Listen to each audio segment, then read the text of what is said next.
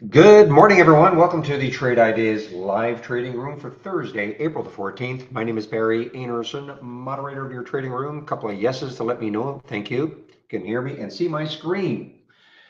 All right. Well, obviously, we wake up this morning to a bunch of Twitter stuff. Greatest reality show on earth is the stock market. You wake up and you never know what you're going to see. So Elon has said, you know what? I want to take you guys private, and I'm going to offer you $54.20. Wink, wink. If you look at the price. Anyway, we'll have to see how this plays out. And he says, of course, if you don't accept my offer, I'm dumping my stake, which I guess was at 9.3%. So anyway, we'll have to see how this plays out. But that, of course, popped Twitter up almost at that buyout price, 54.08 on the pre-market. It is fading now, but again, we'll just have to wait and see how this plays out. So interesting. Looking at the six major banks that released earnings yesterday and today, Citigroup, Goldman Sachs, and Morgan Stanley were all up, not much, but a little bit. Whereas WFC, JP Morgan, and there was one other one, I think.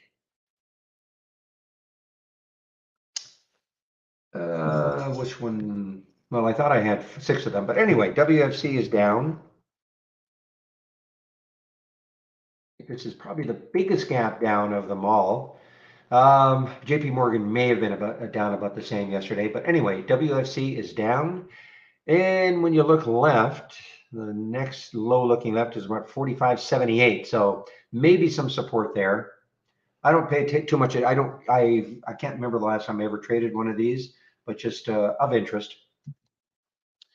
Now, where's that William? He told us that DLPN would Dolphin Entertainment would have negative earnings, or maybe they did, and it would gap down. So he's wrong. And I kid William. I don't know if you're here, William, but I think I recall you're saying that. So anyway, it did have earnings, and it's popped up. That is the DLPN. Now, a word about the Viru. I did not hold this overnight. No way in the world would I hold this overnight. I call that a miracle run at the end of the day. As most of you know, we're in the trading room towards the end of the day, in the last hour anyway. Kept watching this around that 12 mark, right around that 12 mark. And when it finally broke out, that's when I struck. And I was amazed to see this move. It got up to 1634, and on that little pullback is where I turfed. I believe me, I sold some on the way up, but that's where I got out. Most of it did not hold overnight. So we'll see what happens with this one, though. Have some price alerts set. I think at the high of post market yesterday, and the pre market, it's almost the same price. Because if it does take that out somehow, when you look left on the monthly chart, it's still over here. It still has room to 2450. Again, I'm not saying it's getting there, but on the monthly chart anyway, there's the high right there of 1572. So, it did take that out after hours yesterday, and it's just sitting a little bit underneath that right now.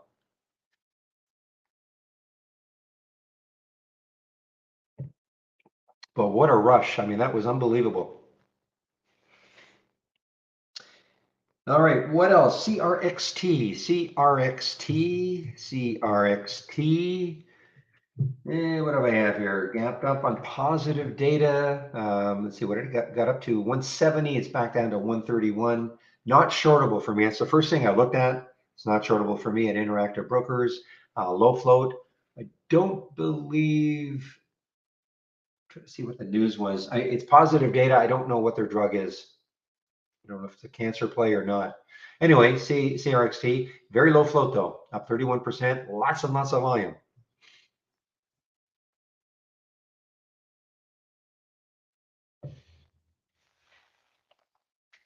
AIRG. Now this was up, but I think it was fading the last time I looked. AIRG at the pop after hours, I believe. Yeah, the pop after hours. Actually, it's still not too bad. AIRG, so it had the pop after hours. Multi-million-dollar contract with an unnamed unnamed company. It's a semi trading higher after the company was selected by a US-based water utility company to improve the connectivity of its fleet. Okay, I'm sorry. So I'm thinking of another one. So this is the AIRG. Is that right? No. I'm sorry. These headlines were mixed up. I'm sorry. So now this is the headline. Okay, surges after hours on securing a multi-million-dollar contract. Doesn't Trying to see who it was with. I don't think they mentioned who it was with. Anyway, that's the big deal for AIRG this morning. That's another low float situation, 9.5 million in the float. This is gap way down here, PTGX.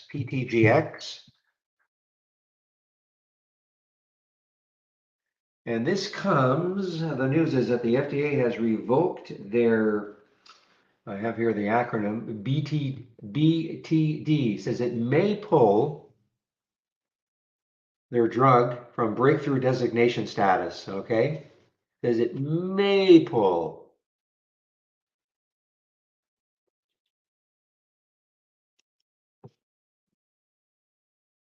And then you see this one received a letter from the FDA indicating the agency's intent to rescind it. So slightly mixed, may pull to we intend to. Anyway, that is the PTGX. This is shortable for me. This could easily show up on my, it's going to, obviously it's a 10-day daily breakdown. It's not an all-time low. Might have some support around 1660 or so. So it certainly has room to fall, but it's kind of a bit of a mixed bag when you look at the headlines, the press release that came out, the two of them. SOFO is down on a financing. Just going to mention this one. It's down on a financing. Financing's at $2.55. Yeah, Rite Aid. Now, last time I looked, it had gapped. Yeah, it actually gapped down. Not gapped down. I don't mean it was below the close, but it was up here at 884. Then this giant red candle got it all the way down to 8. It is an earnings play, seemingly good. Of course, last week, I think it was Deutsche Bank. Put a, if it's not Deutsche Bank, it's one of the big banks, put a $1 price target on them.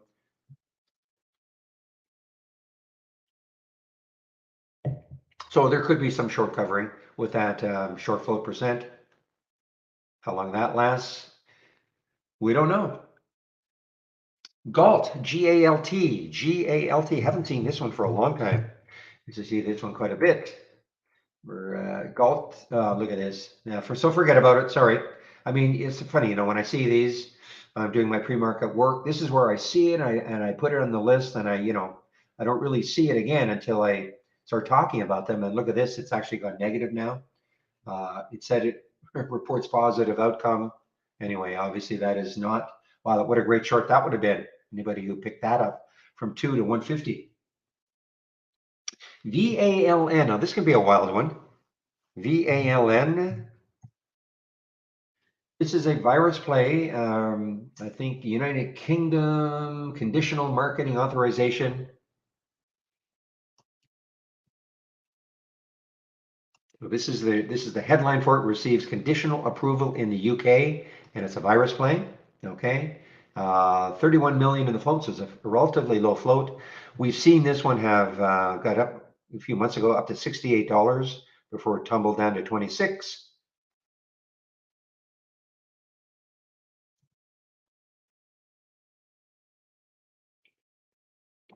I'm hearing PBR over and over again. This is in my gap down. What is it doing? Yeah, PBR taking a bit of a hit here. Big float. It's funny for a big float. This one is a relatively active trader. I mean, 3.7 billion in the float. Brazilian energy play, but it is getting slammed here. It looks like, is this a dividend?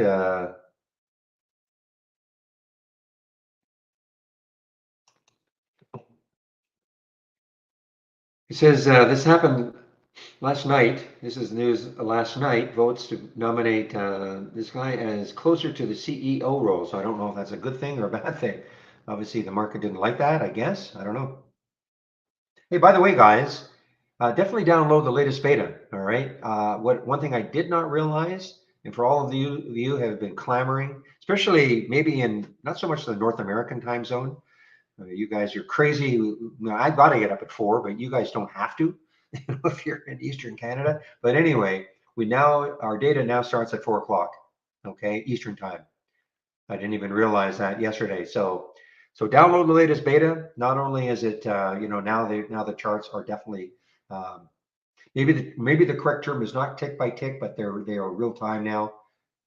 No 8-second refresh, and also the data starts at 4 o'clock, and I believe it goes to 8 o'clock, and all times Eastern, of course. You have to download the latest. Just go to my homepage. Just a second. I'll give you my link, and you can go to my homepage, and I'll show you where it is. No, the program, a lot of people don't like that, okay, to have the program automatically update. So we thought about it, but no. People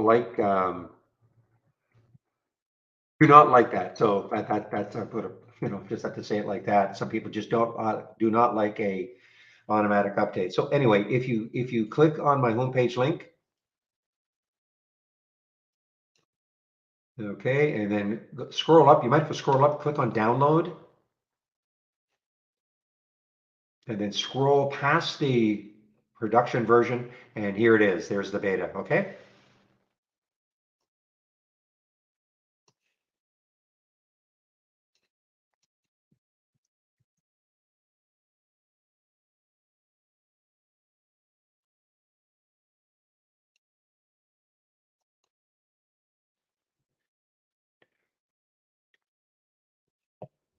I am hearing BFRI. Is it still running down? Okay.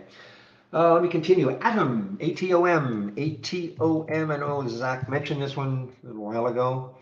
Low float, 20 million in float, and let's see, meets requirement of a joint development agreement, I guess, with another company. I guess that's the news for ATOM. Not bad volume. Looks like there's a lot of well, actually, that's fair. 14 looks like a big resistance area, but it's only at 1180 right now. Thing is, it popped up to 1342 and it's come right back down. So I don't know. We'll have to see, of course, once this market opens, see if it gains more, if it can hold this area and maybe move from there. This is shortable for me and Interactive Brokers.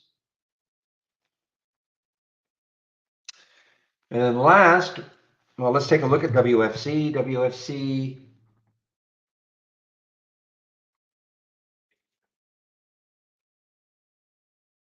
Yeah, so it's, for a big float like that, 3.8 billion, that's a pretty significant decrease, 4%. Of course, it's an earnings play. 10 o'clock, all right, 10 o'clock Eastern time. Time is it now? 9, okay, 9:14. Well, they've got to discuss it. They can't just, I mean, even if it seems frivolous, even if it seems nonsensical, they've got to present it. They got to discuss it. I'm sure they're going to say, plead with the shareholders not to accept it, but we'll see what happens. CRXT. All I do see, it just says positive data, but let me,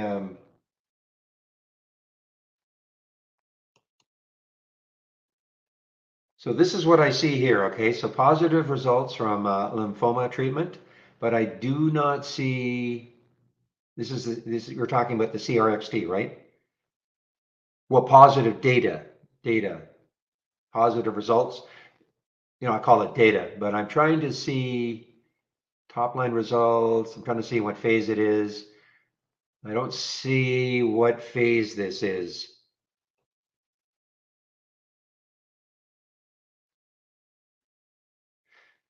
Positive top line result. Oh, it is phase 3. Sorry, gosh, I got to just read. So it does say it is phase 3. Now, So that's all I can see. This is just from Interactive Brokers.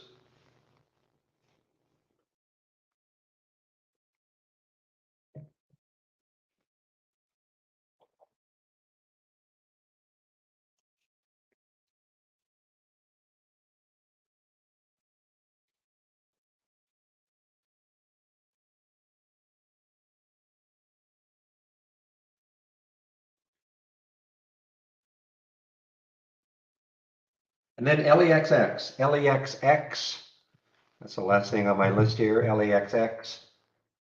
Yeah, so that is basically giving it all up again. I don't even know. It says clinical study, hyper something or other, hypertension clinical study. All right, let me quickly, boy, it's already 9:16. So let me quickly go and check to see what sort of upgrades and downgrades we have this morning from briefing.com.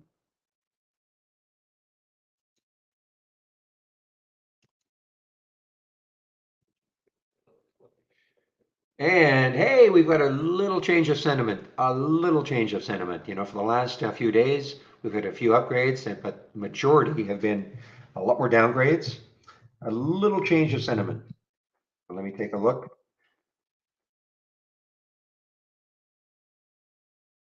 Remember, guys, the market closed tomorrow. Market is closed tomorrow. That is the Good Friday holiday.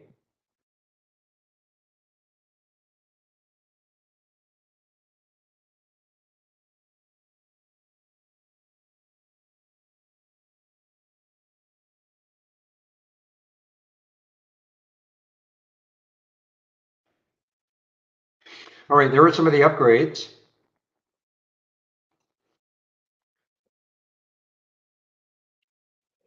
And again, and then the downgrade list is maybe about the same length, but in the last few days we've seen way more downgrades than upgrades. So again, maybe a slight change of sentiment.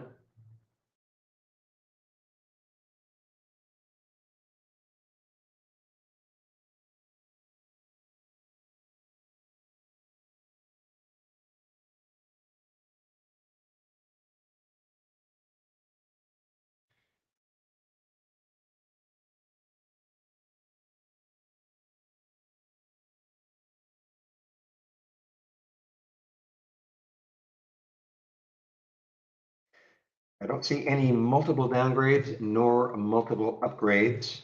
In other words, the same stock being either upgraded by several firms, upgraded or downgraded by several firms. I don't see that this morning. I don't think so. Let me check and look at that upgrade list again. No, so I don't see any multiple upgrades or downgrades.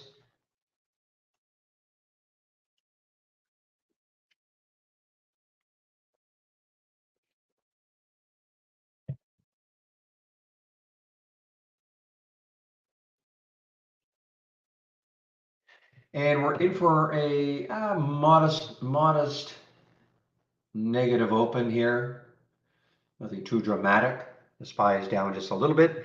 Let's take a look at the sectors and see what's happening. Click on new from our toolbar and then dock channel bar and then sector status.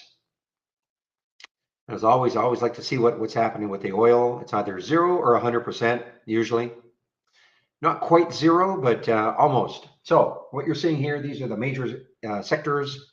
So XLE, the major ETF for energy. These are the stocks that make up XLE. What that 94% in red signifies, 94% of them are down from yesterday's close. Okay, so I haven't looked at oil prices today, but my guess, I mean, I'm going to say obviously they must have dropped a bit. And is there any good looking sector? Communication 70%, utilities. Yeah, really nothing. I mean, I suppose you could say communications 70%, but again, this is early. You look at this half an hour from now and things could really change. Just out of curiosity, I am going to check to see what the price of oil is now.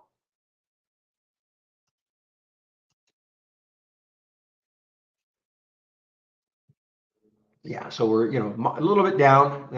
Therefore those energy stocks down from the close of yesterday because of the price of oil, just slightly moving down. So Brent's at 107 and WTI is at 102.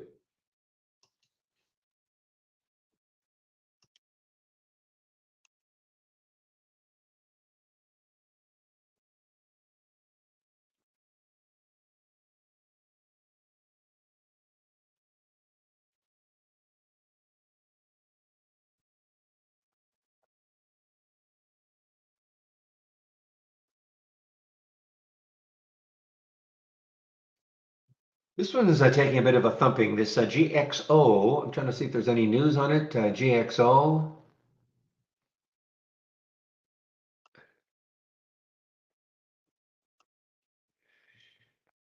Let's see, 102 million in the float, GXO. So this was I guess, an IPO back here. GXO did okay for a few months, got all the way up to $106. Not quite cut in half.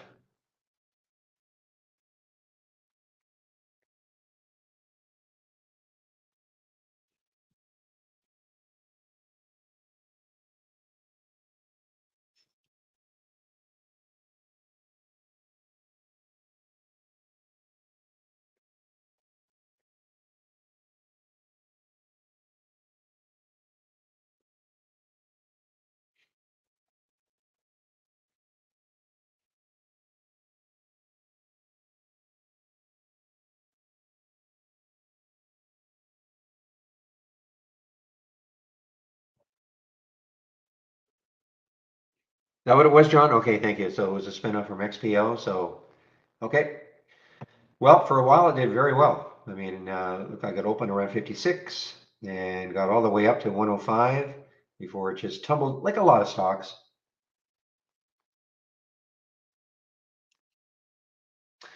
All right, I am just looking to see if anything is sneaky. And I mean, I did see CBAT. I didn't talk about it. I mean, it is an earnings play. It's a China earnings play. I look over here and I just think there's, maybe too much resistance around that 150 mark.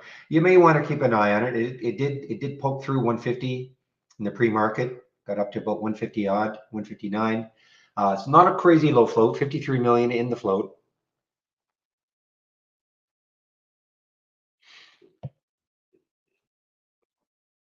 Well, Rob, yeah, I mean, we're obviously watching RAD just to see how much further it can go. I mean, the next high is looking left on the daily chart. The next high is 882, looks like 880, 882. I mean, there's a possibility to get close to that 10 level, but there's a lot of negative, because a lot of negativity around RAD. I mean, they're all for all, this happened. Well, this has been happening for months and months and months. $31 down to what? 650. Ooh. But they did have earnings, and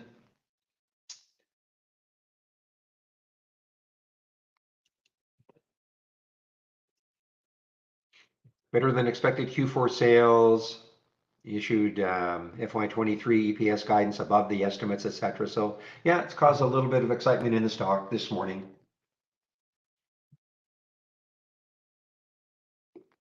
Oh, we're obviously looking at it, Rob. I mean, we talk anything that is gapped up in the pre-market. We certainly will be looking at it.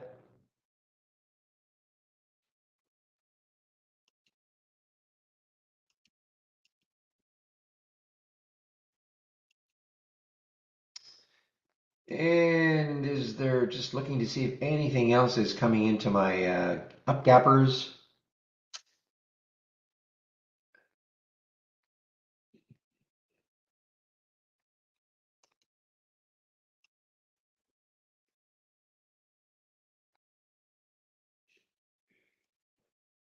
WBA?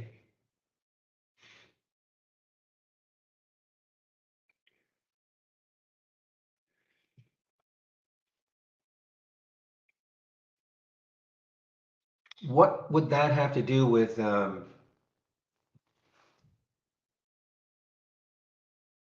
what does I know they're the same sector, but what does WBA have to do with Rite Aid?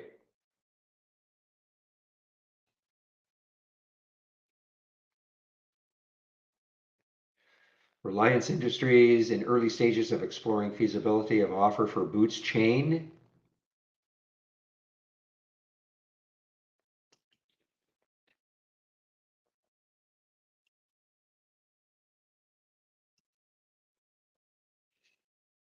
I mean, RAD is an earnings play, so I don't know exactly what it has to do with WBA, other than the fact that obviously they're in the same sector, but other than that,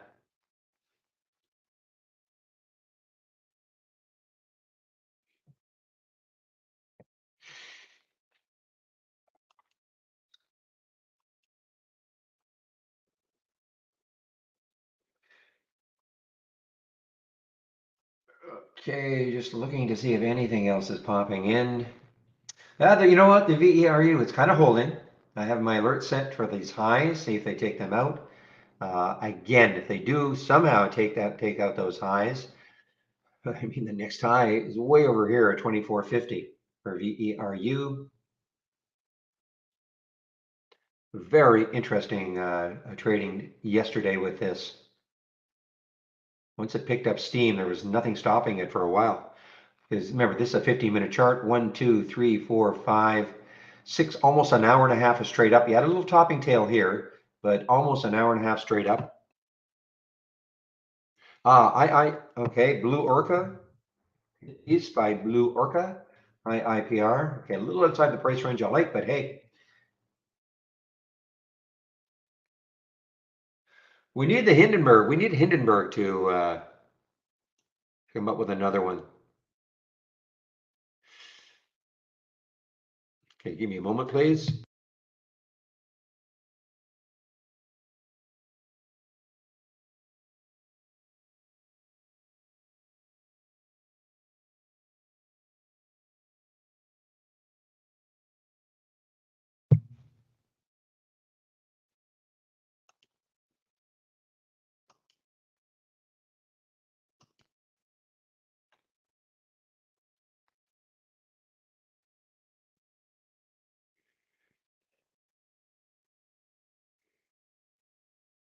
All right, just looking at some of my thumbnail charts, see if anything's happening. These are some thumbnails from yesterday. See if there's anything happening. Yeah, WFC continues its slide here on earnings. Again, it's a big move for 3.8 billion in the float. That's a pretty big move.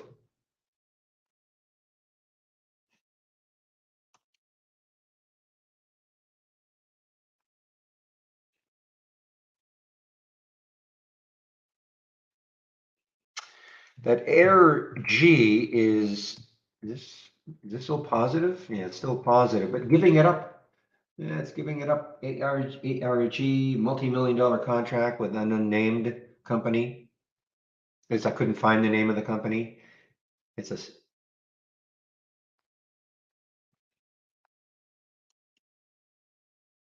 Yep, we looked at CRXT. I mean, when we say discuss, I mean, you can't, all we know, according to the news, it's phase three, positive. It's about all we know. 7.5 million in the float. I mean, it has pulled back from the high of 176. That's a big pullback percentage wise. So again, it's just having to wait to see what happens once the market opens.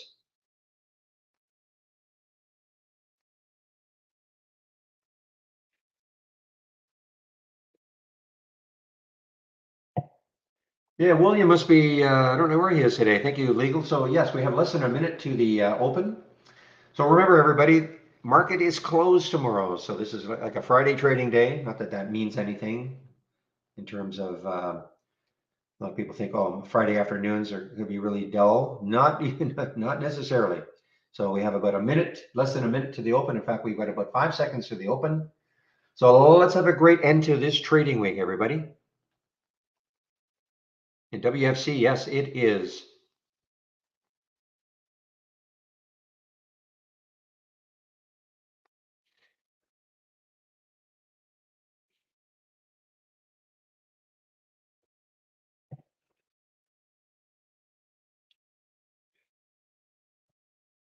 All right, so there's a little pop now for CRXT. Remember the pre-market high was 175, 176.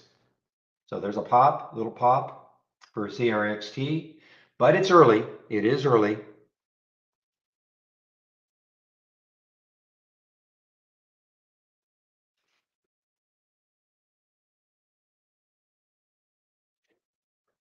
Meanwhile, RAD, it was a little scary candle at one point. If you were watching this live, boy, that candle got all the way down to 811, and it just popped right back up. But it's early. RAD, it is early.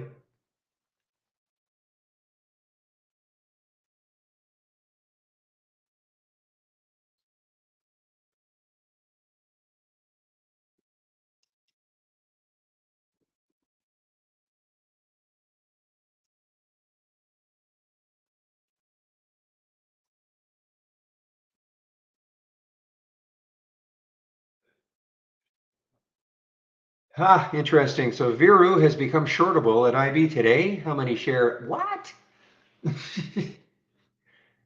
That's insane. 2 million shares now available to short. Yesterday there was none, virtually all day. Now, unless there's a ton of, that doesn't make any sense to me because it looks like people are piling into a short here on the Viru. Is that right? I see 2.1 million shares available now.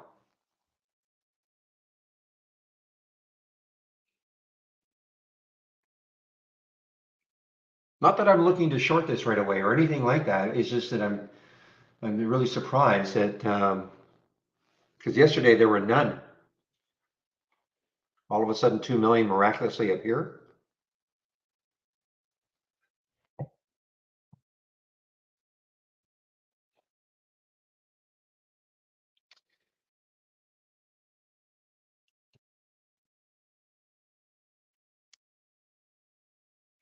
Okay, it is early.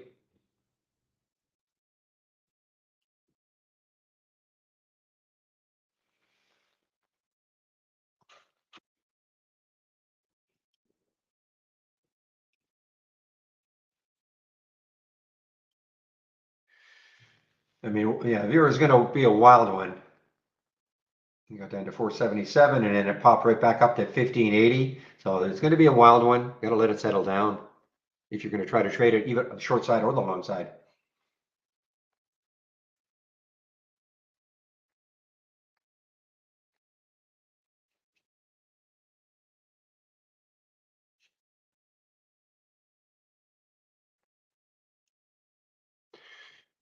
Yeah, Real was talking about the Viru looks a lot like the IMTE, maybe. I mean, this is all over the place also. Look at this, the big pop up to 6, and it came right back down to 5. This is shortable for me, but you've got to be really careful because of that float, 6.5 million in the float.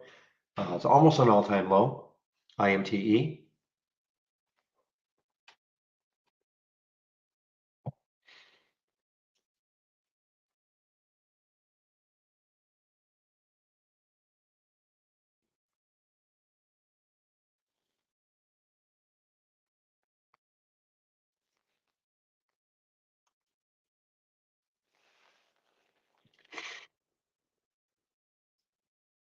Yeah, I did see TCAT in the pre-market. It popped a little bit, maybe a sympathy play with the DLPN, but yeah, I mean I just don't trust these at all. In fact, the DLPN, my bias would be, well, in fact, it's too late now.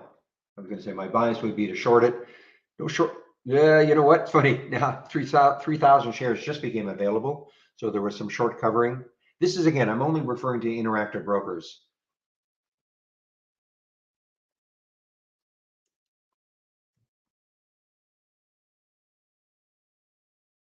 Yeah, a lot of volume coming in low float. I mean, look at that. There's the float, 7.4 million. Traded 11.9. This is going to trade the float multiple times today. And the next high looking left is 173. Pops through that, then you're talking 210.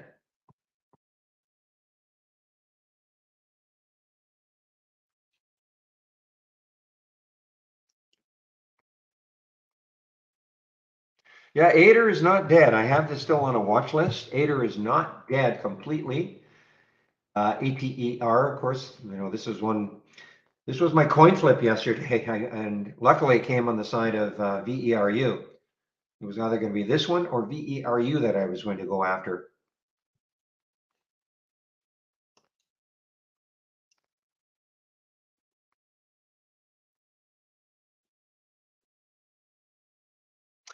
So if XLE is ripping, let's take a look at XLE. Yeah. So remember now, if I take a look at the sector now, my guess is that 100% of them are up for the day. Remember when we looked 10 minutes before the market opened, all the energy stocks were down for the day, down compared to yesterday's close. Look at the market though. Market's put in a nice little couple of nice green bars here.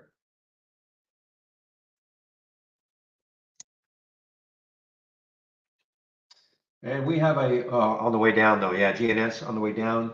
Still not shortable at Interactive Brokers, third day of trading for GNS.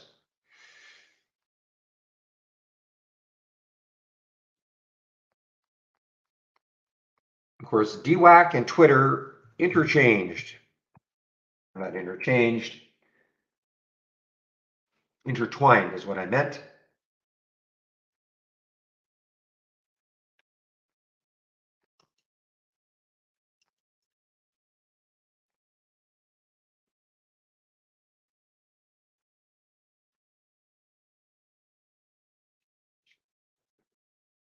Good boy, we're getting, okay, I'm missing out some of my 10-day daily breakdown. CLM, notice it broke down through the VWAP, 1278 earlier.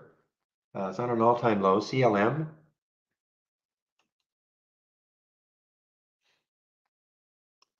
Is there news on this one? I don't see any news on it. I really like to see some news on these 10-day daily breakdowns. I want to see some devastating news. I don't see any devastating news today. There was some news on the 8th, but other than that, I don't see any devastating news for CLM.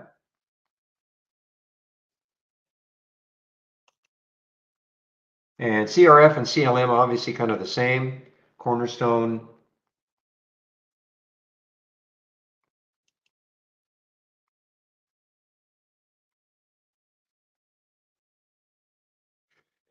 So the PTGX did show up. 1959 was the trigger. So what I'm going to do is just set an alert there again and see if it takes it out later.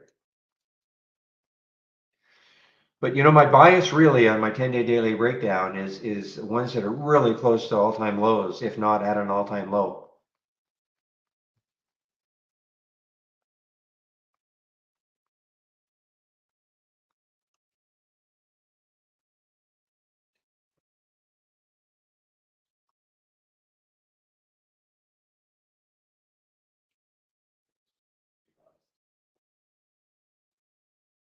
Looks like it's going to be halt. Yeah, it just got halted. LAX just got halted. LAXX, sorry, LAXX just got halted. Low float, 5 million in the float, 5.3 million in the float.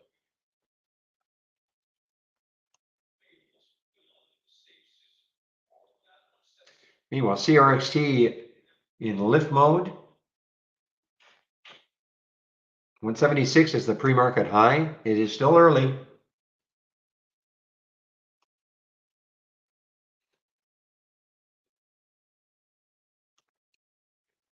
Are you kidding me? Look what happened with Virio. This is why it's so dangerous, in my opinion anyway, trading in the first 15 minutes. If you thought, you know, oh, look at this short, it's going to be awesome. 1469, and it immediately popped right back up to 16. Look at this 2-minute candle, guys. I mean, that, you know, that's, you've got to be awfully careful trading in the first 15 minutes, which is typically why I do not. Okay, right. So we don't talk about how many shares we take.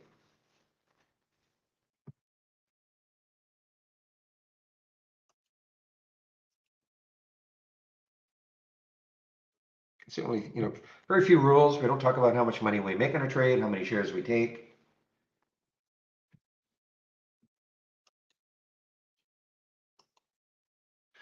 All right, so the SPY, wow, look at the topping tail though on that SPY. So the SPY had a big surge up, pulled back. That's that first 15-minute candle.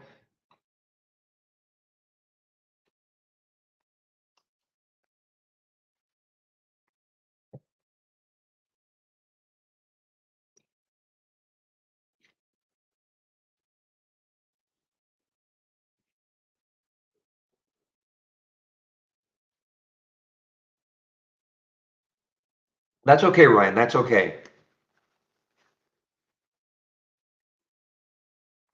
The other thing we try to do is if you're going to take a trade, you know, let us know when you do it as opposed to after the fact. CRXT.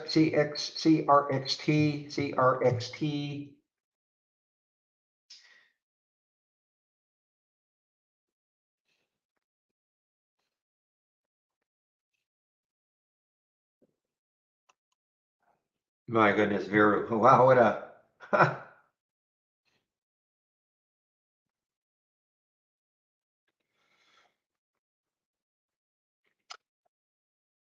And welcome, by the way, to Trade Ideas, Ryan.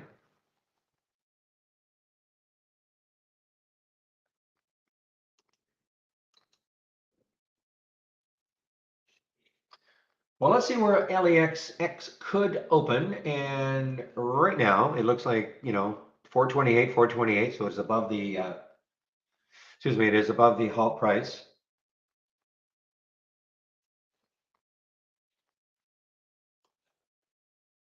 Now CXW had a an upgrade. I noticed CXW had a next upgrade. Prison stock did have an upgrade this morning.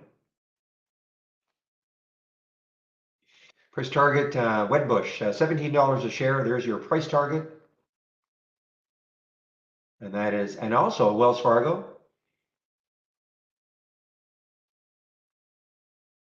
So there are two price targets for, well, one price target by two different firms, Wells Fargo at 17 and Wedbush 17. And Vero just got halted on the way down. I mean, you talk about whip. Print this chart out, guys. This is exactly why I don't like trading in the first 15 minutes. I know I'm going to miss the ones that run immediately. I get it, but I just prefer to maintain some kind of control over my sanity. And trading in the first 15 can be really injurious to your health. But again, I get it. There are some that keep moving, and if you can find them and you make money on them and you can do it consistently, go for it.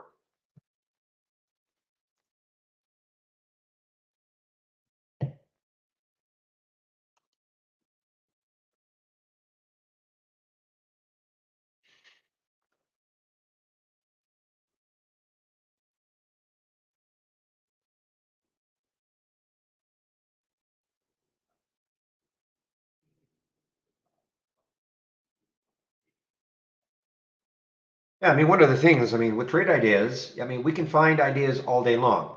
Sometimes there's, a bit of a dry spell during the day, but we can find ideas all day long. So that's why for me, there's no, used to be that, man, if you didn't trade in the first 15 or 30 minutes, nothing would happen for the rest of the day. I mean, it's just absolutely not the case anymore. So that's why I just prefer to kind of wait it out a little bit. Doesn't mean after 15, everything has settled down, but I just find that it's just, because I used to try to catch them right off the bat.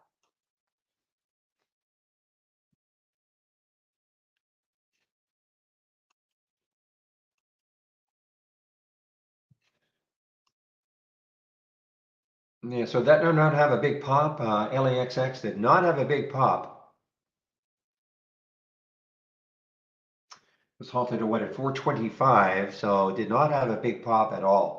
I mean, 450, I suppose, did get in the pre-market. It got up to 540 or so. It is a low float. Canadian stock. Where are they out of? Kelowna, not too far from where I live.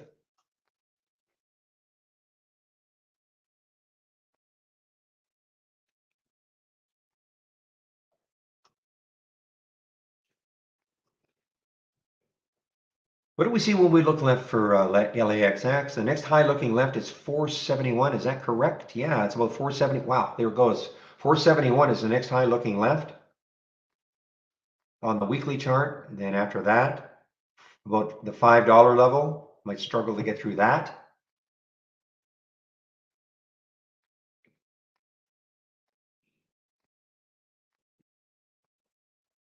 Prison stock on the move still on that upgrade. CXW.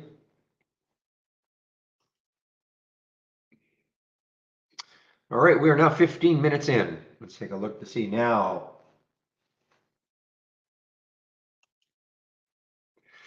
Well, those two from the 10-day daily breakdown would have been not bad. The CRF and the CLM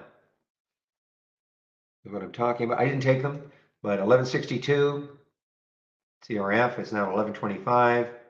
What's the CLM doing? 1250, 1232. This one on a percentage basis, a little bit better, the CRF.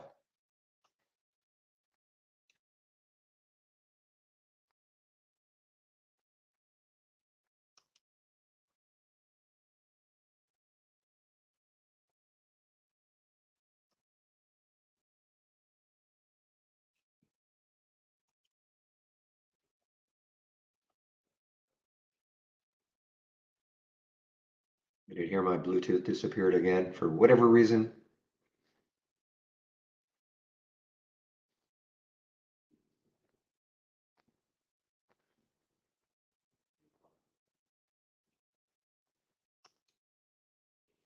There we go. Oops.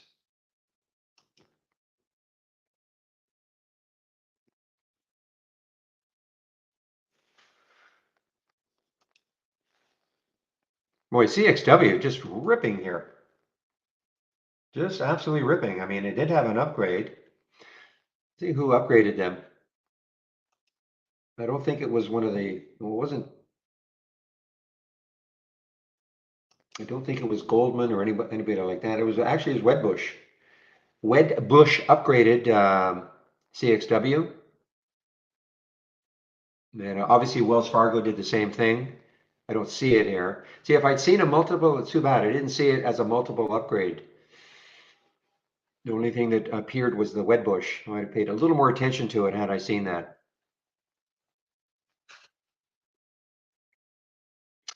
Yeah, Ader ain't dead. Man, oh man, ATER. Well, it just opened. Viewer just opened.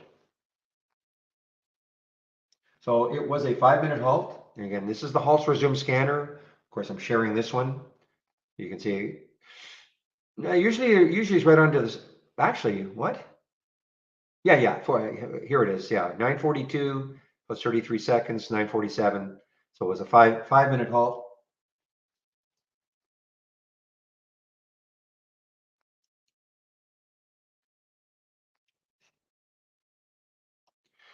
But I am staying away from it. I mean, it is just too whippy. Look at Ader over. This is what I was kind of waiting for yesterday.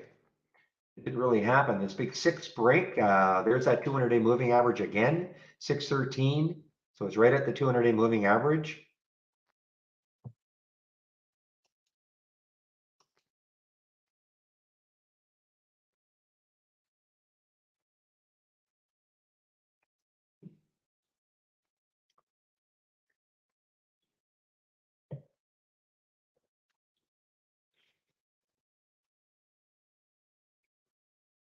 Did see this one in the pre-market. What is it called? 16 million in 16 million. So TRVI.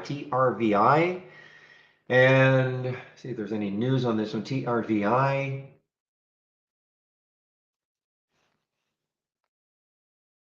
Aha. Okay, so some shareholder purchased, wow, 6.8, 6.5 million shares at $1.90 a share. Was that today that this is being released?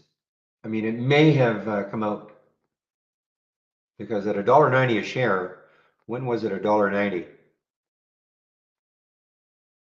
Down here. So that's a few days ago that he bought it.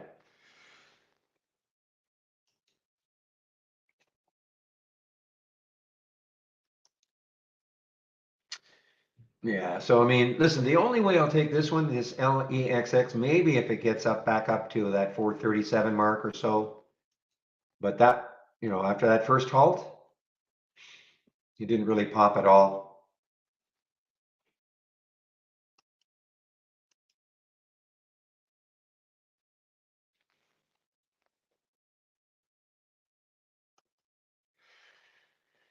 Boy, that was a mistake, obviously, on my part for not shorting this CRF from the 10-day daily breakdown. You could have had your pick CLM or CRF. I did not like the PTGX. What is it doing? I mean, it's right at the alert was at 1959, so it's still right there. I don't like the fact that it popped up.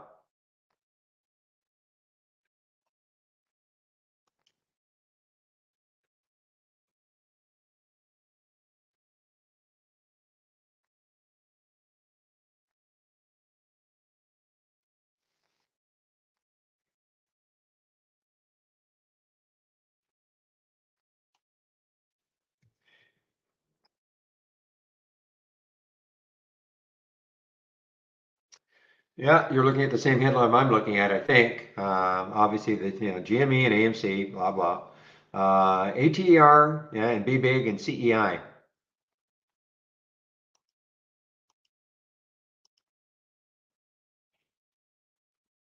Well, now through the 200-day moving average, 613. The high yesterday was 671 or so, I think. 664 was the high of yesterday for ATER. A lot of volume pouring in. Not a crazy low float, 53 million in the float.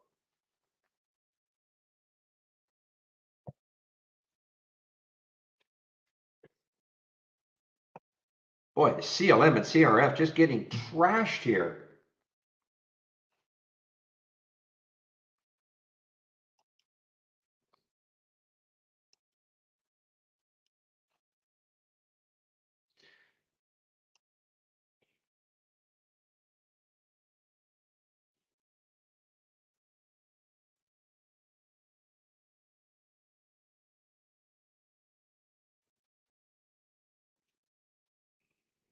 Again, we've got it's all in the wording, you know. Uh,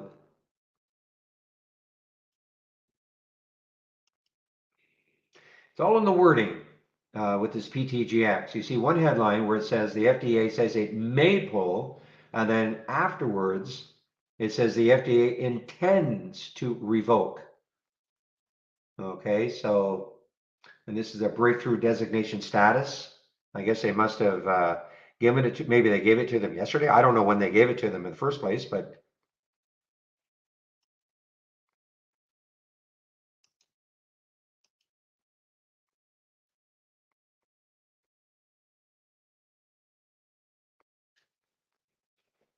okay.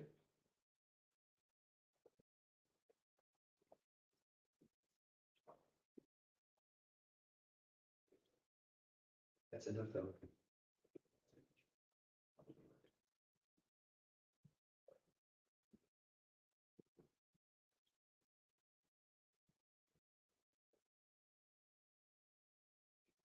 Okay, so how's this Galt doing? So Galt had a big pop in the pre-market all the way up to $2, pulled right back. It's not a low float. They did have some news. I just have written down positive data. Reports positive outcome. You know, that is the headline.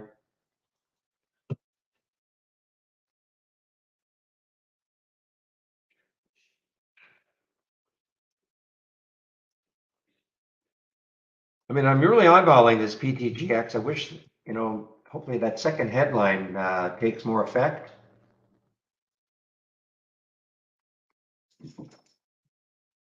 The pre-market low was way down here. I mean, that's kind of the magnet, you know, 1650. That was the pre-market low.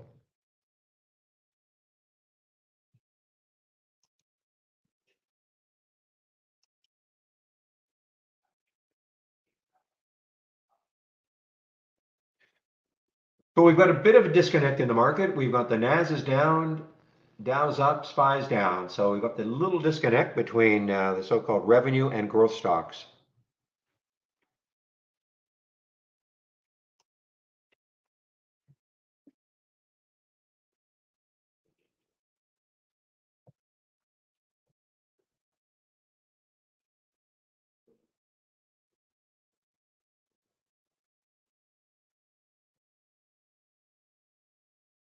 So this showed up on Zach's topping tail play, CXW. Alert at 1339, so got up to 1339. Let's see what it does. As Real is pointing out, little 5-minute topping tail, or 15-minute, little 15-minute, also a 5-minute topping tail. But it's not, doesn't look like it's quite done yet.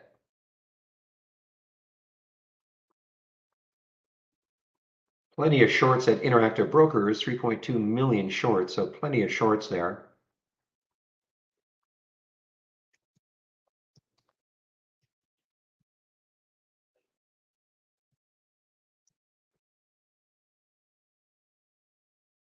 Well, you're just saying you're watching Lex, so Lex is now back up, guys. Just give me this.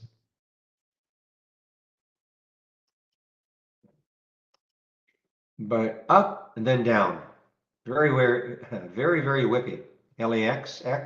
I did have a price alert set up in this area, but it popped up and then came right back down.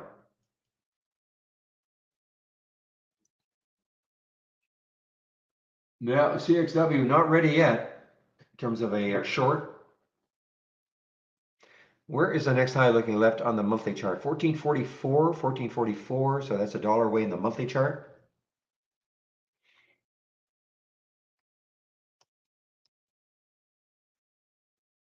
My goodness, CLM is just CLM and CRF, two stellar alerts that I did not take from my 10-day daily breakdown. You know why? Because strategic value fund. You know how exciting is that? Well, obviously pretty exciting.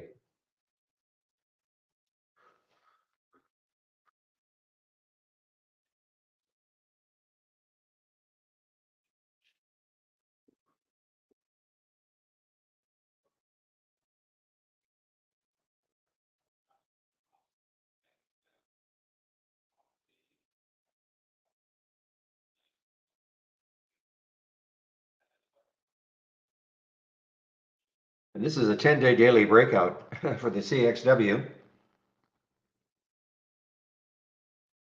Well, you know, we sort of laugh at these price targets, but on by some of these analysts, but you know, it's eye-catching. You see a couple of them and they put a $17 price target, you know, when the stock's at $12. It's eye-catching.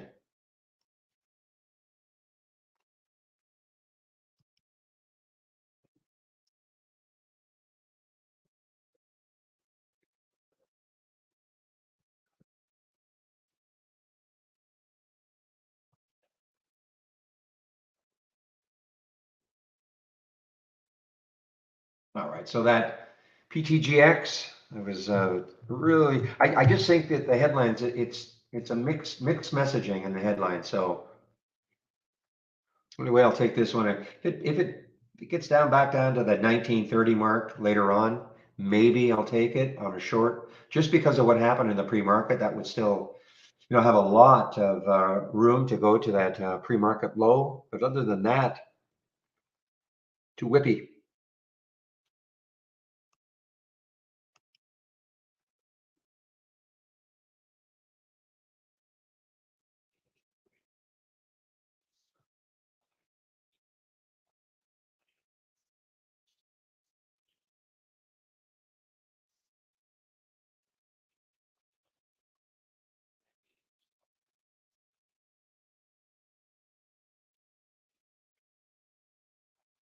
From yesterday, my goodness, from yesterday, HPK.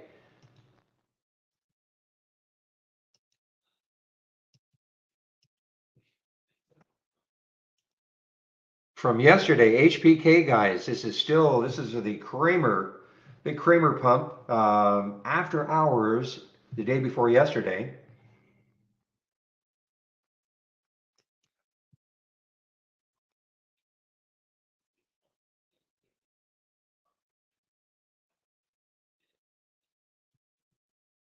And this, of course, has got no resistance. I mean, it's an all-time high. HPK.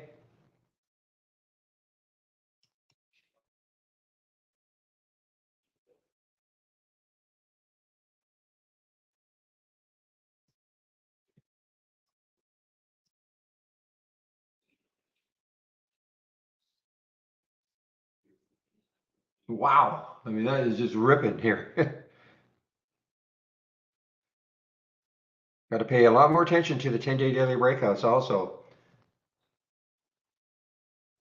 You know, I usually focus just on the daily breakdowns, but boy, these 10-day daily breakouts are starting to, you know, the odd one is just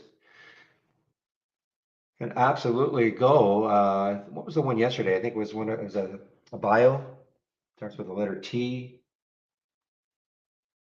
Okay, PTGX is now back down. PTGX is getting closer, but it is whippy, a little bit whippy.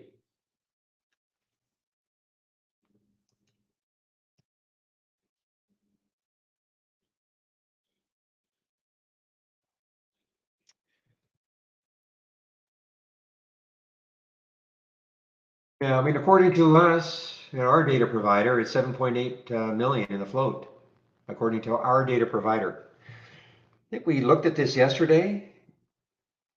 I'm just going to check a couple other sites and see what they have.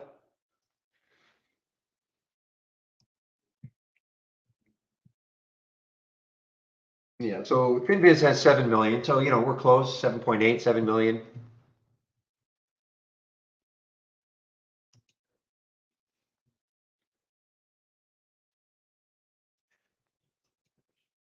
Well, Kramer certainly on this one anyway. This is what I'm referring to. After hours, this is yesterday. Well, not yesterday, but it was the what are we now? Thursday. So this is Tuesday after hours, right there. Okay, that mauve area right there. So Kramer mentioned it in his show. Popped up $25. There was the pre-market yesterday. It had a little bit choppy yesterday, but it had a great run. And now look at it. I mean, it was holding in the pre-market.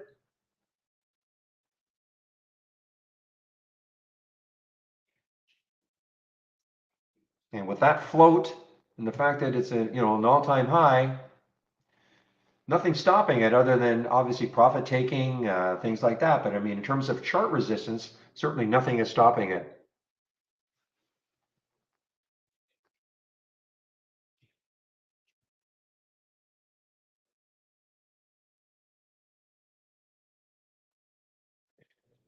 What do I think of Viru? Sorry, somebody mentioned Viru. Well, okay, do I want to take this one? This is the PTGX.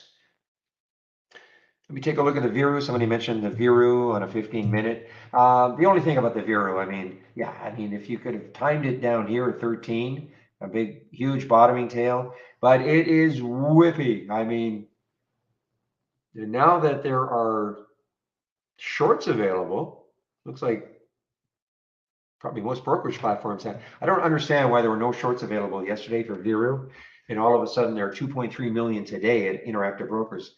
Makes zero sense to me.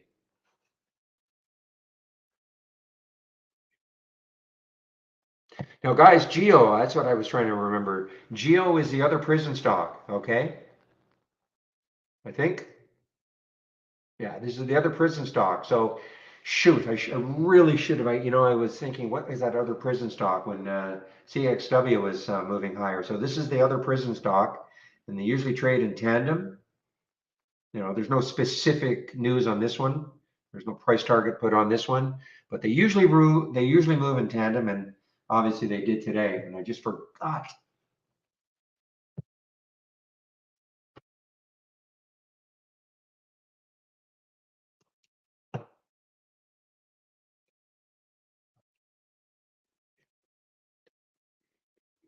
Well, they got destroyed then yesterday. They borrowed, William, didn't they? They got destroyed.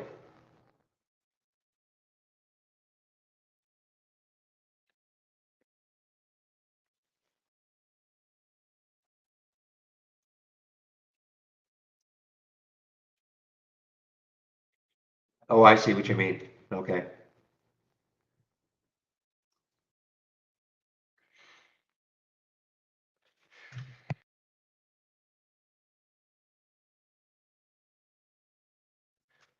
Well, I hope I caught that sneeze in time.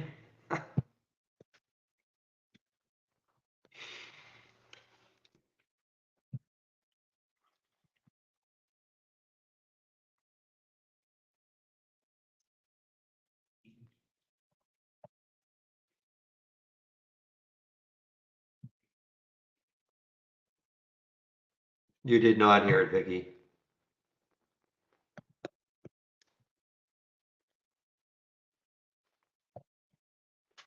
I know you didn't hear it.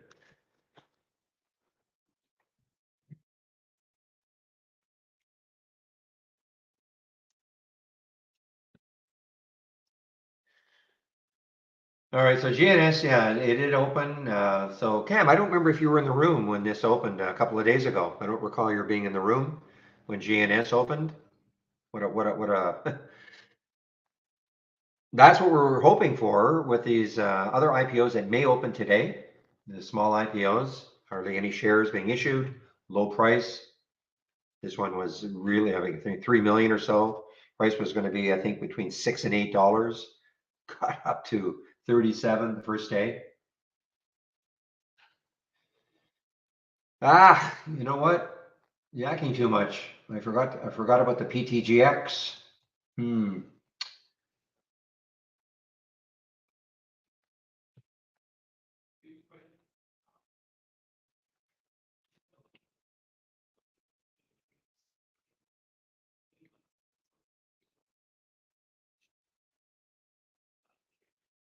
Choppy action again for the Air G though. I mean, it had the news after hours with some kind of a multi-million dollar contract. Okay, popped up after hours, kind of drifted down. It's very choppy, very choppy. 9 million, 9.4 million in the float.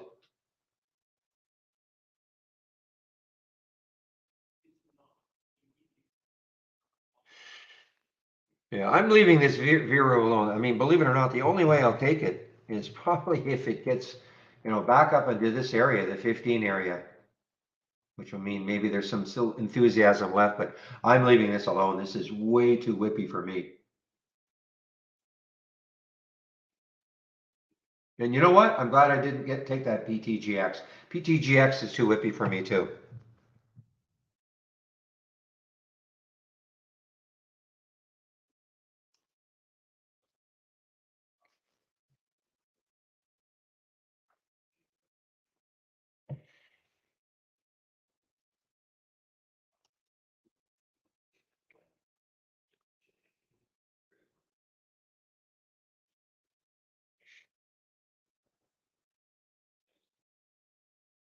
Okay, so I see Galt showed up in the AI, which has been, miserable. I'll just flat out tell you, it's been miserable for the last few weeks. One reason I wouldn't take it is because look at the daily chart. I mean, the next high looking left is 178, and then we've got 180, all this here. I mean, it could take it out. I mean, it had some news. It's not trading that much, though. I mean, 49 times normal for it, but it's not like, and it's not a low float, 42 million. So I did have some news, positive data. That's all I've got written down, positive data. But when I look left, I just see too much resistance. I don't, so you get an alert at 163, where can it go?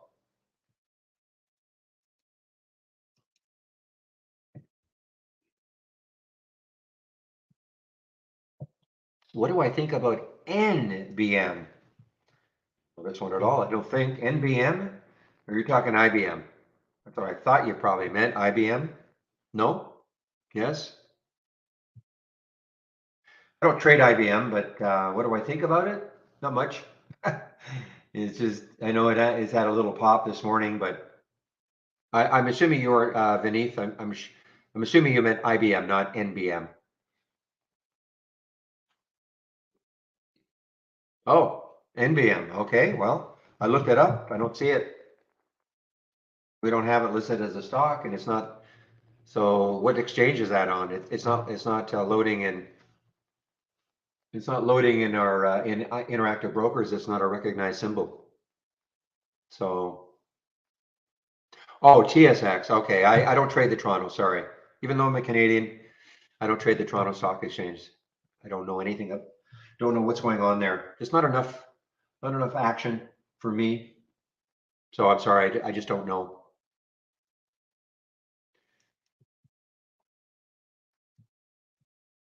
And we don't chart. We don't chart.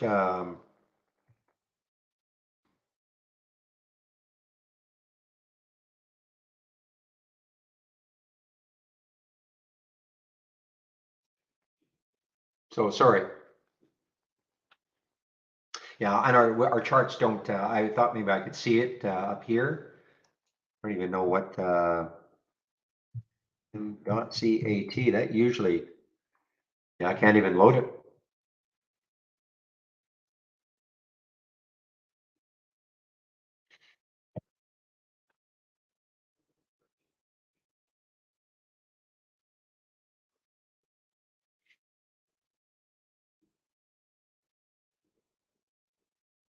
Yeah, yeah. Well, it's shrinking though. Last time I looked, the Dow was up 100 and what 20 or so. So it's shrinking.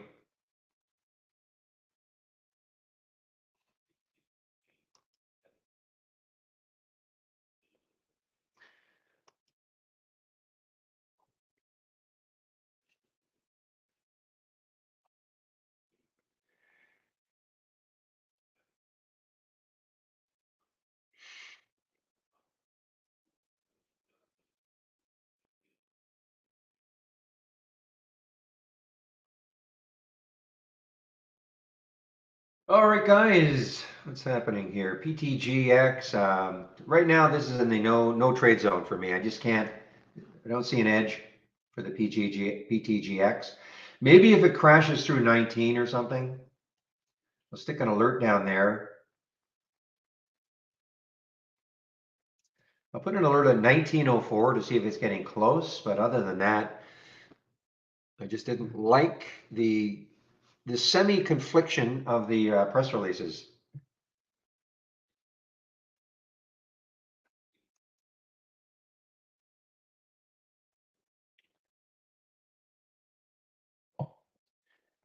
And what happened here? Boom.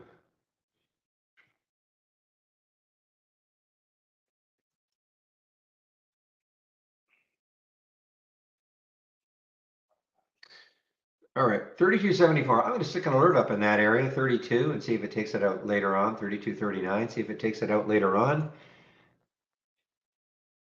The HBK, boy, there are a lot of shorts available. Interactive Brokers, 310,000.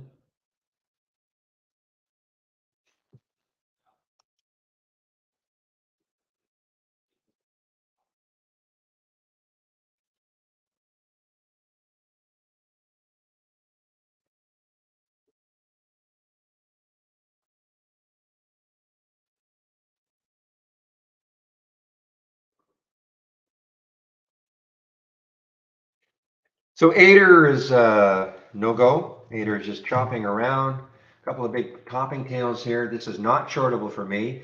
This would be a great clue if it were, a couple of topping tails on the 15-minute chart. Buyers tried to get it up. Buyers knocked it down. Buyers tried to take it up again. Sorry, sellers knocked it down. Sellers look like they're in control now. Problem is, no shorts for me. Where is that VWAP for Veru? The answer is so 1482. So yeah, I mean, if it gets above 1482, yeah, I'll stick an alert at 15. I don't know I'm giving up 50 cents, but you know what? This thing can just, I mean, it got up to 1670 pre-market or so.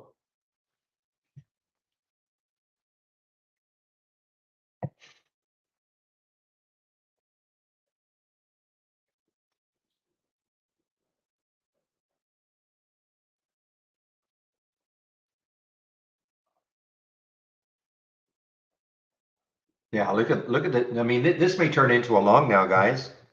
Let's see if the company is the PTGX. I mean, just looking to see if there's further update.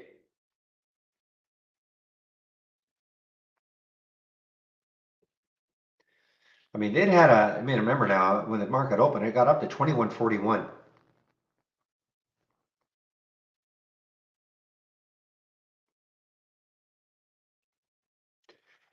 Well, good call so far by Shady.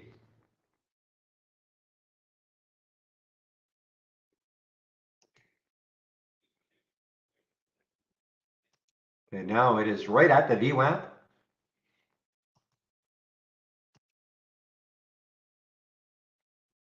So guys, you make up your own mind. I mean, it's at the VWAP now, just above it, just a little bit above it. But remember, it is a whippy, whippy, whippy. So you got to make up your own mind.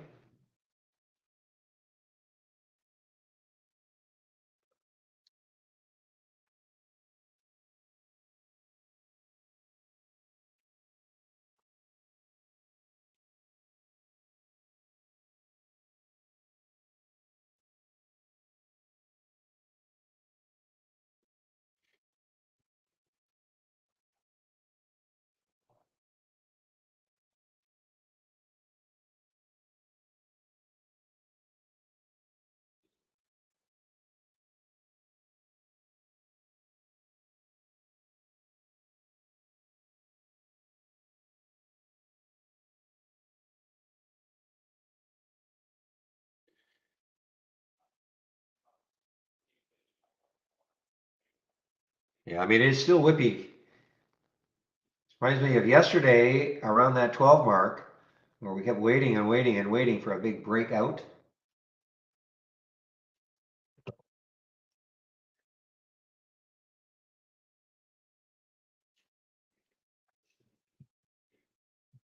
Yeah, I see you're right, METC, but it's been a challenge too, to some extent. I don't know where your stop is.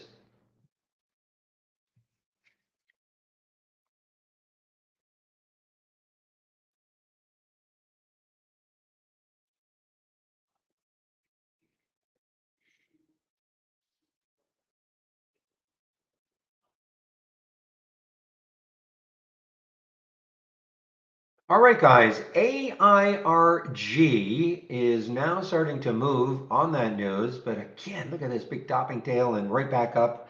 The spread is not 799, 806. It's a low float situation. What do we have when we look left? The next high looking left is 830, 846. Yeah, I don't know. I mean, the high in the after hours yesterday was way up here at 884. I mean, that may prove to be a bit of a magnet. There's another high up here around 870. So these little highs in the daily may not matter as much, but it's a real choppy 5 minute.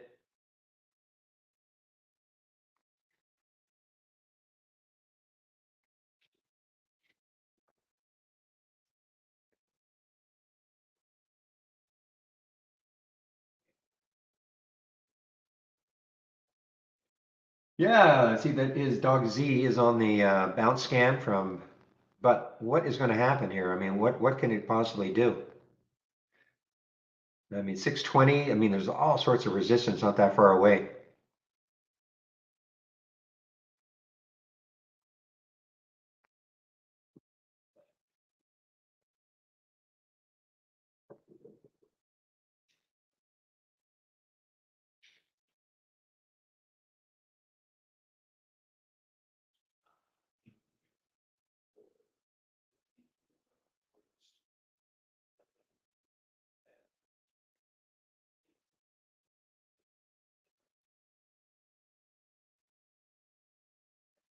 I mean, as I say, guys, I mean, this PTG X could turn into a bit of a long now. I mean, it's taking out 2017 would be another level.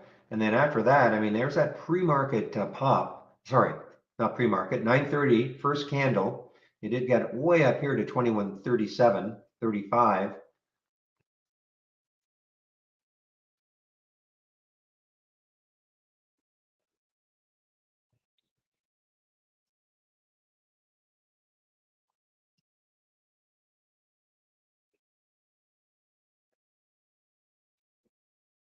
Yeah, there's the VWAP. Yeah, 1960. There is the VWAP. I mean, it's still down 22%.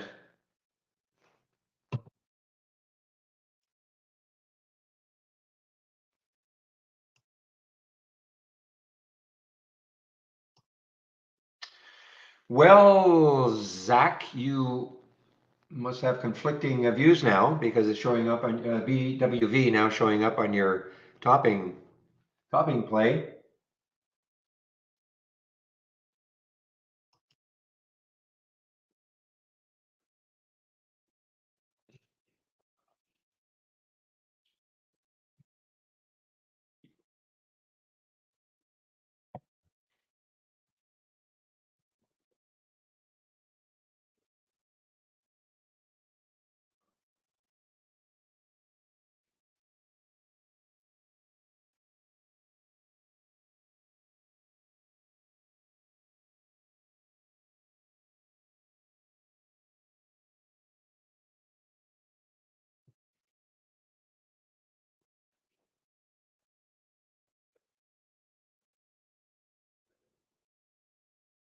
All right, so MET-C, it's actually in my watch list now, triggered at 1963. So it's all right. Well, there you go, guys. There is the Viru now. Whoa.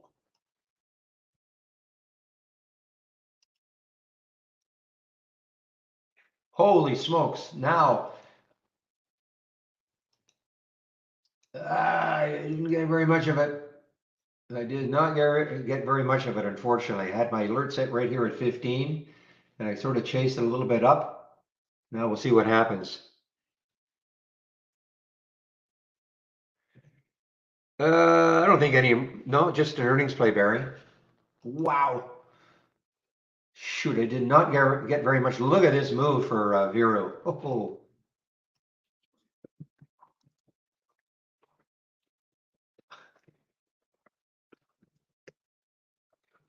this is going to get halted. This is going to get halted now, guys.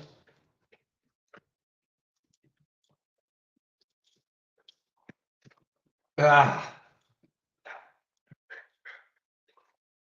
well, I'm glad I got some, but I didn't get as much as I wanted, but I got some. And now, I won't be too upset if it takes out these highs. What a what a topsy-turvy day for this one. I mean, it came all the way from 13 now up to 16.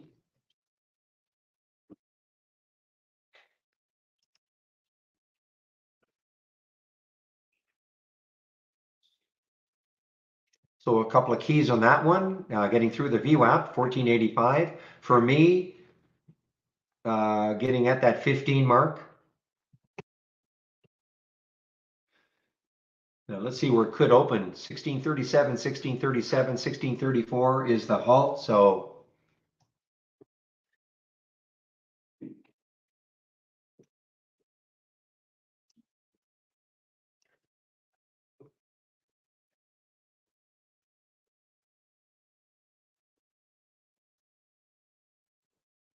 all right, guys, HPK still moving here, 32.99.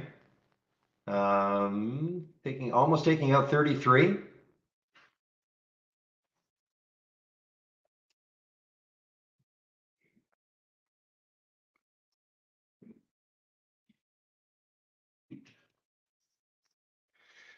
So when you say you're lost, what exactly does that mean? Are you new to trade ideas, new to trading? What does that mean, Ronald?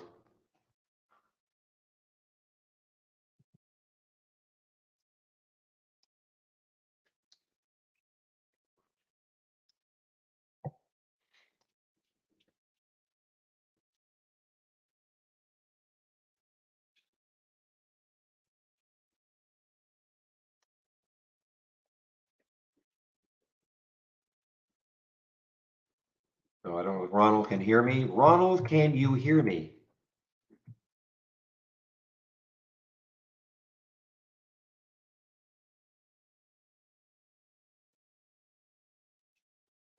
Let's see where this could still. So there's really no clue right now. There's no way it's going to open at 1634.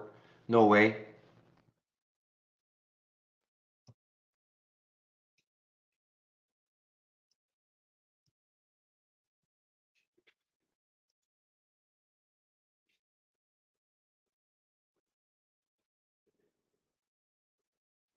Well, okay. If you get no, can you hear me though?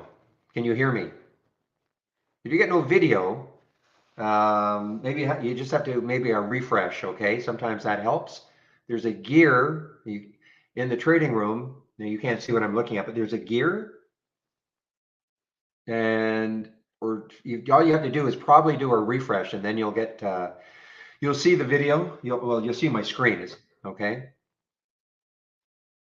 You might have to do a refresh, maybe change your browser. I don't know what browser you're using, but sometimes a change of browser helps too.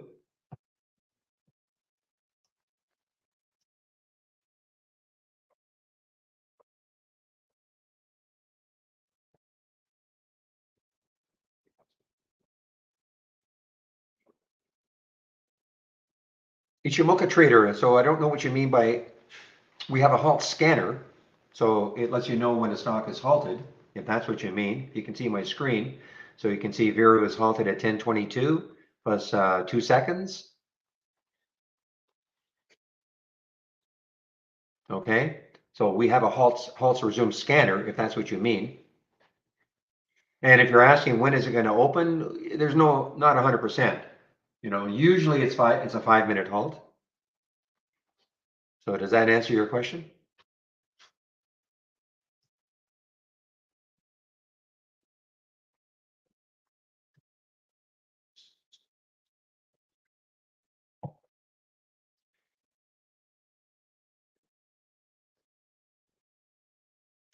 No, but I mean, all you have to do is, you know, if you have the time here, we don't have a countdown, but you know, if you have the time up, then you see where it got halted at 10:22:02.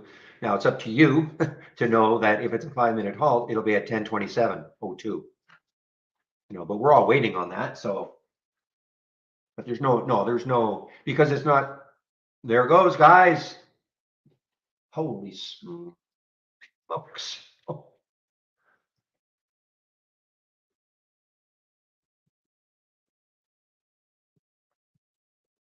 And you know, it's not 100%. They're all going to be 5-minute halts.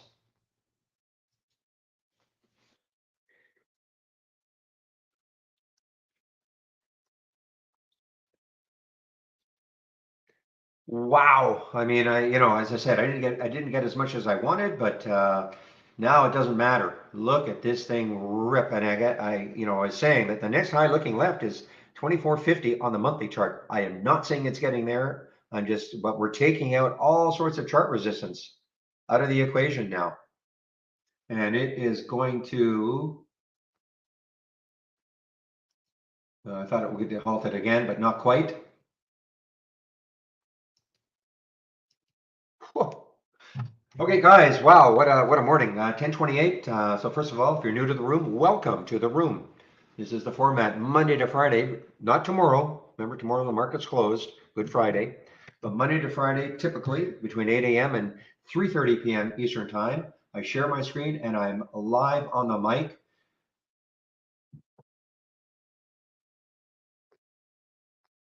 Yeah, because the halt is, but Ichimoku, I mean, the halt is not 100%, you know, 5 minutes. You know, most of the time it is. But I mean, if you are, I mean, just, you know, just simple math, right? You just look at your computer clock. That's all I do. So, you know, that's why if it's a 5-minute halt for the GNS, it should open at 10:32 plus 13 seconds, as an example. But they're not always 5-minute halts. Sometimes they're 10.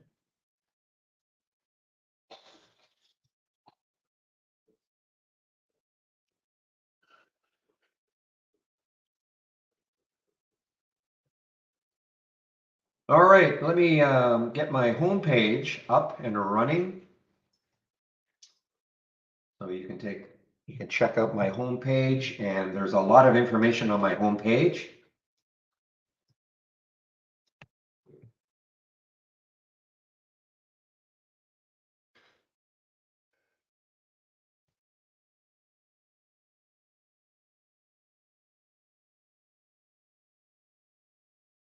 And before I do that, I just want to I'm going to put this one in. This is the Easter sale that we've got going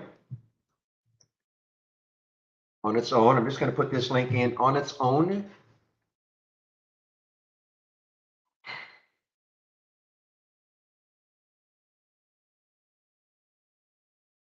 All right, so if you click on the Easter sale, this is what you're going to see. Okay, so, and let me just get rid of something here. There we go. So this is what you're going to see, Easter 20. Of course, you click on my link right there. But my homepage, go to my homepage, and of course it's there also. There's the promo code to use. You can click on Get Trade Ideas. We have 4 plans.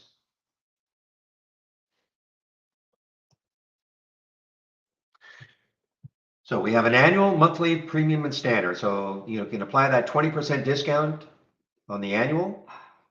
So that 2,000, take 20% off that. 1,000, take 20% off that. The big difference is the premium, which, you know, I'll flat out just say, you know, has not been performing. Hopefully next week, next couple of weeks, once we get more into earnings season, we'll have a lot more activity. But right now, you know, I don't even look at it. I mean, it's just not worth it right now. Horrible to say, but that's reality. However, first of all, don't take out an annual plan. Take out a monthly plan. If you're new to Trade Ideas, start off with a monthly plan. All right. Here's our standard. Here's our premium. You can take 20% off the first month only. Though, if within 30 days you decide you want to upgrade, take on an annual subscription, we'll honor the 20%. So don't take out an annual subscription unless you absolutely know you want this product. You have to look at the terms and conditions, all right? Now, you can always stick on a monthly, there's no problem, but just know that this is what you'll pay after the first month, with after that 20% discount for the first month, 118 or 228, okay?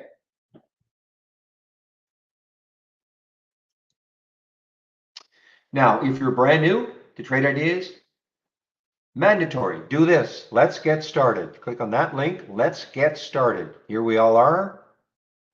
Starts off with download and installation. It's about a 30-minute long video, all segmented, of course. You know, if you've already downloaded and installed it, you don't have to do that. But okay, so please take the time. It's 30 minutes, but it's well worth it.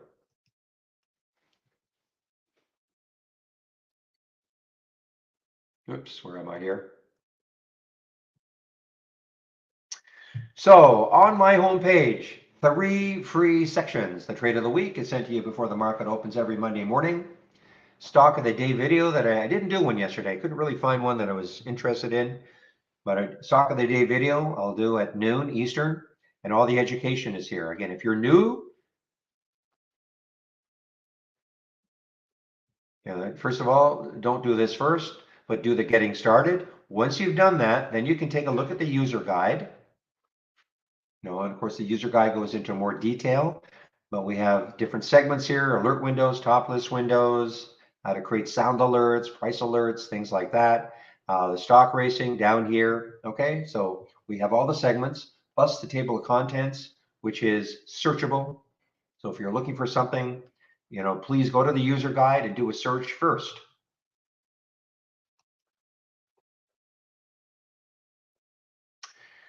Daily support. So today is Thursday, so it should be Jamie in our YouTube room. I moderate a YouTube room at the same time as the main room. And I do take a break at noon between 12 and 1. One of the other traders takes over in our YouTube room. And today is Jamie, should be Jamie.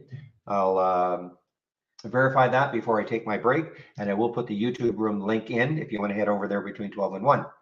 And then Chris is there between 3:30 and 4:30 in our YouTube room. Daily webinars. So today there was not a webinar. Next week we're on the Tuesday, Thursday rotation. This week was the Monday, Wednesday, but you can sign up for them all right here. And if you're brand new to trading, Michael Noss at Trade Ideas put this great little series together. It's called it starts off with what is a stock. So if you're brand new to trading, please take a look at that.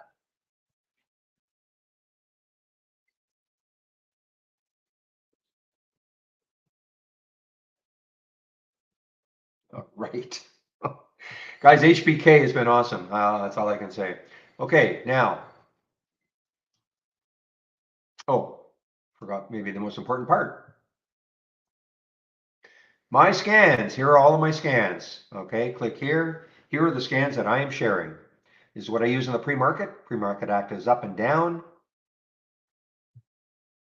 And here's Zacks, bouncers, and toppers. So I have a lot of scans here. These are the 10-day daily breakouts and breakdowns. Okay, so I have a lot of scans here. You can take a look at them.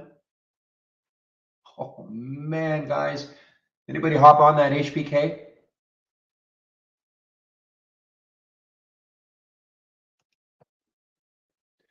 Yeah, the challenge is trading and moderating, but the Viru, of course, I've traded out of that, waiting to see if it breaks 17 later on in the day. You never know. So here are the scans that I'm sharing.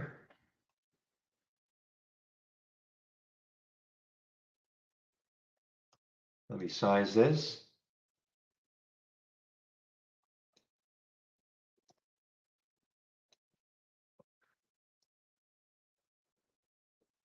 Okay, so I mentioned all the scans that I'm sharing.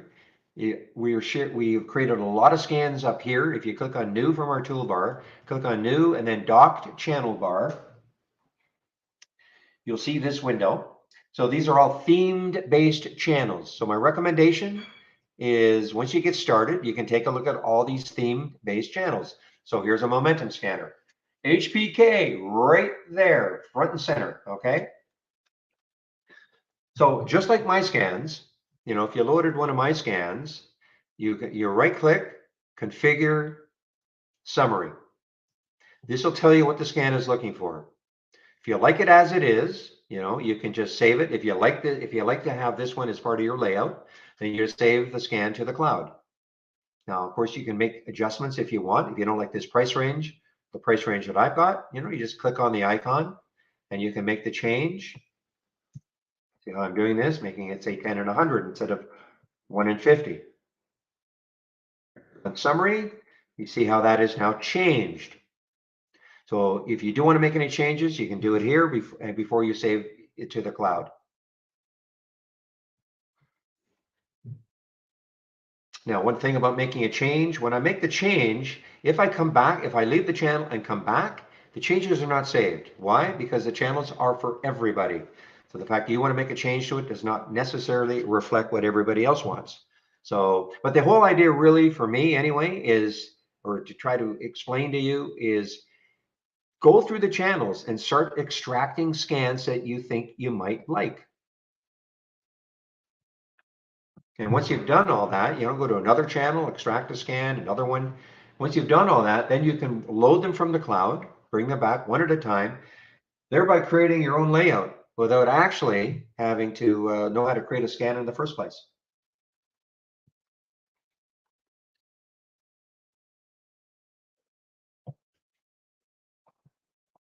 Now, of course, if you want to create your own scans, you can. Now, just remember, we're a scanner. That's what we are. I mean, I keep saying that. We're a scanner. Doesn't matter who your broker is, doesn't matter where you live in the world, you can use Trade Ideas. If you want to build your own scans, of course you can. I'm going to right click on an alert window, click on configure again. Instead of summary, I'm going to click on search. So what we did as a company is we realized that most people do not want to have to learn a programming language, okay, in order to create scans. So we thought, okay, this is what we're going to do. We're going to try to create enough alerts. When you see these icons, these are all the alerts. When you see these are all the filters. We feel we've created enough alerts and filters that for the absolute majority of our customers, they can combine them to give them the type of scan they're looking for if they do want to create their own scans. So if you do create your own scans, for instance, here in the basic new highs and lows, what's happening here is, okay, this is what this scan is looking for. These are the filters that I've got. If these filter requirements are met and a stock makes a new high for the day, we get a real-time alert. Okay, so if you want to create your own scans, of course you can. If you don't, at the beginning or ever, you know, I'm sharing a lot of my scans. You can always tweak them, you know, maybe a different price range, maybe a different volume. We're sharing a lot of scans. We create a lot of scans from our toolbar in all of the channels.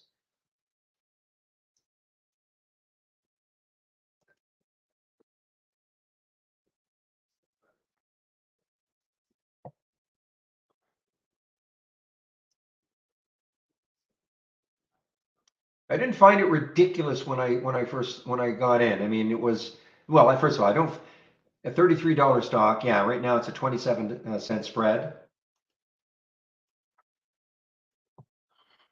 Now it's a 6 cent spread. So it is, but you know, with that float, I mean, remember the float is only what, 7 something HBK. But if it's going to have a multi-dollar move, you know, even a 20 or 30 cent spread, we don't know it's going to have this multi-dollar move, but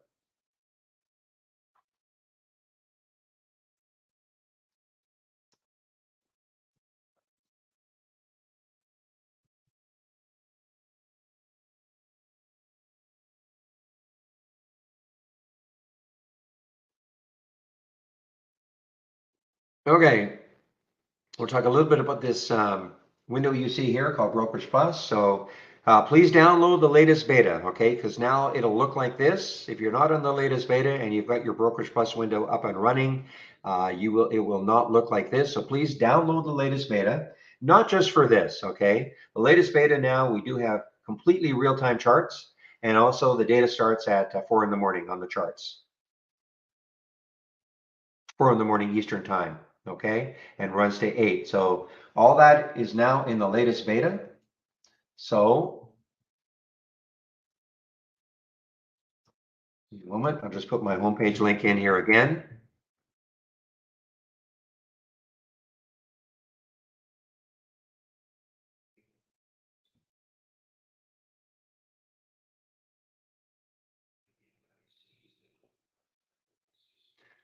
Okay, so when you do click on my homepage link,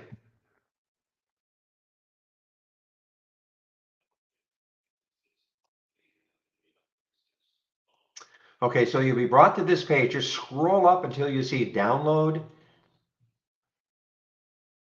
and click on, and don't do it here, and don't, this is sort of the, well, not sort of, this is the production version, but the beta is fine. Here is the beta. All right, so there is the beta. Please download the beta. You know, a lot of you have clamored for a long time about having charts and well, the charts number one, completely real time now, but also starting at 4 in the morning Eastern time.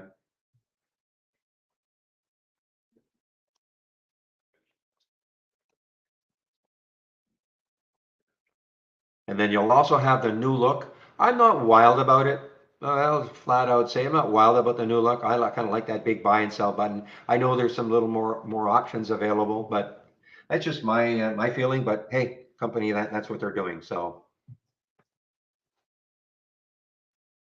this is called Brokerage Plus.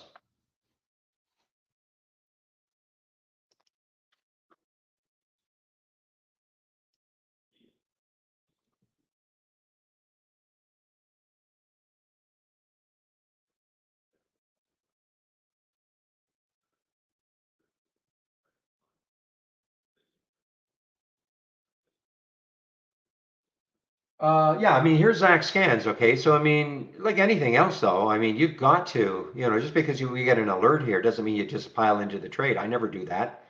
This is not, nothing is foolproof. You don't just pile into anything. I don't take, every time I get, these are ideas. Now you have to have some trading experience. Okay, great. You got a bounce play, perhaps. Watch it, see what it's doing. What's the market doing? Is it coming into a support area? Maybe. There's all sorts of things that go into trading. So, like any scan that you create, it's not there. Nothing is infallible. And also bounce plays and topping plays in which you're going to short, they're not easy. If you're new to trading, these are not easy, to determine because, especially if you see, you'll see sometimes with these topping plays or even the bottom or the bounce plays, you'll see it over and over and over again as it keeps making a new high.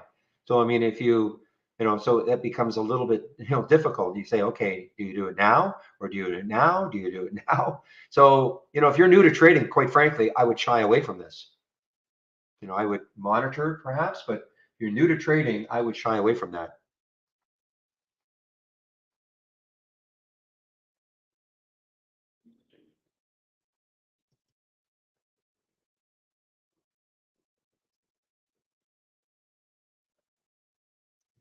So the new version doesn't have the expanded hotkeys. I've only seen, I mean, you can always, get rid of a trade just by flattening it. I mean, that's always been here, Denver. But I have seen the expanded version. It's not obvious, even I don't have it. I'm on a development build, but I have seen an expanded version with more hotkeys.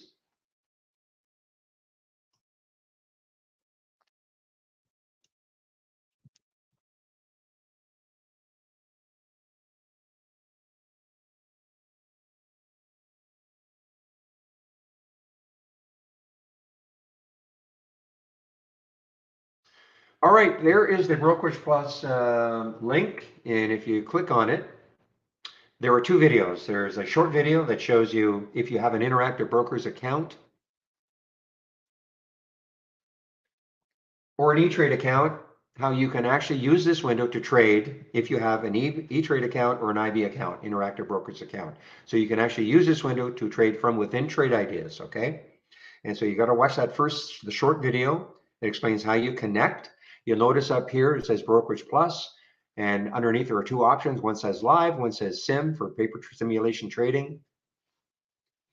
Okay, now please listen carefully. If you don't have an IB account or E-Trade account, it doesn't mean you can't use trade ideas. We're a scanner, doesn't matter who you are, where you live, doesn't matter who your broker is, you can use trade ideas. It just means you won't have access to this option. That's all it means. If you have an IB or E-Trade account, doesn't mean you have to use this. Okay? Well, but these hotkeys have always been here. Okay? I mean, the flatten gets you out of a trade.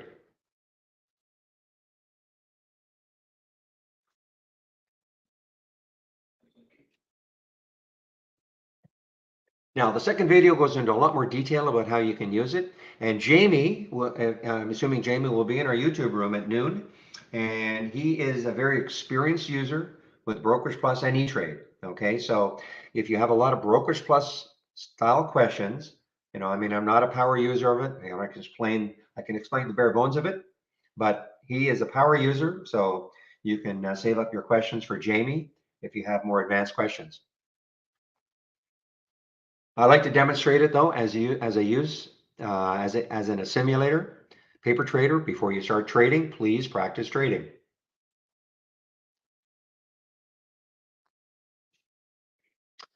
Our simulator uses our real-time data, so it doesn't even matter. You don't even need a broker. All you need is our standard service. If you want to practice trading, all you need is our standard service, and then you can practice trading. It uses our real-time data. So the reason I say it like that is because you still may be unsure about who your broker is going to be, but you do want to practice. Great, you can use our standard service. And then you just click on Sim. What I'm going to do is I'm going to start from scratch to show you what you would see. So it would say not connected. So you click on Sim, and then that will change eventually to account, I believe. So it says account, you click on it, and then simulated trading default, click on that. Now you're in the simulator. Again, it uses our real-time data. So how I like to demonstrate its use at the beginning anyway, and I know there's some fancy ways you can use, but if you're brand new, I would try to keep it really simple. So let's just take a trade on a pullback.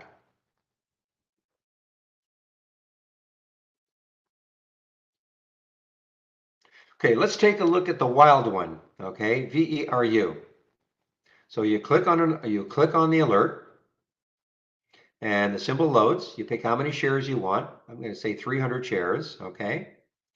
Now I want to take this at a pullback. I don't want to take it right now, but let's say if it pulled back to I don't know, the low right there, 1562. Again, I'm not saying I would do this. I'm just showing you the mechanics of how you would do that. I'm going to stop limit. I'm going to put in both 1572 in both of these boxes. It's possible I don't have to do that now, but this is how I used to do it in the other one. I'm going to click the buy, and then another step, send. Okay, so you see a nice blue line appears on the chart. So if VERU pulls back to that level right there of 1572, it'll take the trade. Of course, if I'd wanted to, I could have put the price above the current price and done the same thing. Say if I thought it would, like to see it break a level above, and it would do it. It would take the trade. So that's how you can set up a conditional buy order. There's no delay anymore in the charts. If you have the latest version, there's really no delay. I mean, there might be a half a second, but if you're on the latest beta, there's no more delay. You can see that it is basically tick by tick.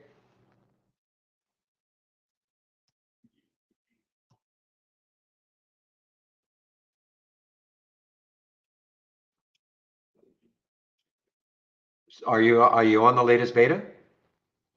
Yes, the red.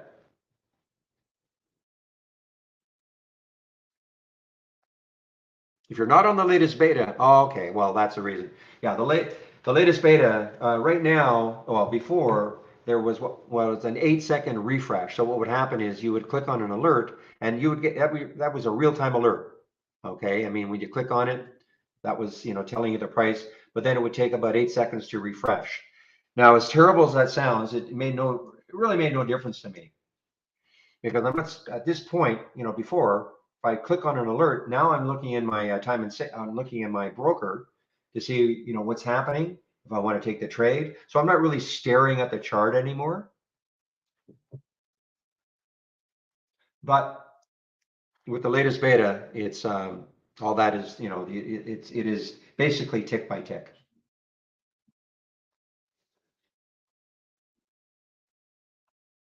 They said it was at 10 o'clock, right? Somebody said it was at 10 Eastern, the board meeting regarding Twitter.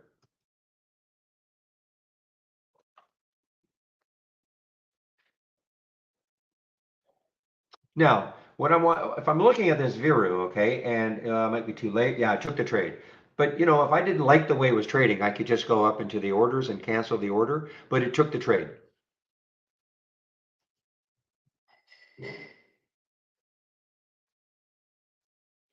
So I'll just leave it in and see what happens, and you can check, your total P&L, your max P&L. So what that meant was at the entry of 1573, it must have been at least a penny or two above at one point to show a max P&L of 13.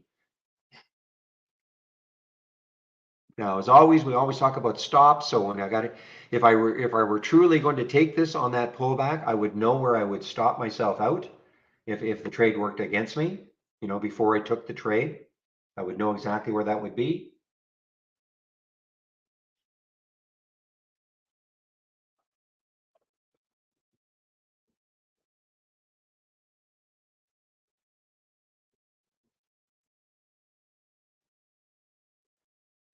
So now it's 2 o'clock Eastern, okay? Sorry, Pacific. So that's 5 o'clock Eastern.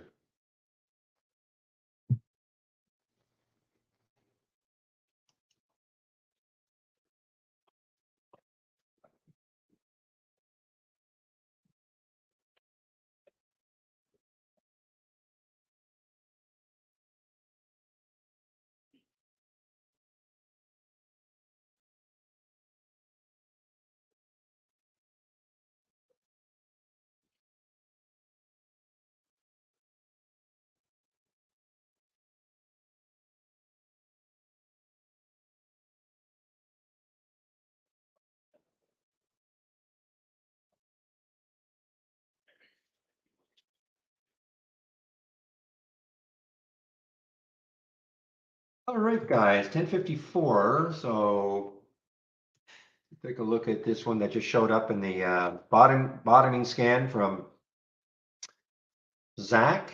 So 41.44. And when you look left on that weekly chart, looks like there could be some support around 41. Anyway,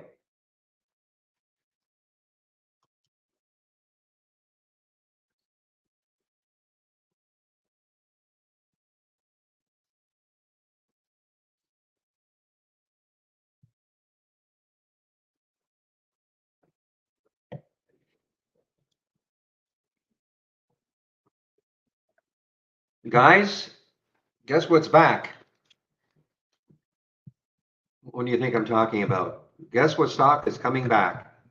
That's the one, Ryan.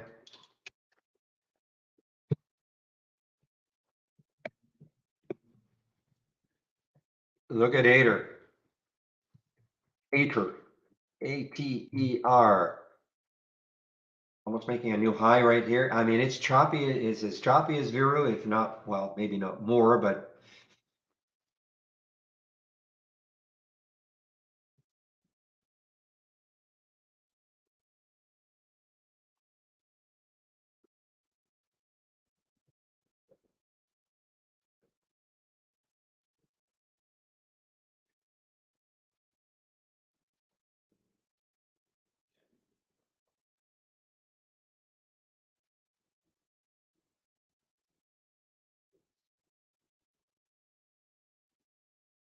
all right, so the CXW, so it's just kind of resting here at 13. So I doubt if it's going to If it's going to stay here, it's going to either drop or pop up. I mean, a lot of good consolidation on the 2-minute chart.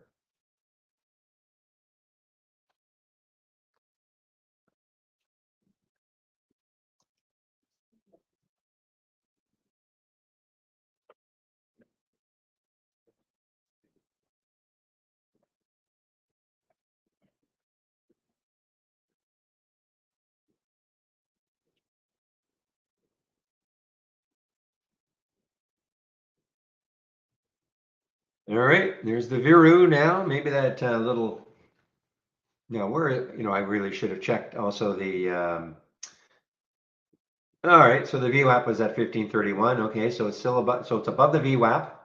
Where did it get to? Amazing, isn't it? Look at that. I mean, it got basically down to the VWAP and bounced. I mean, there are so many different strategies, Esther. I mean, if you've got a couple hundred people, almost 300 people in a trading room, so there are going to be different strategies. Some are momentum traders. I'm more of a momentum trader. A lot of pullback traders. Some only short.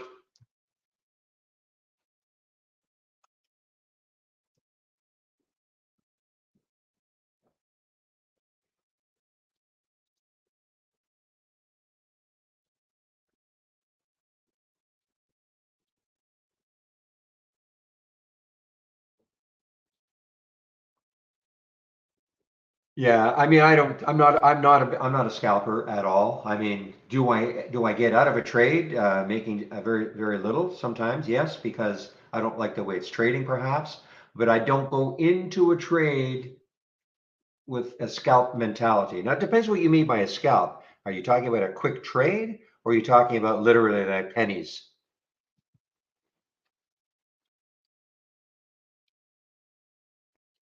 Yeah, I mean, yeah, so I don't go into a trade, here $1.69 thinking, okay, I'll get out, I'll put a 2-cent stop and I want to get out at 174. Never, never, never. I'm just using golf as an example.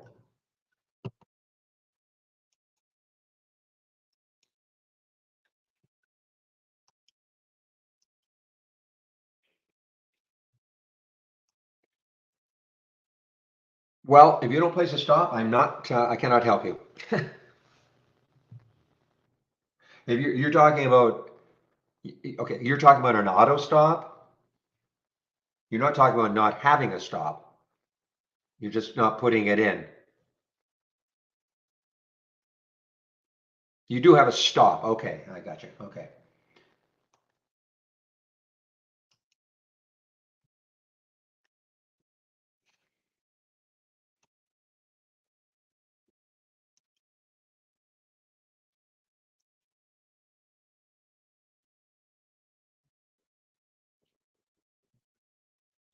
I mean, I don't put auto stops in.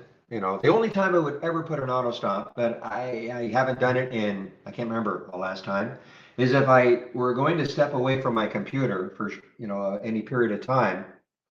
But I'll be honest, I mean, depends what I was in. I mean, if I was in some, I would never have an auto stop on a Vero or a Nature or some of these things that, whip around so much. If I just wouldn't be leaving my computer. If I'm in a trade like that, I would not be leaving my computer. I like to manage my stops.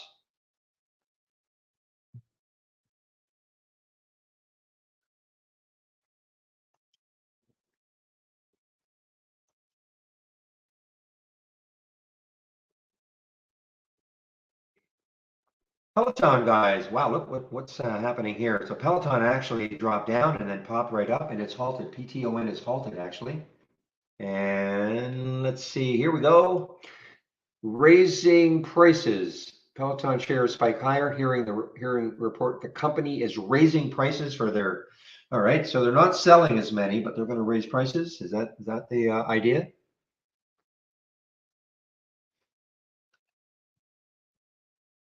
This is the headline. This is the headline. Hearing a report that the company is raising prices. So I mean, this is not coming from the company that I know of. This is just Probably traders. Traders are circulating this on Twitter or something like that, or somewhere. Maybe that's what's happening.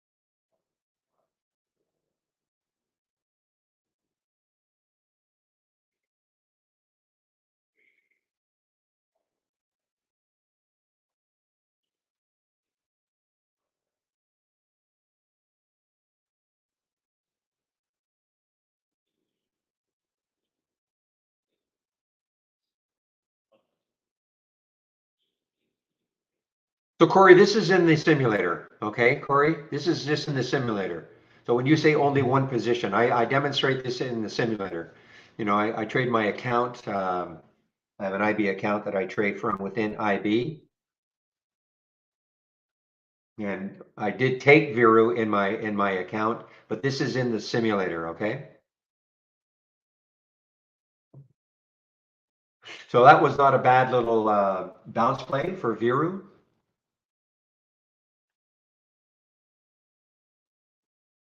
If you were in the room earlier, I kept saying I really like Viru over 15. First of all, I had to take out that. Well, now the VWAP has changed. It was, I think, at 1485. I know Real is going to say it was some. Well, we have real time data, or not real time. We have.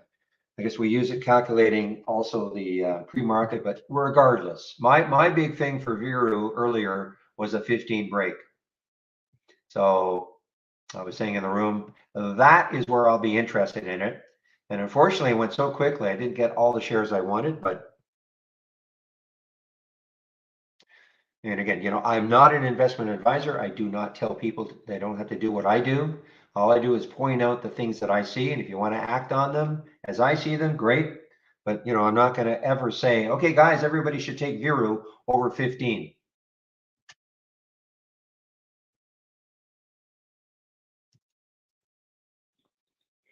So Denver, so this is a hotkey, I mean, if I want to get out of this trade right now, I just flatten it. I mean, that's always been there.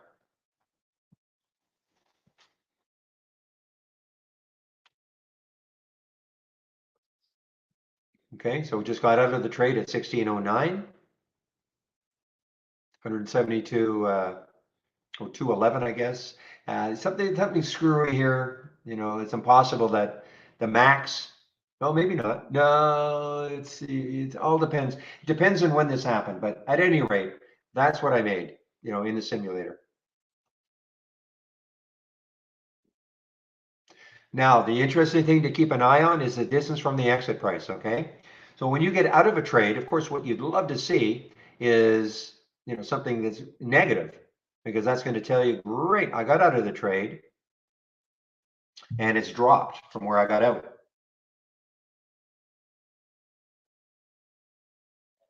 Oh, no, I dealt very much a keyboard key. No, I see what you mean. No, it'll all be here. The hotkeys will still be from within Brokerage Plus.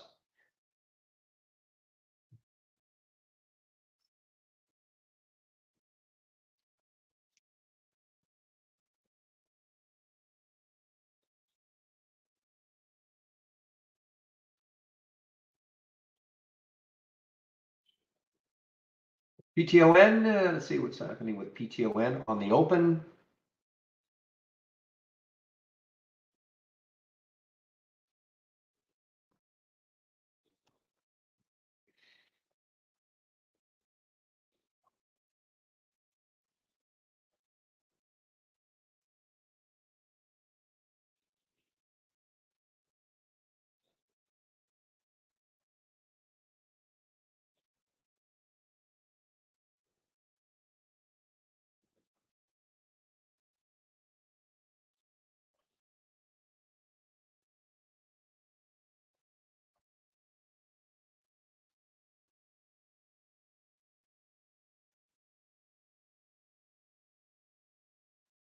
Okay, guys, so at this point, I'm out of absolutely everything. I'm just sitting on cash right now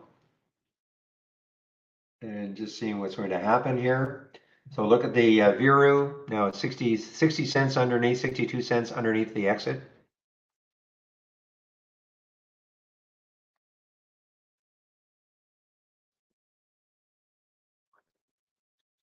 Really interesting, Denver.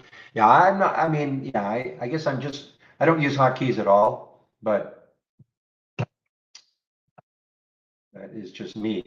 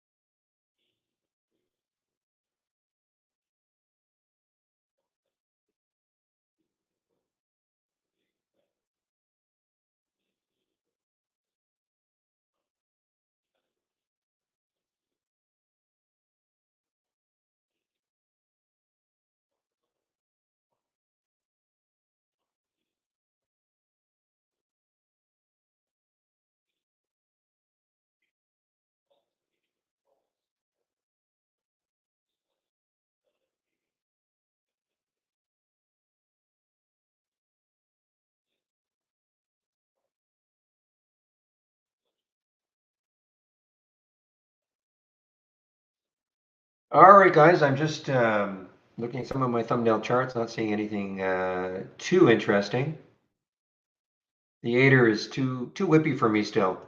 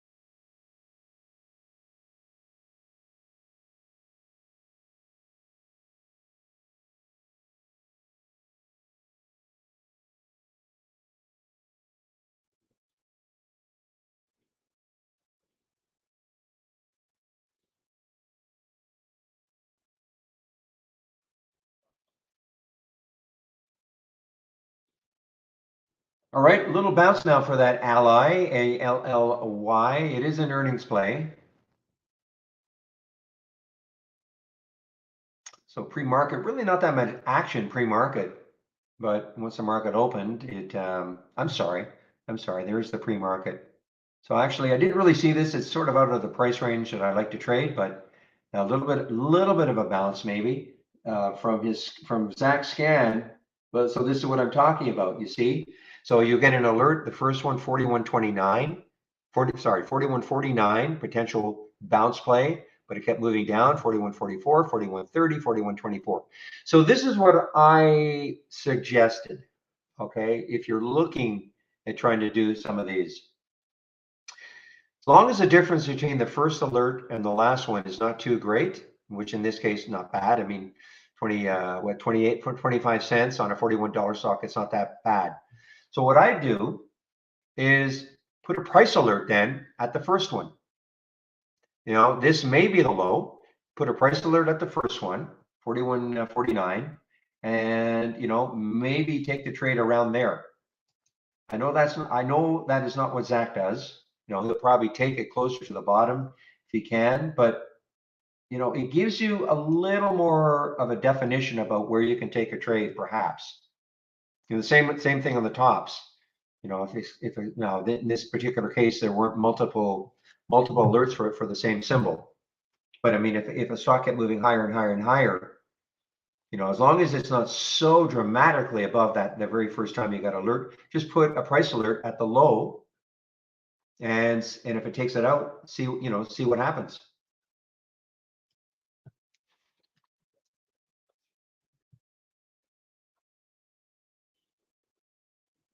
But again, if you're new to trading, these are not easy.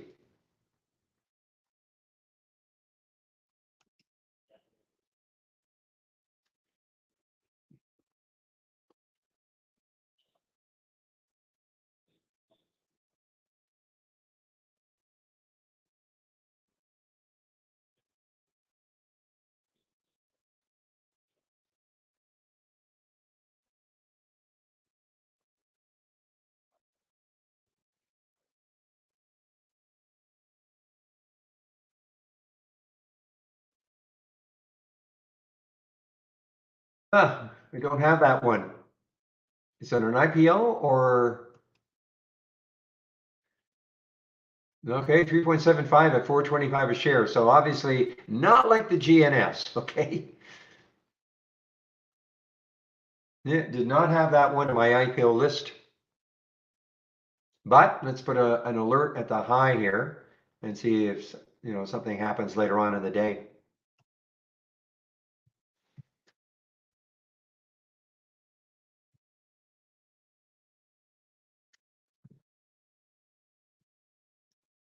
So I'm just going to jot that down, 3.75. So it's and at 425. All right, so there's the ally. Okay, so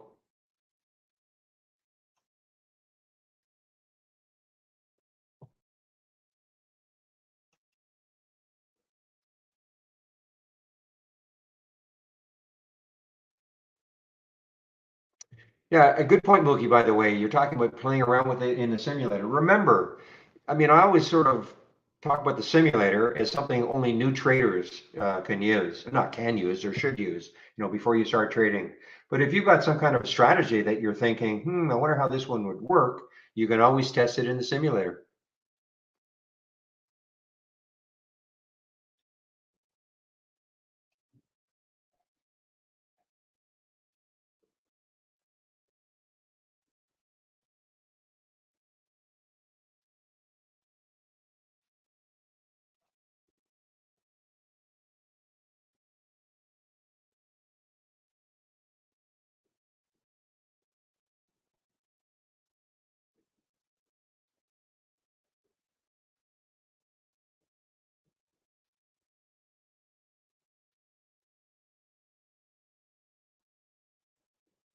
Well, let me put a price alert for this STSS. Again, if you're new to trading, I would not attempt to try to trade these IPOs the day of, but I have an alert set up here, 270 or so, see if it takes out that high later on.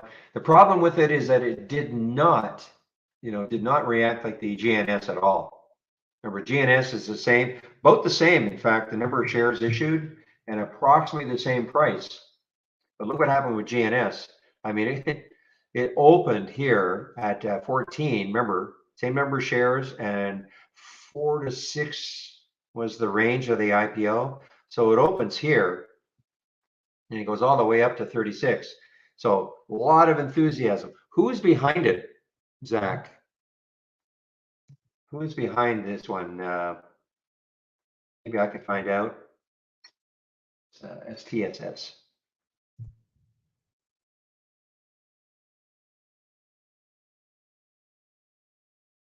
It all depends on, like who is the broker behind it? Boosted has had they've been behind a lot of these real cheap ones. And you know what? Hey, they've obviously got a bit of a following.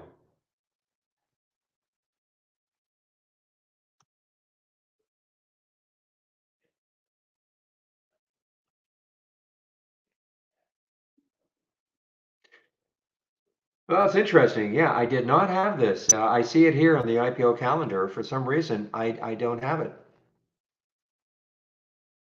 Or didn't have it when I looked. Anyway, it is Aegis. I don't know too much. I've seen them.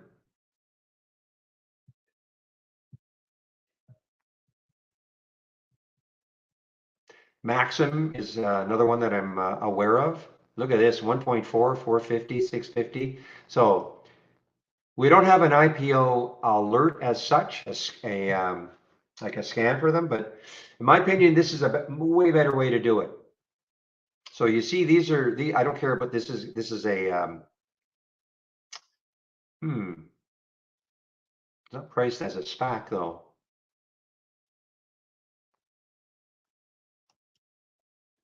It's just that the U usually means a SPAC.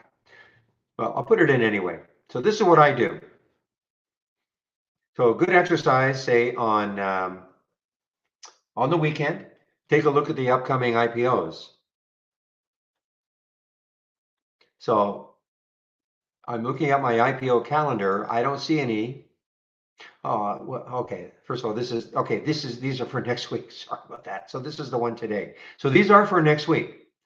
Now there could be some more coming, but right now this is in the IPO calendar for next week. Or this is actually on, yeah, this is next week.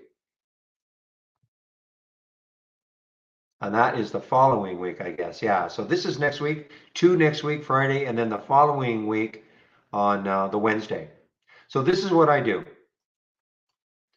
There's the symbol ACONU. So I type the symbol in, ACONU. I should get nothing. Okay. Now create a price alert. Right click. Create a price alert. Put it at 1. It'll open over 1. And now what I do is I put, okay, it's going to be 2 million between 450 and 650, the Maxim group. The only time I ever put any notes. So I'm just going to type in 2 million, 450, 650, Maxim. Save it. So now when it starts to trade, instead of my having to scurry around and figure, wow, I can't remember how many shares were issued, what was the potential price range, who's behind it, when I get the alert,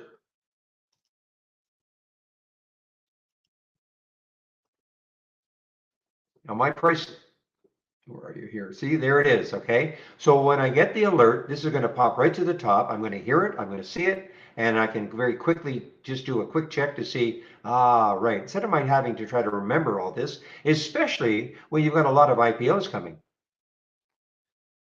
So this is just our price alerts window. So now I'll continue with the SOS hydration. SOS, it's SOSH.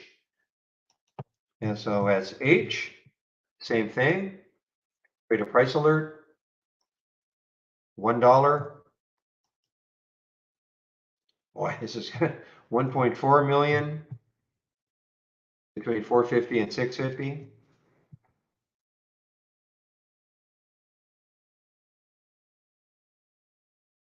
And this is the Maxim group again. Save it. And then the one the week after next is SVR, SVRE. Same thing, right click, create a price alert, put $1. Man, these are so little. 1.4, 7.22.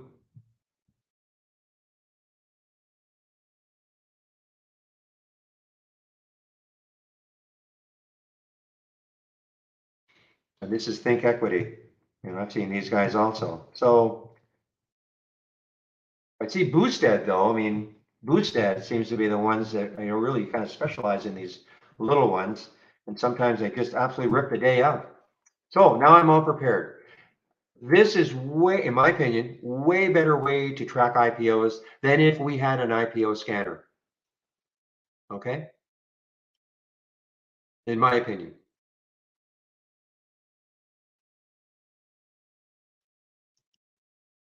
And here is the link for this. You can go back. This is the link. And you'll see all the recent IPOs. Okay. And then all you do is click on the IPO calendar, and that'll start telling you the upcoming ones. So if you want to track IPOs, this is what I use.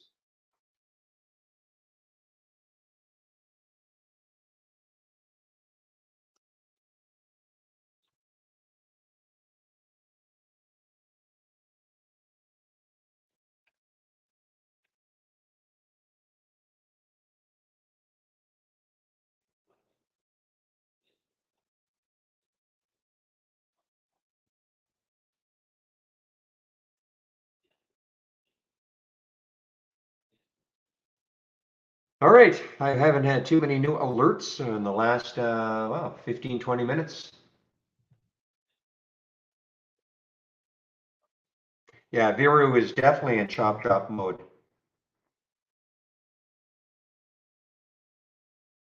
Look, I'm going to bring out a big chart, big 15-minute chart, and just take a look. And this is what we're talking about. Well, wow, you talk about chop chop. So look here in the 15-minute chart, there's the last three 15-minute candles. You know, a spike high up here, a spike low down here, high up here, low down here, high up here, low down here, direction unknown. Okay, really.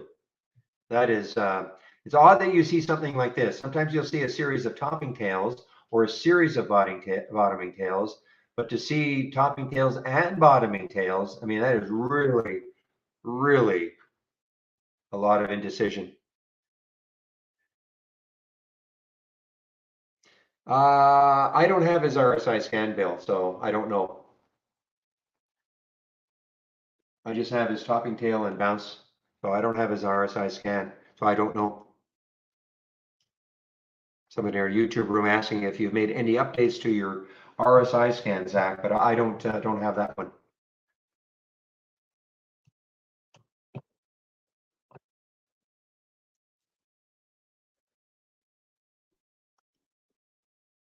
Okay, so he doesn't have an RSI scan.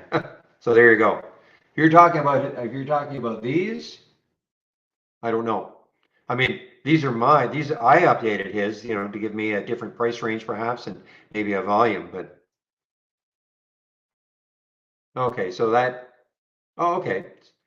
Yeah, I don't know, but you know what, Bill? I mean, customize it to your style of trading though. Okay. I mean, I don't know what his price range was. I've still got 2 and 50. Volume is 500,000.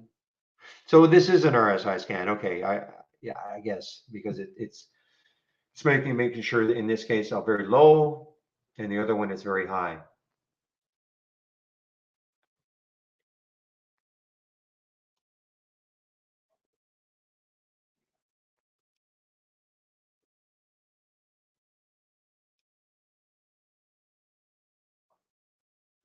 Yeah, I'm sorry, I just didn't refer to it as an RSI scan, but I guess in theory it is.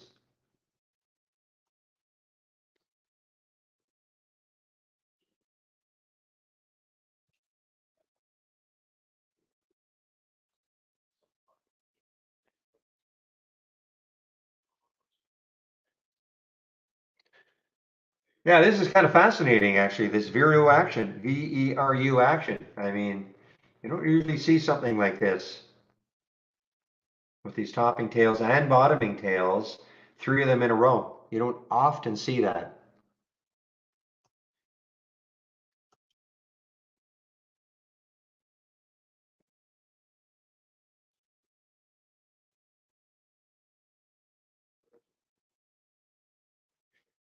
Why doesn't Trade Ideas pay you to keep an updated IPO top list? Well, you can do it yourself. I mean, because Trade Ideas doesn't have an IPO calendar, so you just take a look at the calendar and create it yourself. If you were watching what I'm doing, what I did, I think it's way better to do it that way. So you're prepared from when it starts to trade, you have a little bit of information about it, as opposed to just thinking, wow, wonder who's behind it, how many shares, what was the price.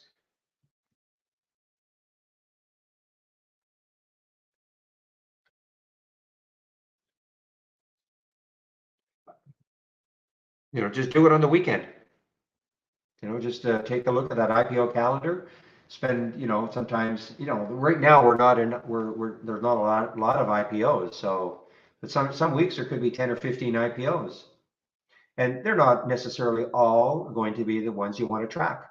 So you can kind of pick and choose which ones you want to track. Is linking different of new beta? So what does that mean exactly? Linking is the same. There's no, I mean, linking, what do you mean by the linking exactly, Always Sunny?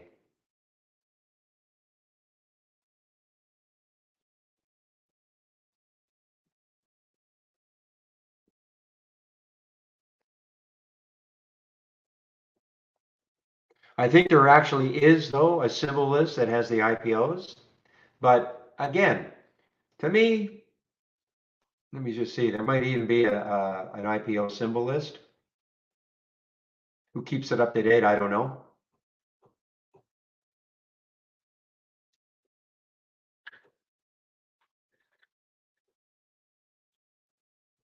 Maybe not. Yeah, IPOs last 12 months. But to me, I mean, I would do my own. I mean, I wouldn't. Why would I care about IPOs over the last 12 months? I would do my own.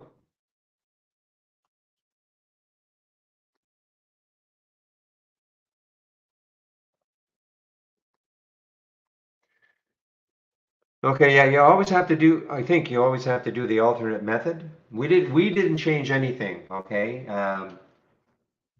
if something happens in Thinkorswim, you have to understand that these brokers couldn't care less if we link to them or not. Okay, so it's not like we would change anything.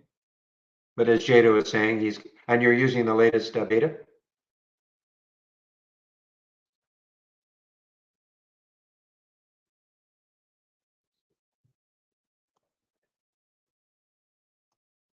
Yep. Okay. So he has no problem. So yeah, usually you have to run them both in administration mode or alternate method when creating the link. Okay.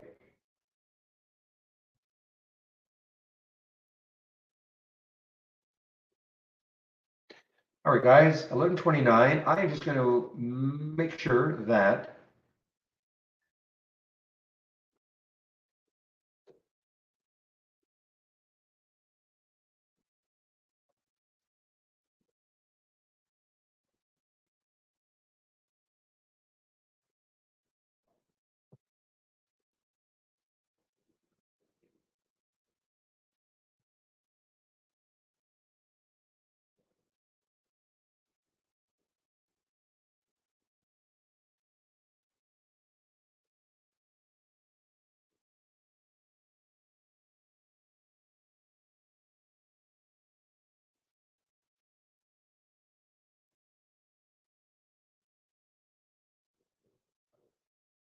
I'm sorry, guys.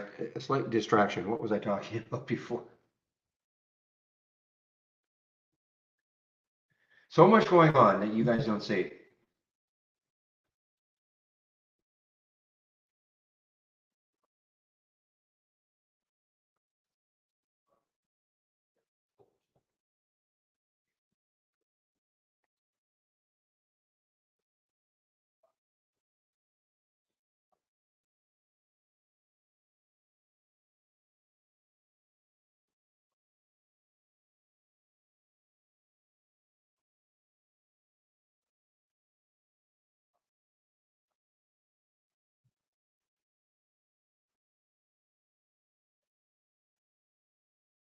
So yeah, guys. I mean, there was the little bit of a bounce for the ally. Remember, it's just saying if you put your alert.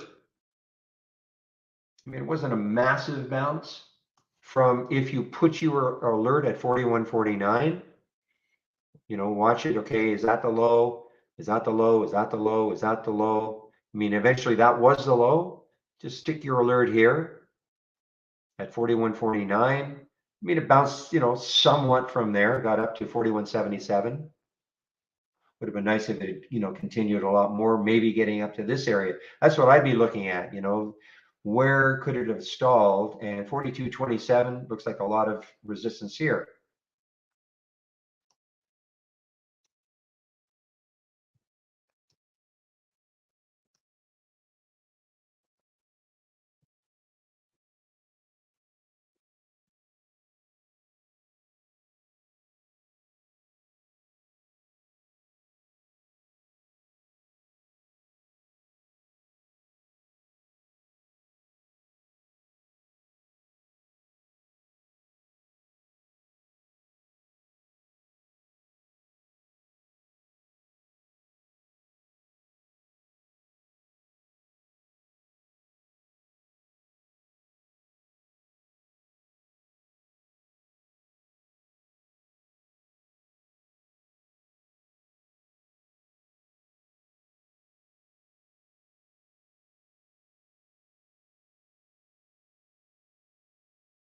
I know what I wanted to do. I wanted to make sure it is Jamie.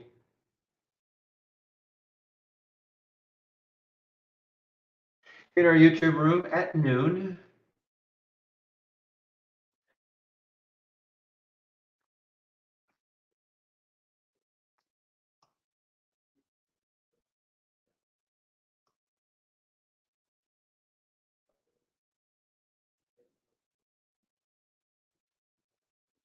I haven't been following the, I know the Peloton got halted. Wow. Goodness grief.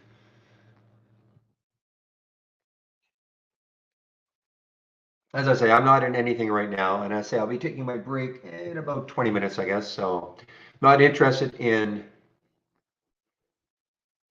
yeah, in theory we do Blue Moon, but you wouldn't like it. So I'm going to say no. Okay. Mobile alerts option, no.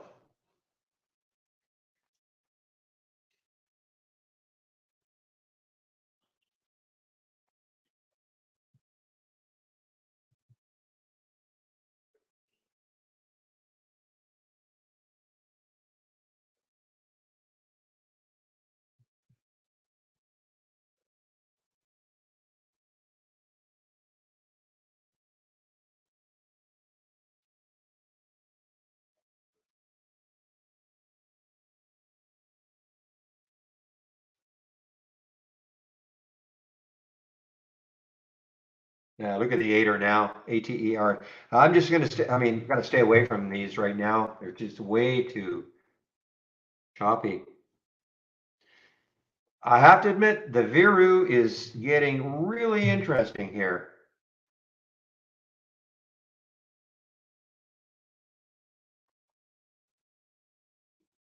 Even the spread is only, for it, it's only 3 cents, 4 cents, which is not bad for it. A pop over 16, maybe over this 16.29 level, that could get really interesting. Of course, conversely, a breakdown to 1544, which would be the VWAP, could get very interesting on the way down. So, just bracket, use our price alerts, bracket those two prices and see what happens.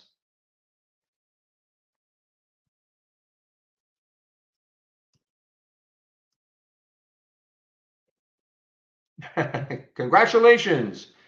Wasn't the easiest one, probably, Levi, but congratulations.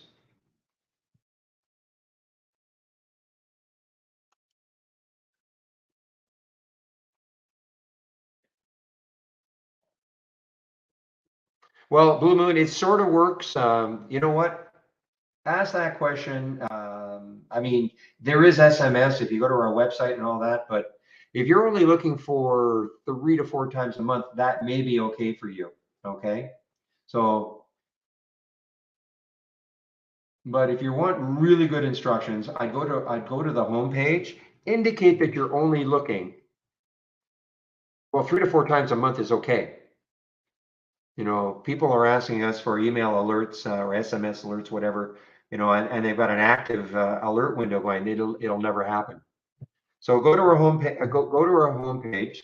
Sorry, let me get the link in.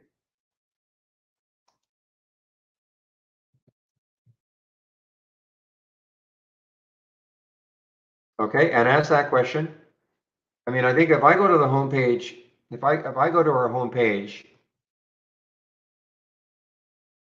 let me just go to the Trade Ideas homepage. I mean, I know there's a way in which you can. Just a minute here.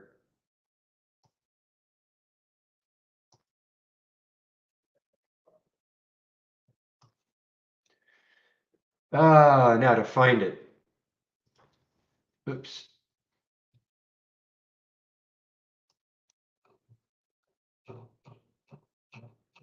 It's down here somewhere.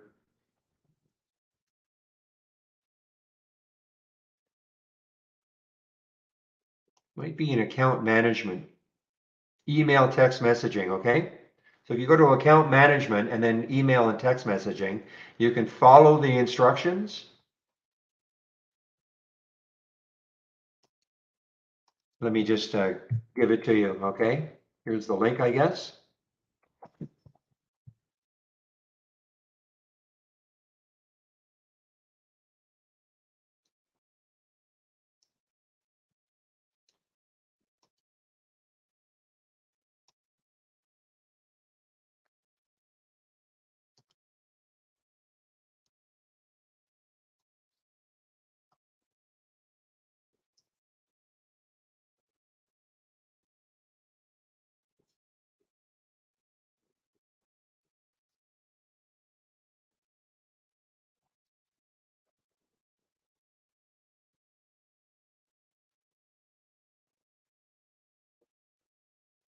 Yeah, I don't know. Chris, can you hear me?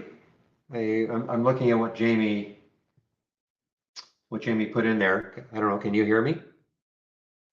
Guys, this Viru, keep an eye on the Viru. It's just so much like yesterday. The difference is that we were waiting yesterday for a 12 break. Now we're waiting for a 16 break. I mean, this is a massive base here.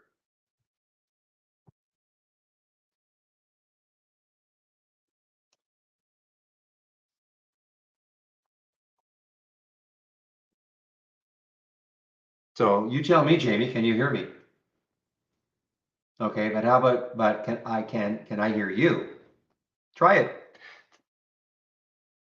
I think what you're trying to say, can you just talk to me without the room, the other people hearing you, or not?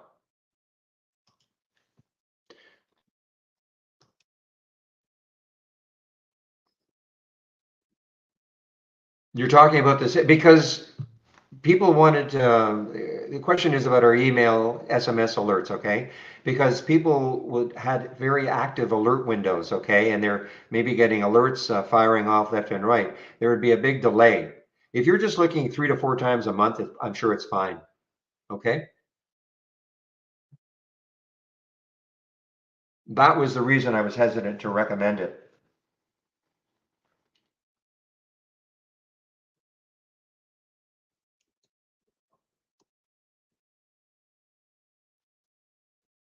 Yeah, this is pretty good for this stock. This is excellent consolidation. I mean, on a 5 minute chart, on a 2 minute chart for this stock that is, had about a $5-6 range today, but down to $13, up to four. Yeah, so that's about a $5 range. So for this stock, this is excellent consolidation. We know this is not going to stay here. It's going to go one way or the other.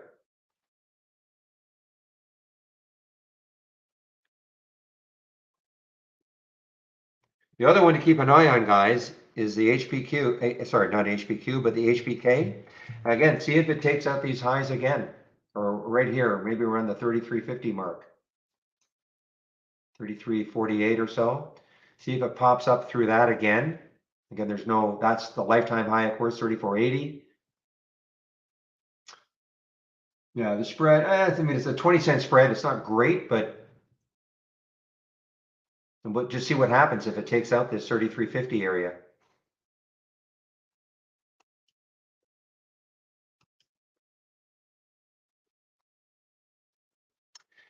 Sorry, I think somebody asked me about VSTM earlier. Is there news? And I'm not sure. Yeah, RBC Capital initiated, maybe people have already mentioned that. So why not? They put a $5 price target on it. Okay, RBC. So that is the news for VSTM.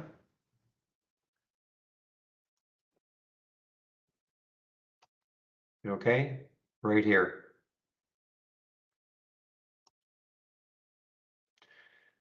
All right, here is an IPO that just opened, I think.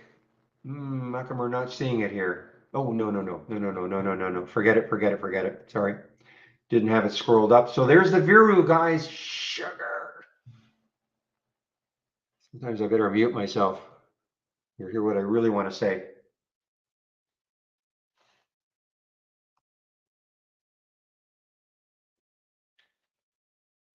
Yeah, but look at this, guys. You talk about, well, I'm glad now I didn't get it.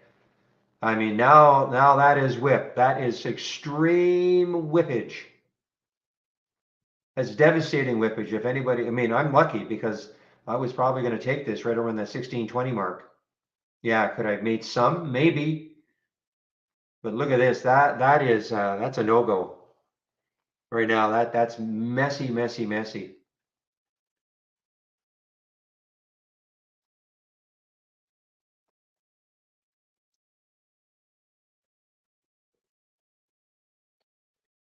All right, for some reason I have an alert for SGLY. This is these lows right there, SGLY.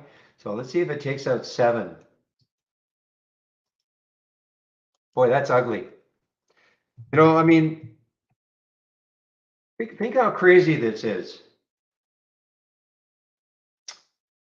Almost an hour of really not doing too much, okay? Just kind of cruising around that 16 level.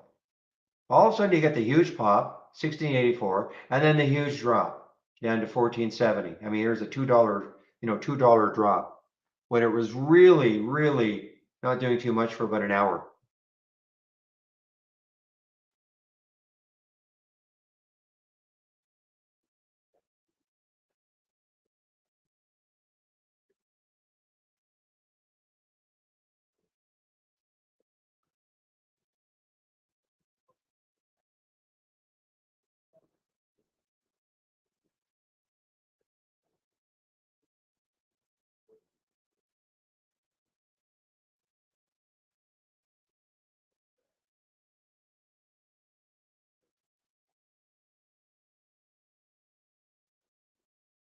Yeah, probably not a big benefit then. I mean, you can have 20 charts instead of 10, and that's really the only big difference.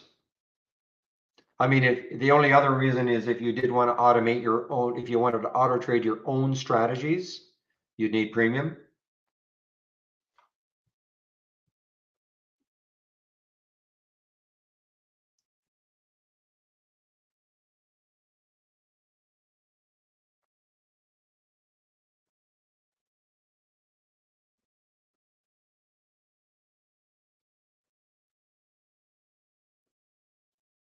So of course that would be up to you then. I mean, if you want the increased number of charts and if you wanted to auto trade your own strategies, then you'd need our, yeah, do not auto trade then at all. Okay. If you're new to trading, you only need you only need our standard service.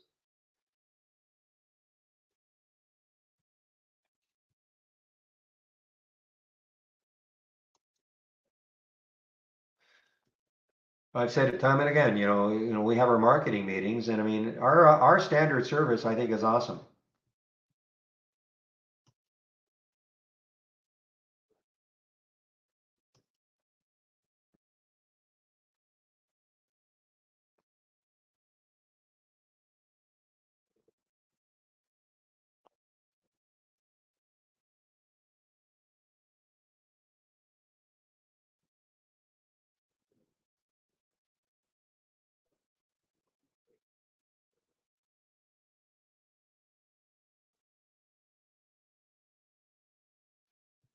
All right, guys. I um I have my alert set up here for the Viru around 16. See if it happens later on, but boy, this is really, really dangerous now.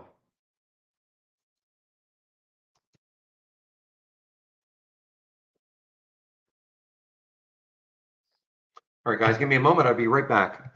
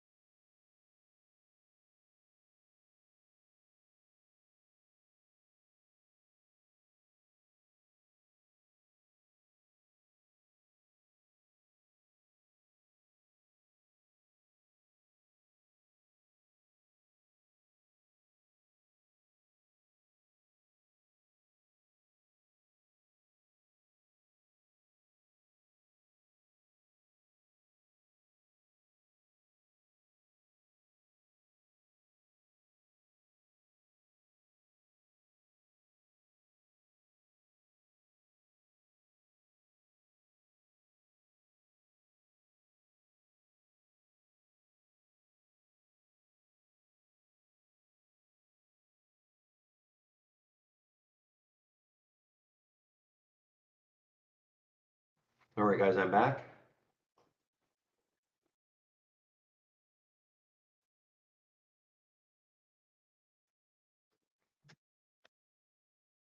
And I'm just trying to get my Bluetooth connected again. I don't know why it keeps dropping.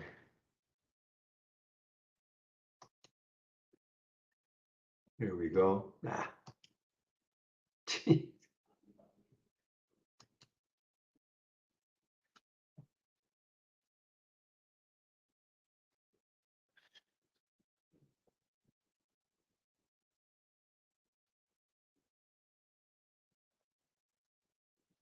Okay, so I have a confirmation anyway that Jamie will be in the YouTube room in, well, won't tell, he's actually there now. But he won't start until noon, okay, noon Eastern, of course. So I've got another about 11 minutes, and then Jamie will take over in our YouTube room. So what I'm going to do is I will put the YouTube link in. You can head over there if you want. And as I said before, Jamie is way more of a power user of Brokerage Plus, and he has an E-Trade account that he trades. So if you have a lot of questions about that, you can head over to YouTube when I do take my break between 12 and 1.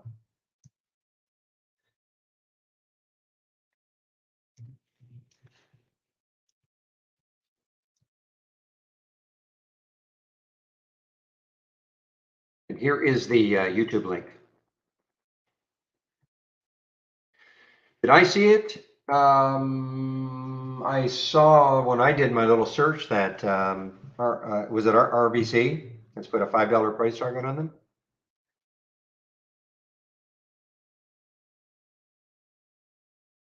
Yeah. Oh, I see that. Okay. Also a Viru play. Sure, why not? The V's are wild. It's a huge float. If that float is correct, 175 million. That is a big float to be up 36%. Let me do a check. I just want to see if that float is, see what other sites have as the float, okay? Because that's a big, big move for that's 175 million in the float. That is a big move.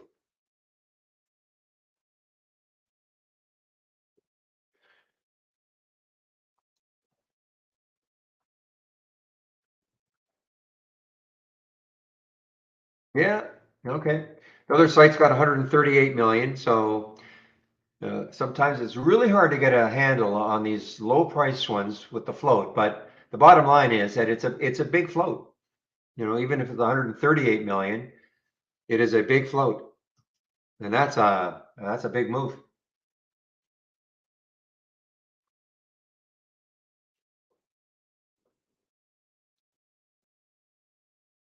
Now, Vera was a or is a virus play. What do these guys do? So this is a cancer play.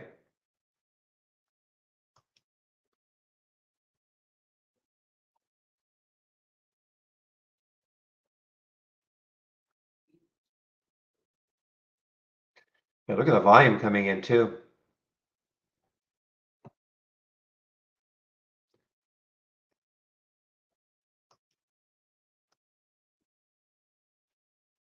Yes, you can use Brokerage Plus with standard service. Yes. So you can use, so Brokerage Plus again has two uses.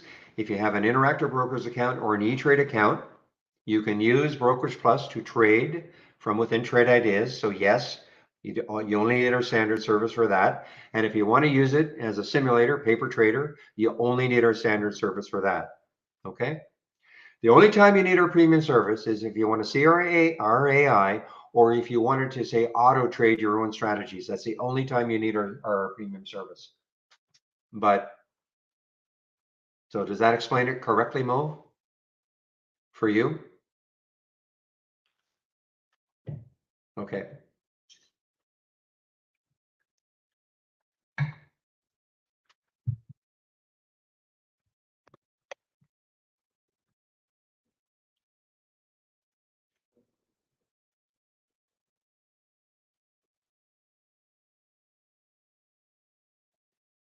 Well, let's take a look left on that monthly chart for VSTN. 274 is the next high that I see. Actually, 213 is the next high. What did it get up to today? 209. Where's the VWAP? 200 day though is at 236. So I mean that could, though I don't see it on my. That's because it's up here somewhere. Okay, it would be a green line, but I'm not seeing it because it's it's up here. But and the VWAP, so it's over the VWAP at 191. So it's holding the VWAP so far.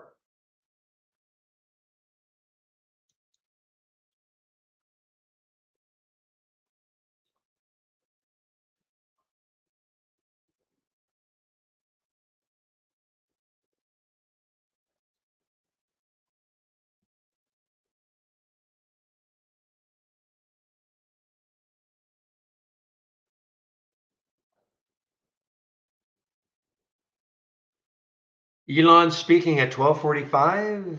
Okay, so that's a little less than an hour from now about his foray into Twitter. Again, guys, reality TV's got nothing over this.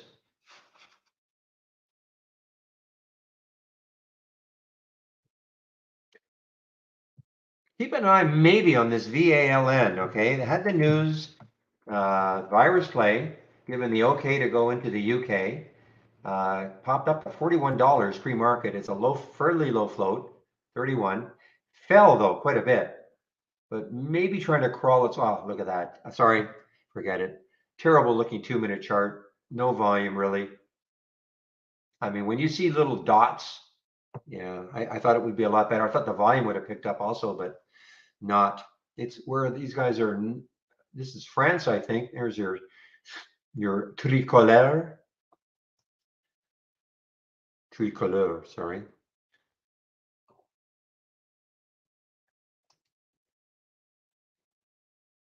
The French flag for you uninformed.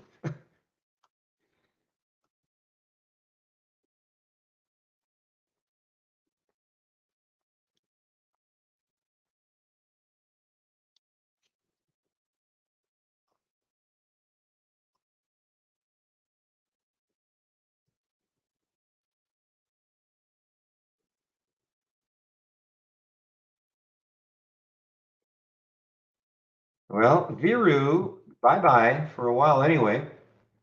But remember, it was bye-bye down here at 13. It was all over. The only thing, this seems different now because, okay, it was bye-bye, but then the big pop. How many times, though, can they rope people into buying this thing?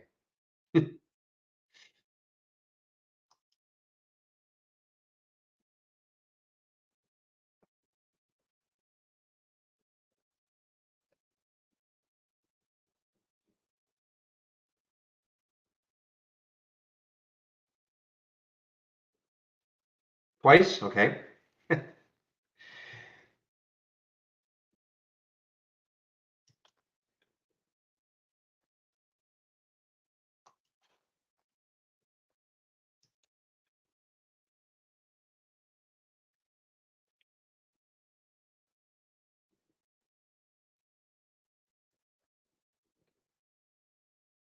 Well, somebody said that. I don't know. I can't. Somebody said he's speaking at 12:45, Elon. Somebody said that. I can't verify that, but okay, what I'm going to do now, guys, I just want to put my announcement in. Jamie's going to take over in our YouTube room anytime now. So I just want to put my announcement in that I'll be on mute or on a break, I should say, on a break. Back around 12:55.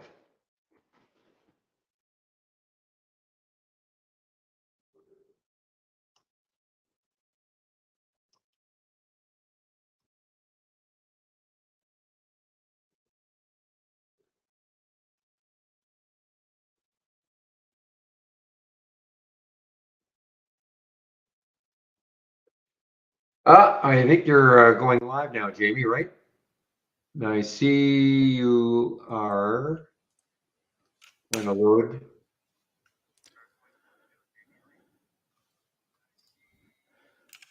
Okay. Talk to me so I know you're definitely there before I.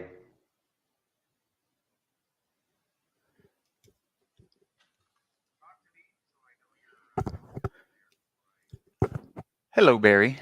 There you are. All Test right. 1, 2. I'll mute myself now. Have a fun hour. I've told everybody that you're the B plus expert, so you can have fun. Okay.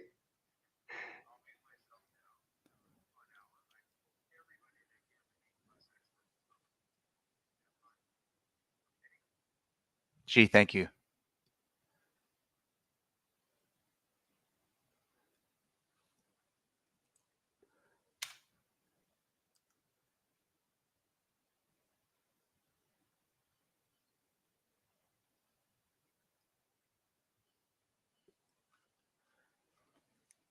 Hey, Barry, I don't know if you've terminated your stream yet. I'm still seeing you.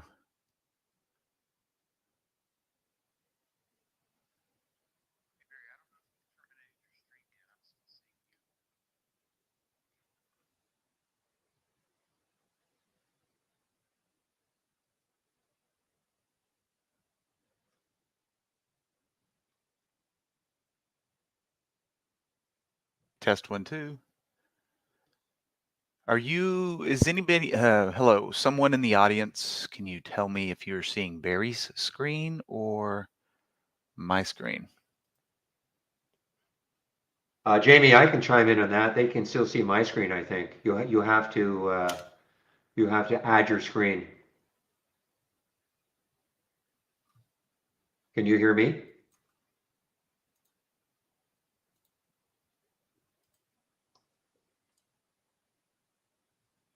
There we go. They can see your screen now. Aha. Okay, there we go. Okay. All better now. Okay, there we go. Okay, everybody, so now you should have eyes on my screen. Still getting used to this new software, which is much better. Forgot to push a button though.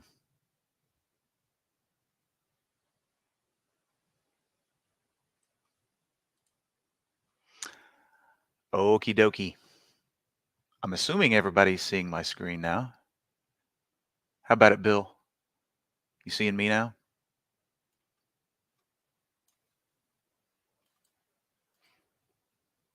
Thank you very much, Robert. Okay. Good to go, good to go. And of course, the stock du jour today. Everybody's going nuts over Twitter and Elon Musk attempting to purchase the company. Boy, would have been a sweet pre-market short up there around that buyout price, wouldn't it? Thank you, Iris. Thank you, Dan. Thank you, Bill. Thank you, Gobi. And Robert. But yes, Twitter sucking up all the social media stock talk. Will be interesting to see how that plays out. Now, as Barry was showing earlier, Veru has been just on a tear. You know, this first popped onto my positive change top list, you know, back on this day. So I've had it on my radar ever since. So it's been a good little mover. And of course, coming in with not such a small float either, but definitely a lot of buying activity. So remember, ladies and gents, this is the hour that we allocate for live support. So if you have a question, just go ahead and get it into the chat there. Robert, yes, welcome to Trade Ideas. And the NR7 is, I think, it's very useful for day traders. Narrow range bar is what NR7 stands for. So I tell you what, let's do a little experiment here. It's been a while since I watched the NR7, but let's do a little test here. Let's just start this window from scratch, and we're going to add. Now, Robert, since this is your question, do you? It's regarding intraday. Do you have a specific time frame? 5 minute, 10 minute, 15 minute? Let me show you the time frames that are available here. It'd be really nice if we could get one of these on the daily at some point. So here you can see all the time frames: 1, 2, 5, 10, 15, and 30. So if you tell me which one you want to look at, I'll use that as the example here. If it were me, I'd pick 15. So I tell you what, we'll do 15. If you want me to show you a different time frame, just let me know. And we'll sketch out a little bit of filters here just to not have too many things coming through there. And instead of average daily volume, which is what a lot of people like to use, more of a volume today guy, because who cares if it's thinly traded if it's not thinly traded today? And lastly, I bet that symbol list, there we go. All exchanges, there we go.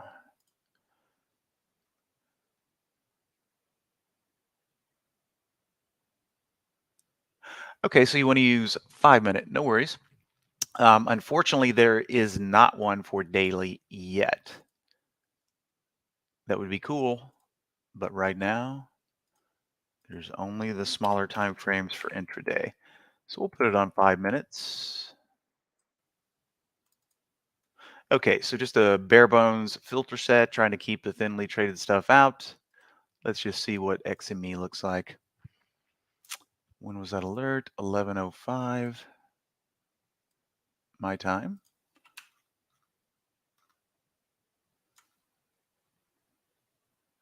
Yeah, right about here is this little, and that's not the best example. So what we can do here is kind of scroll through the history. The reason I prefer maybe 15 minutes, it gives the pattern a little bit more time to present itself over a 45-minute period or so, as opposed to 15.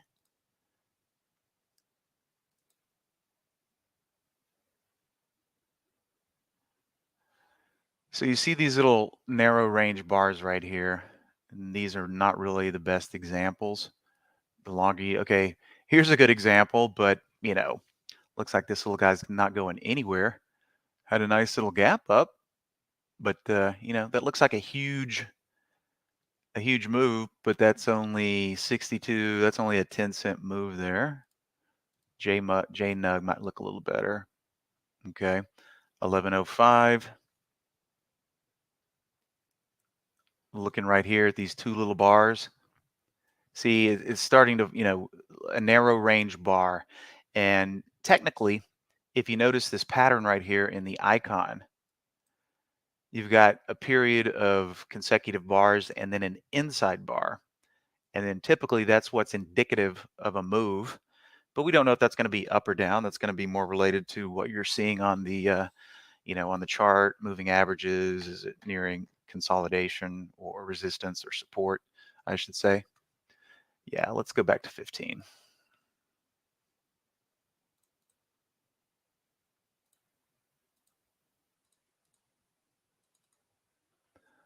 All right.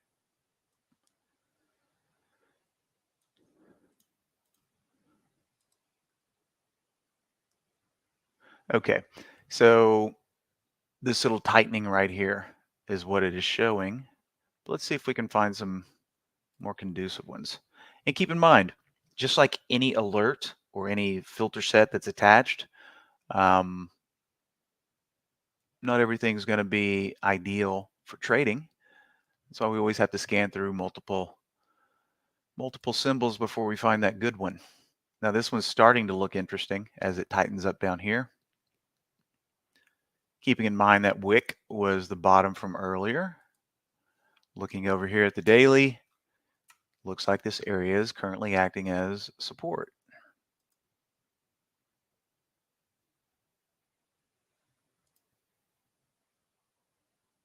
A little stretched out, but definitely the pattern there. So let's take a look at the definition here just to see.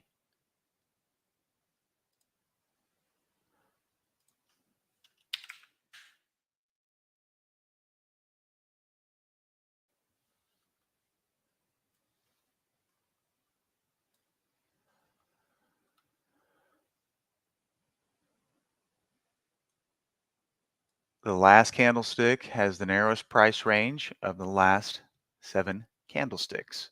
That pretty much sums it up right there. the smallest or narrowest range over the past 7 candlesticks.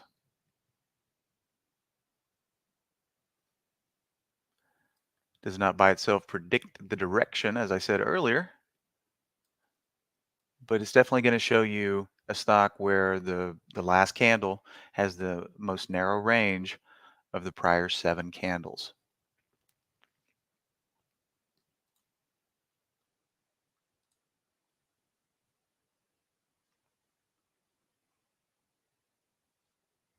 So does that make sense, Robert?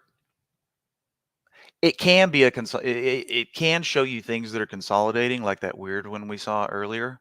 Sometimes it'll be, uh, an apparent consolidation, but it's more of a what you might term a micro consolidation over 7 candles, right? Regardless of the time frame.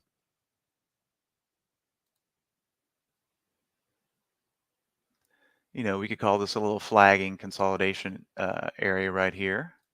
This actually looks kind of interesting. We're butting up against this prior high right here. But if FL pops above 30, 51, 52 and gains some traction, well then, looking right here, maybe potential resistance, maybe if it really gets some legs, it could gravitate up to here. But we'd have to see a strong close on the daily over here. Uh, may or may not happen today. It's tried a few times. The 10 period, which is the green line here, is ruling the roost at present. So potentially Foot Locker might take a little bump up. Not bad for a potential swing trade candidate on FL.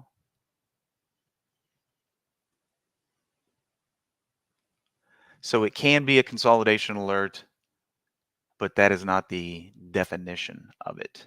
It's just showing you, hey, this candle right here, or looking at this one, which was 1045 to 11. So in this case, this little doji right here on the 15-minute, because notice the time frame, 11. So this bar right here encompasses 1045. Get my pointer back there. If you look at the start of that candle, 1045 to 11, that was the narrowest range of the previous 7 candles. And in this case, it just happened to be an intraday consolidation. We could call this on the 15 minutes. So Robert, let me know if that resonates with you, or if I need to try to clarify in any more detail.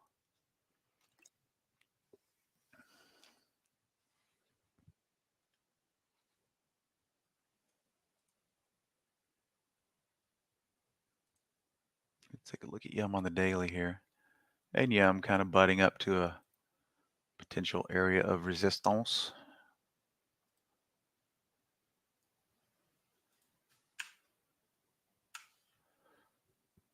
And interestingly enough, Foot Locker, Yum Brands, both in the clothing sector, retail.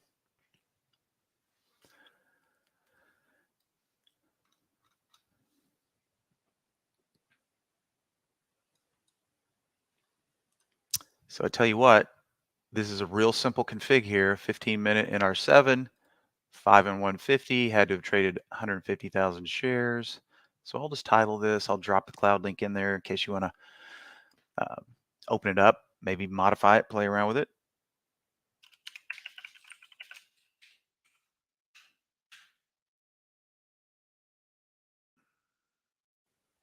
And I'll just drop this into the chat area.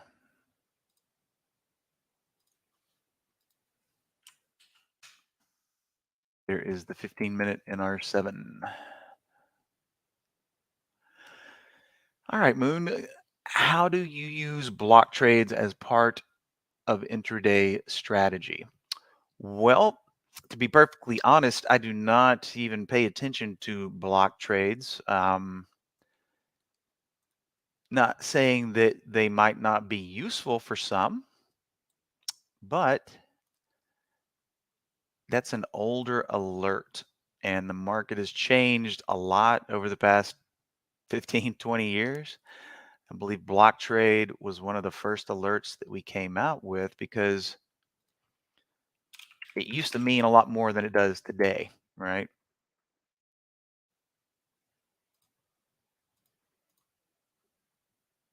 So here, I've just replaced that alert with the block trade.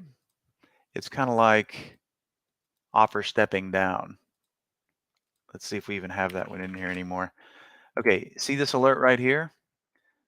Still in there, but it serves no purpose because offers stepping down used to be a thing in the market, but they don't exist anymore. And that was when someone, more than likely at an institution, needed to get short, say 50,000 shares of a stock, and they would hit the button, and all of a sudden their offer to get short would only be a penny away from the bid. So they would peg the bid, in other words. And, eventually those shares would get purchased, and then that block that was technically could have been a block, but the offer stepping down would eventually get depleted, but they don't exist anymore. And the reason I'm telling you this is because it's kind of the same thing that's going on with the block trade, the validity of that data. Yeah, you see it's a block trade. Does it necessarily mean if you see a large block going off, somebody's obviously buying it and somebody is selling it? You don't really know which side of the equation anyone is on. Now, if you see a good technical pattern and the stock is going up, and then you see some block trades ripping off there, well, then it might mean something. So I tell you what, block trade, we can dictate minimum number of shares here. And then if we also install a quality column, we can also see the exact value.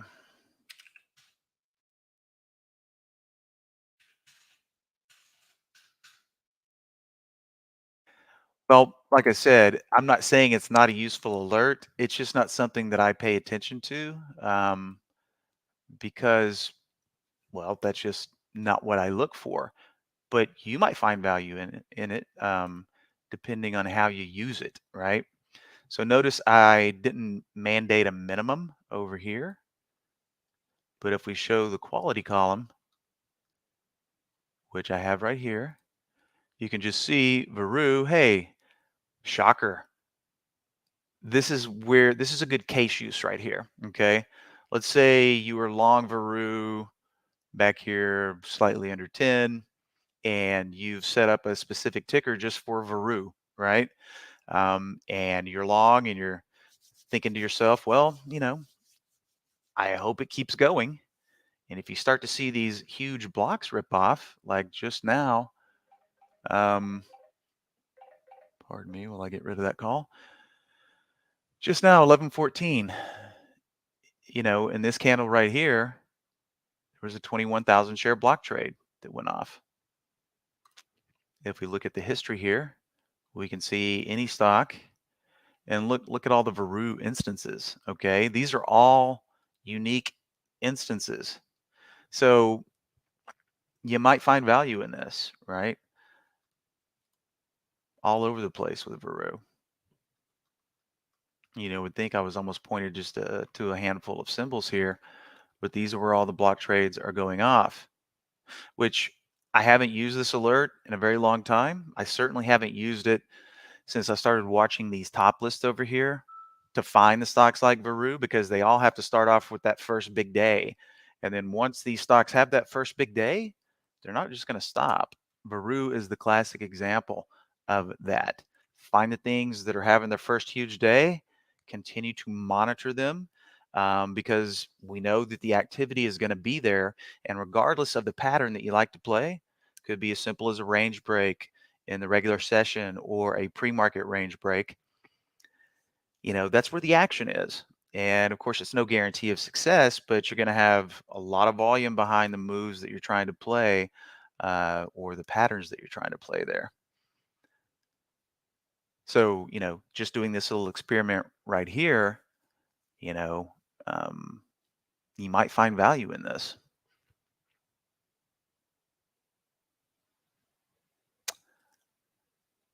Okay, Parimal, if you look up a few clicks from your message, you'll see the cloud link for the NR7 in there.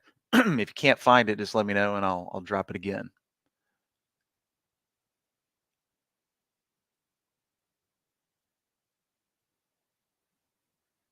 Yeah, and I guess that would not be uncommon, Blue, to see those block trades right at those levels, right?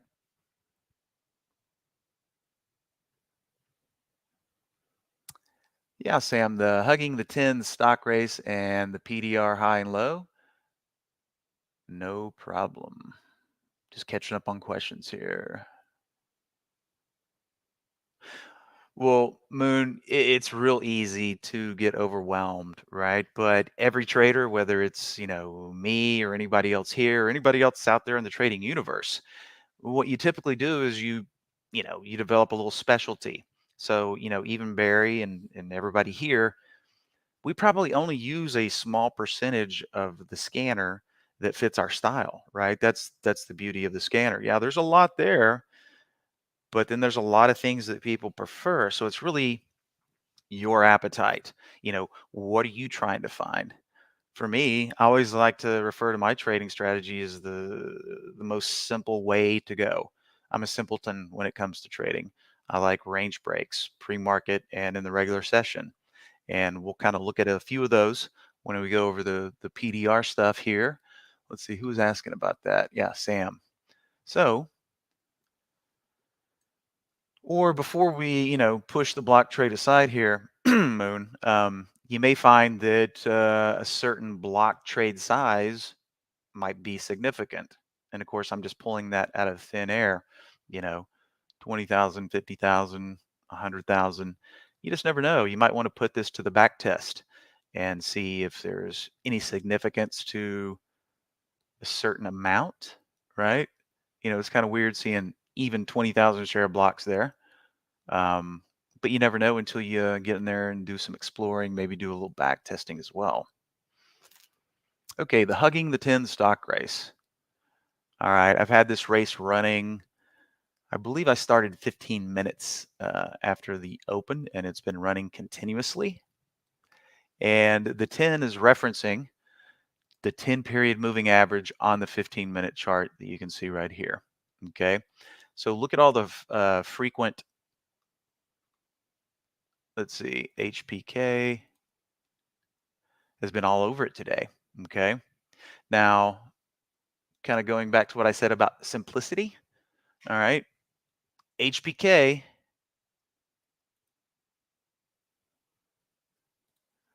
look at the pre-market and look what we had right at the open.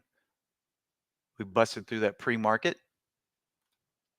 And this is also a good time to point out, a lot of people sit out the first 15 minutes because you can have some crazy vacillations in a stock. And, whether you go long or short, you can get stopped out on a big wick. And then all of a sudden you get stopped out. And then the trade would have worked.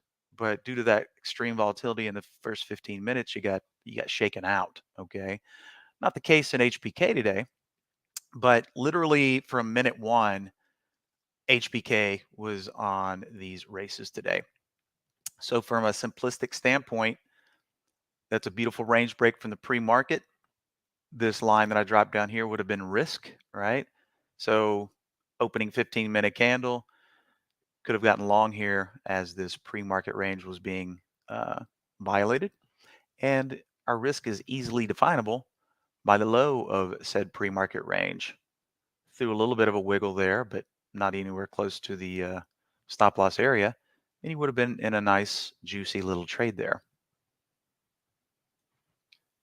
LEXX.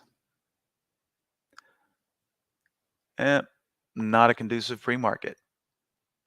Did have a nice little run up from the open, but hey, flip a coin. You could have just thrown caution to the wind there and bought it on the open. But the pattern was not conducive, would not have been a wise move.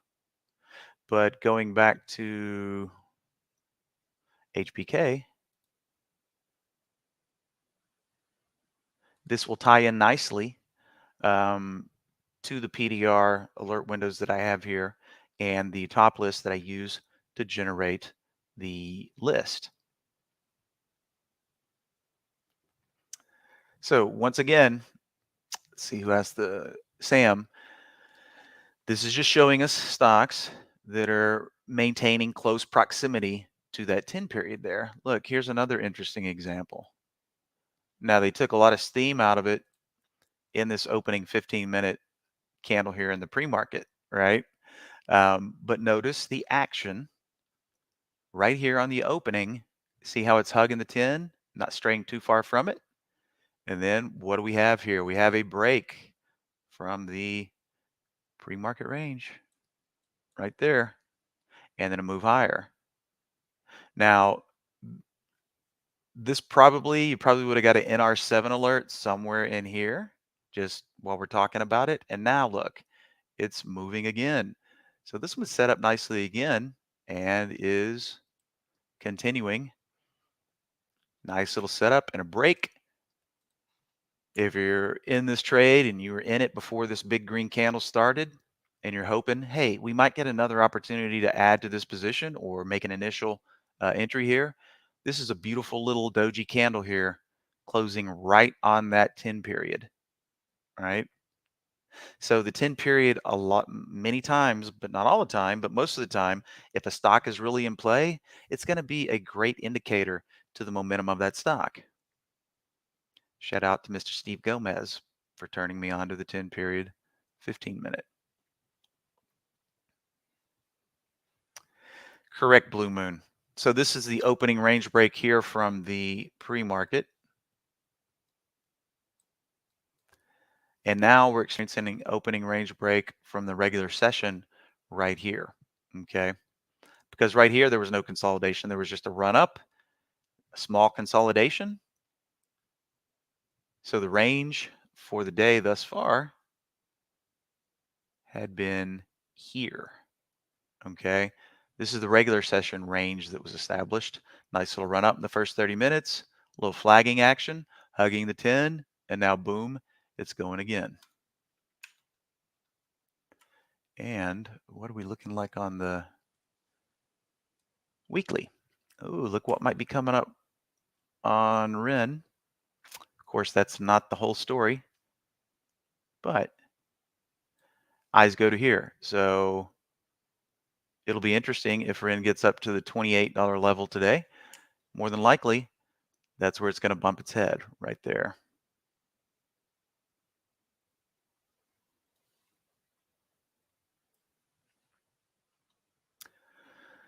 Let's see some of these other repeats here.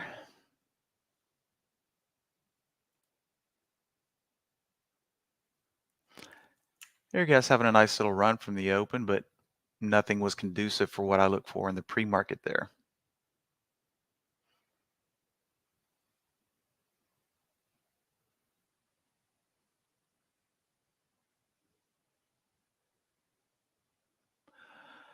Let's see, Moon. Where would I find a strategy for this written down in a sort of checklist kind of way? Well, that's a good question. And what I'll say to that is it's the nature of the beast, whether it's an alert window, a stock race, a top list, right? The stocks are going to meet the characteristics that you prefer. But in the end, it's the pattern that we're playing, right? So even though this window right here is showing me things that moved big yesterday, right? We had a nice little move in LG yesterday, 961 all the way up to 1062, so a decent little range. Am I just going to pile into all of these stocks? No. I'm going to look for the pattern, right? LWG, look at that pathetic pre-market range up here, right? So this would have not been appealing at all, but others might be. So the strategy, the pattern on an opening range break is extremely simple, right? Let me get my pointer back here. Let's just see if any of these are going to have a decent pre-market, for example. Once again, let's go back to HPK. All right. Notice a definable area here. Okay. So if you wanted to get active in the first 15 minutes and know your risk and know you're not going to get steamrolled, 28.29, about a buck risk right there, you would have had to accept. But notice the pattern. This is a nice consolidation. It's clearly definable where the break to the high is and where the break to the low is. Now, THW, not conducive. A couple little dashes in there. That doesn't look anything like this, right? So once again, tight consolidation is broken, worth taking the risk. Go back to REN again. This level right here, as it's broken, would have made for a good trade off the pre-market. But in the regular session, this was the range.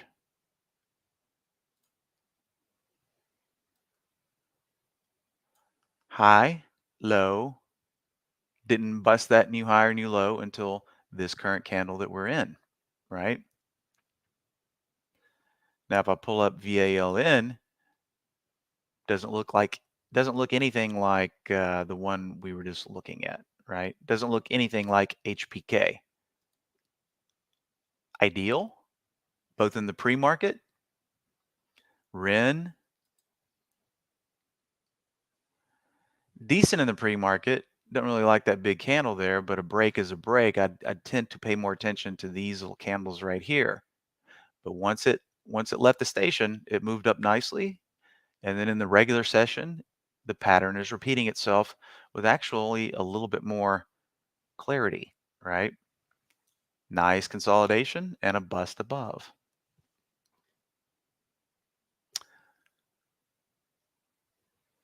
Okay, so I'm going to go back around to Sam's question. All right, we were talking about the 10 period in the stock race here. So once again, 10 period ruling the roost. So just because a stock is hugging the 10 doesn't necessarily mean the pattern is conducive. You know, Airgas right here started below, reclaimed the 10, has been above it ever since. It's looking okay. It's not really, picture perfect. So it's all about pattern clarity, right? Now, technically, this is an intraday range here, but it's a little too stretched out for my taste, okay? That is technically range bound. Hasn't broke the high, hasn't broke the low. But the consolidation period right here within the high and the low isn't tight enough for my taste, right? But REN certainly was, right? You see the difference in those two, Moon? Okay, Sam. Yeah, let's talk about how to populate the race. Well, keep in mind, the races are all contingent upon the underlying top list. We can only launch a race via a top list. So, for example, if I come down here and right click in this top list, I can launch a race for negative change from the open. Now, where's the top list for this guy? Well, if I right click, I can open the top list. Okay, so this is the top list. Notice when I go into configure of the top list, this filter set's going to define what stocks, AKA cars, show up on the list. So since this is a pretty specific filter set, stocks between 4 and 79 had to have traded 100,000. They have to be at least flat from the close.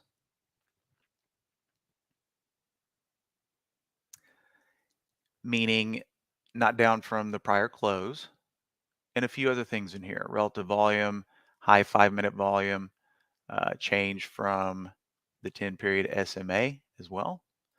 That's going to show that's really the hinge point right there. Now, if I look at my stock race setup,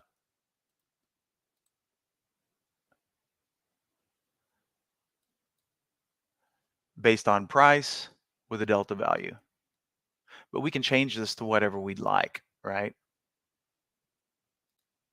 Oops. A little too quick on the close button there. Okay. So once again, better just to start. I can show you how to walk through here. So keep in mind, we have a limited number of symbols: 1, 2, 3, 4, 5, 6, 7. So these are going to be the only stocks in the race. And you can see one just dropped off here. So depending on if the stocks are meeting your filter criteria, that's going to dictate which ones are on the race, right? So I like watching 1 minute times. Typically, I'll have, 10 stocks in there. And once again, based on price, sort by delta value and start the race. Now, notice these are all the only stocks that are going to be on the race. That one turned white.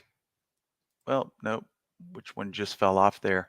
It may still keep that stock that just came off, but that's what dictates. So we don't tell it what symbols to watch in this case because the filter set is defining the stocks that are going to show up on the race.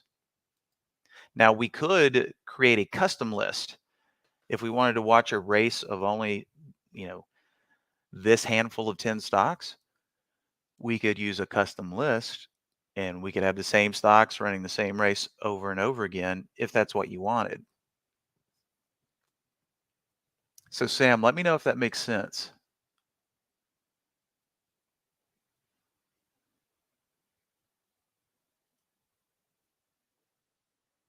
Yeah, sure, Omni. Now, there's not, okay, let me clarify this first. There is no magic opening range break to the upside or downside that's going to produce perfect patterns. Okay. You have to pick some criteria. We do have the opening range break alerts, but they're going to function the same capacity as uh, maybe a high or a low because they can repeat themselves. In other words, once a stock has broken that range, say a 60-minute opening range, then it can repeat. So you might see it way too late. It's all about finding it at the proper time when it's just breaking out and the risk is tolerable.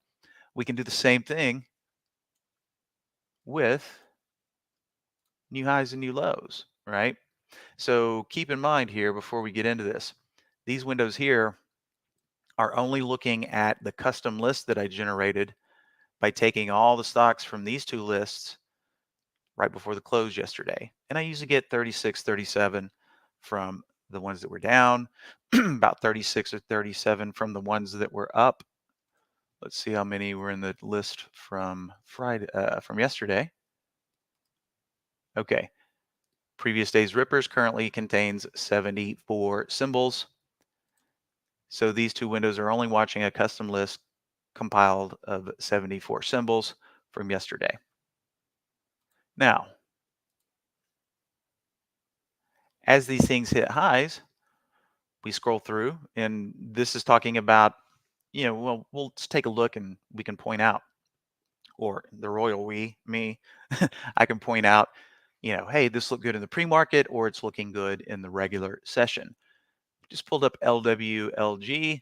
Nothing about this chart is appealing to me. Crappy pre-market range, stretched out range today, right? Now let's find something. SOX I would ignore because it's an ETF. Not a good pre-market range, not a good regular range. A lot of ETFs coming through here. Which reminds me, let's see if we can use the old EPS hack to filter those out. And so what I'm doing here is I'm going to add earnings per share. And I'm going to say company either has to make money or lose money. And if I click the show me icon, earnings per share are at least a penny, earnings per share are at least $1 loser. So that means they make or lose at least a penny a share. And ETFs do not report earnings. So hopefully that'll clear up my stream here. I usually just ignore them because I know what their symbols are, but this may be helpful for you guys. Okay. FNGD still showing up there. And really, I guess it doesn't matter if it's an ETF or not, as long as the pattern is valid. Now this one came close, just not a good pre-market range, not a good daily range. This one is range bound, but it hasn't really done anything yet. Pre-market range, not really desirable. But this one, technically it is range bound. It could have a move. Look at FULC over here. It's been having a bad 1, 2, 3, 4, 5, 6, 7, 8 consecutive down days and butting up to this area right here, which is acting right now as support. It's where it bottomed out yesterday. It's where it's bottoming out today. Might be interesting, because if this thing does pop above this level here, we've got some room, right? Maybe up, anywhere in this candle here is fair game. So even though this one has not moved yet, it's definitely a candidate. Volume's not bad either, 2.7. No shocker, it's a biotech stock.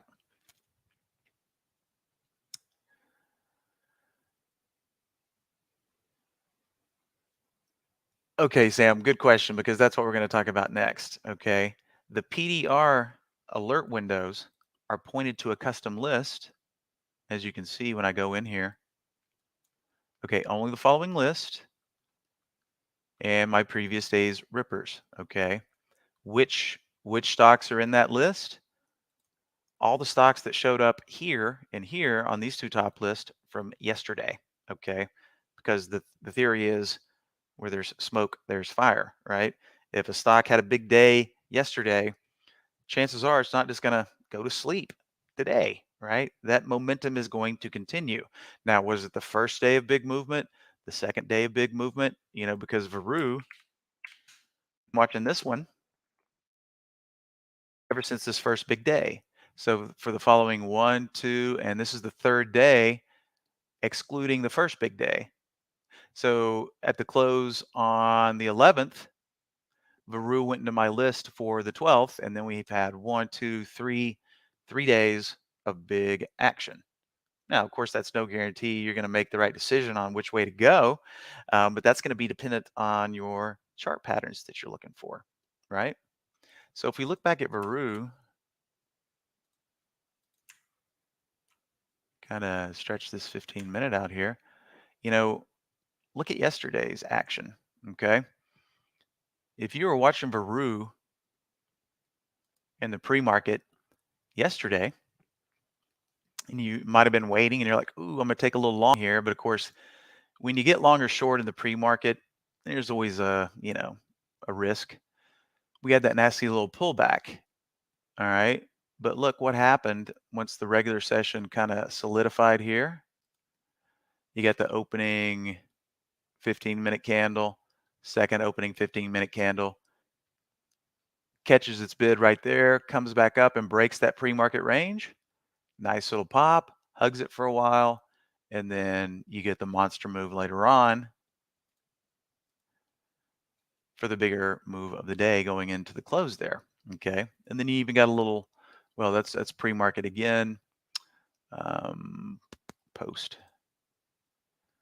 Even got a little post-market love yesterday as well. And then we're starting to chop around. It's starting to get very tricky for Veru because it's expended a ton of energy. This thing has run from $6 up to 17-ish, right?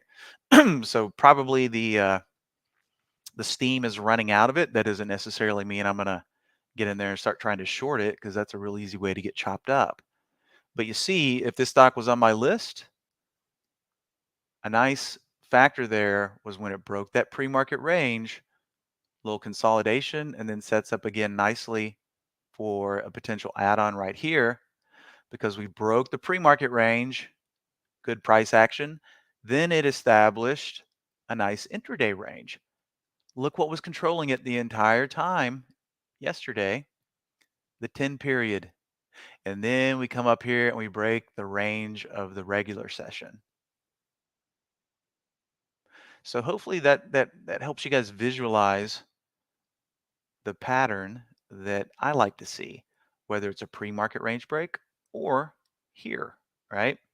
And if I was already in it from the pre-market range break yesterday, then I've got my eyes on it. And when I see this starting to form, I'm thinking to myself, well, if we come up here and we break these highs, and of course, whether you want to use the wicks or the candle bodies, that's always going to be a personal preference, right? But it doesn't matter in this case because whether you use the candle bodies or the wicks, it's still busted and moved higher.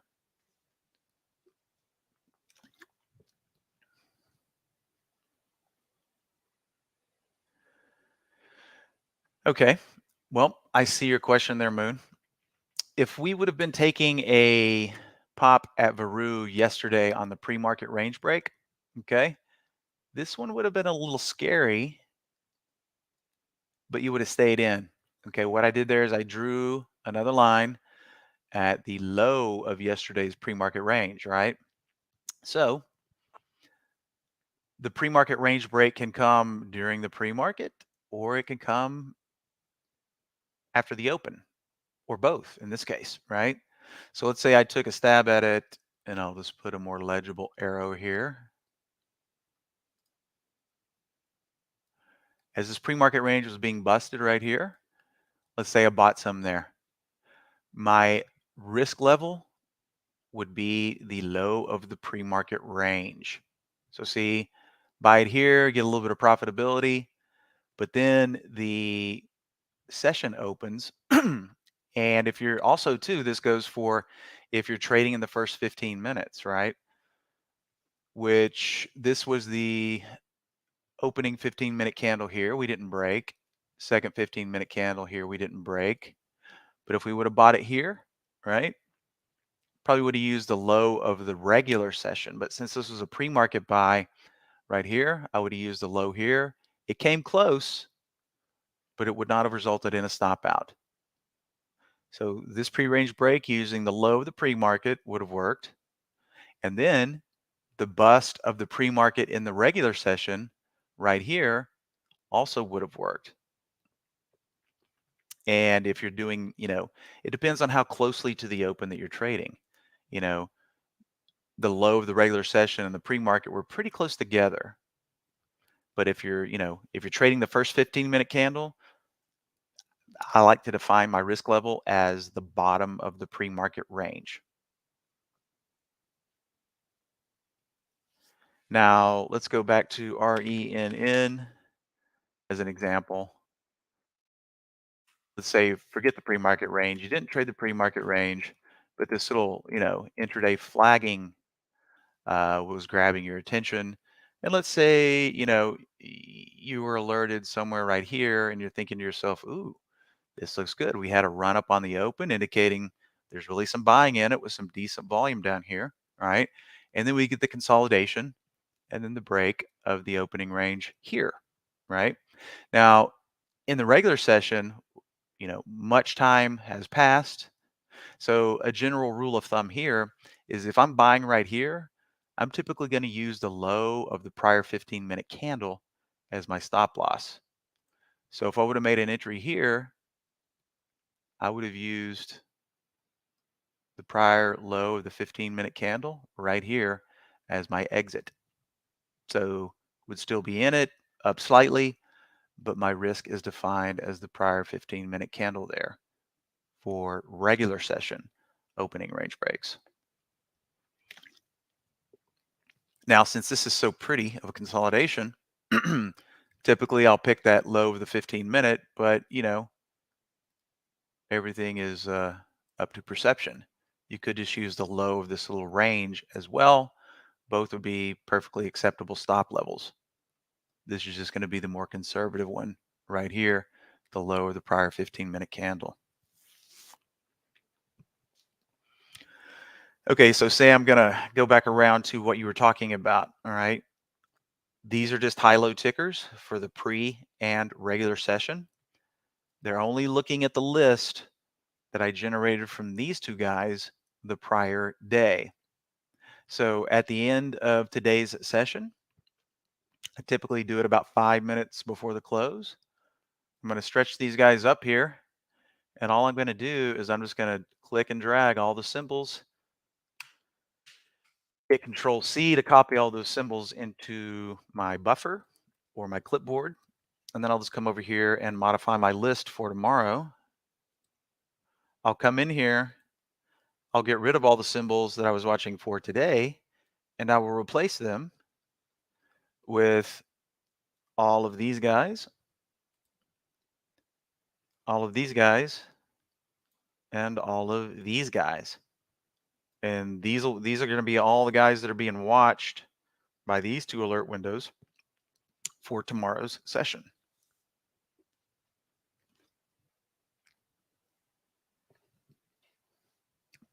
So let me know if that makes sense.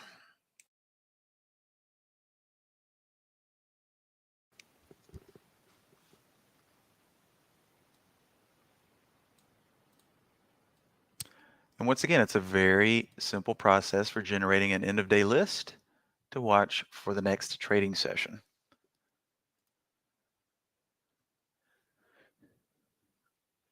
And Robert Day, you were asking for me to put the link in the chat. Was that for the NR7?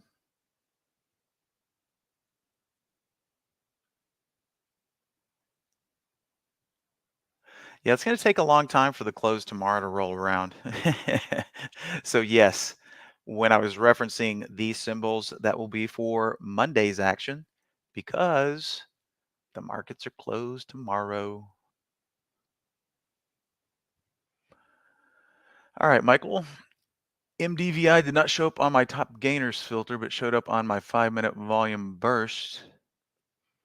All have the same filters. Any idea why? MDVI.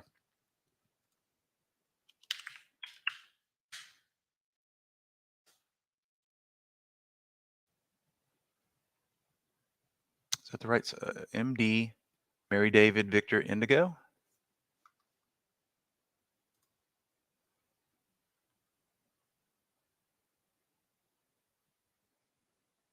MDVL. Okay.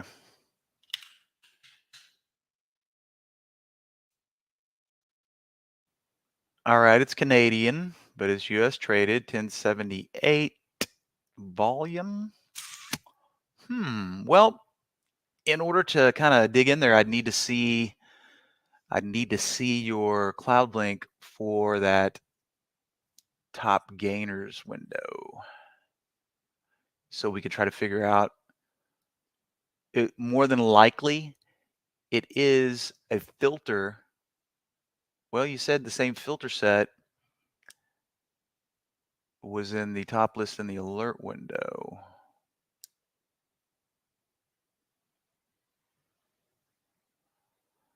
$100K volume traded today for today, Michael. And yes, Sam, I can drop these top lists in here. But when it comes to the opening range break, there is no definable opening range break alert window on my desktop. Just stocks hitting highs and lows. And then we look for the pattern is going to be secondary, I guess is the best way to describe that, right? I know that these are coming from my custom list, but then we have to look and see if the pattern is conducive.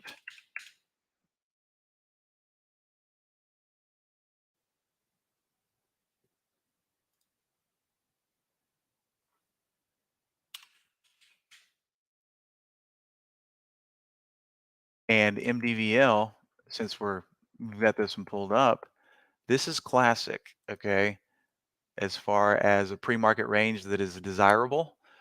And, 1, 2, and 3. Third candle in, what happens here? It breaks. That is beautiful, right? Now, since it's relatively close to the open, we could have used the prior 15-minute candle low, we could have used the opening 15-minute candle, or we could have used the pre-market range low. And they all would have worked, right? Would not have been interested here or here. I would have been interested here, right? Because the pre-market range was being broke. And then we get the up move. And then it even sets up another time right here during the regular session, right? So 2 good buy points here in this candle and then right here as it breaks out again. Beautiful chart.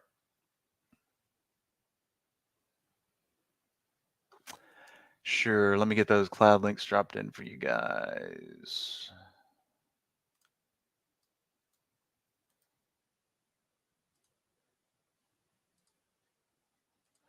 Okay, here's the hugging the 10.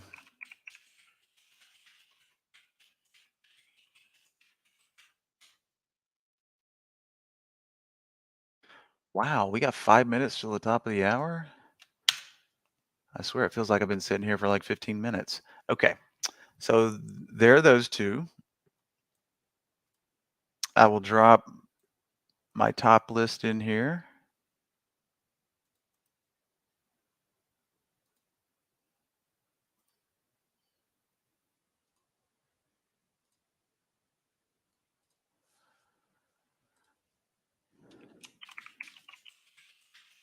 Negative change from open.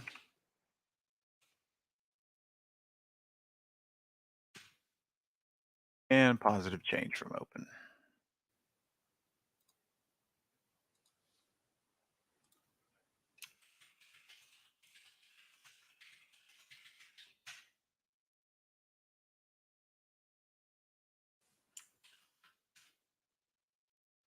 Okie dokie, there are those two. And then once again, you'll create that custom list. You'll take these windows, and all you will do is once you populate your list at the close every day, notice I've got pre-market high and regular high. You can, this is really not native for those windows, so I'll take it out. And then you will point your custom list with the list of stocks that you harvested from these guys and point your windows to them. That way you'll only see when those prior day rippers are hitting highs and lows. So I'll go ahead and drop these in here as well. You just have to remember, if you don't populate them, if you don't point to the list, they're going to be empty.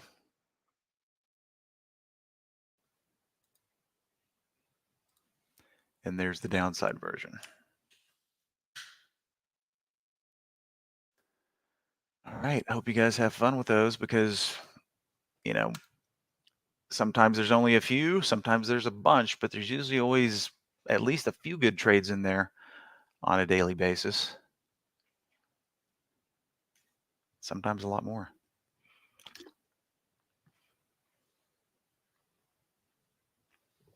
All right, so we got about 3 minutes here before MC Barry shows back up. Oh, look, the AI got green. Noticed it was a little red earlier. Well, it still is red in conservative mode.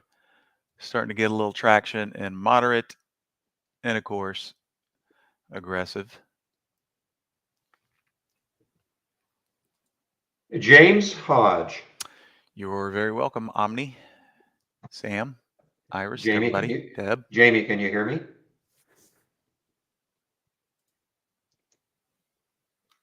Oh, and look, while we were talking, Ren I continues. think you guys to do can its hear thing. me. You guys can hear me, right? I don't think Jamie can. I think he's Yeah, I got already the got site on that. mute. You know, you got to be in the VIP club for that, Mike. It's only 10 grand a month, you know, chicken feed. Soon to be 15 grand a month. Goes up 5 grand every month. Is Barry talking to me? Yeah. I'm talking. I think he's got the site on mute. Okay, that's weird. I cannot hear Barry. So let me find my window here.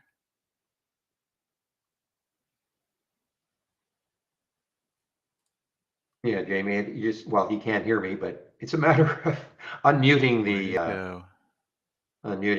tab, go to the, but he can't hear me, so it's silly for me to be Say talking to something, him like Barry. this. I am talking to you. I am talking to you. Have to unmute your tab. I can hear you. Oh, you can, yeah, you can hear me? Oh, you can hear me now. Okay.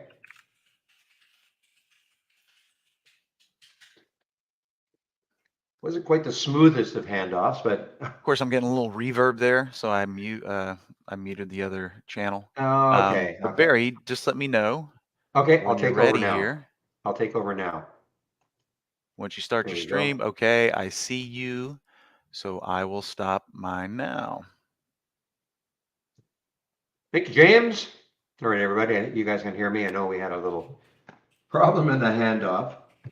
And I see Jamie talking about how he creates a watch list for the next day using the dynamic stocks, which is a great idea. It's kind of what I do in my watch list. It's sort of the same principle. I do add some in the morning, but for instance, I've got, a biggest gainers and a biggest losers, and you could probably do the same sort of thing with something like this, my biggest gainers, my biggest losers. I think Andy has a lot of the stuff here is definitely a lot of volume also.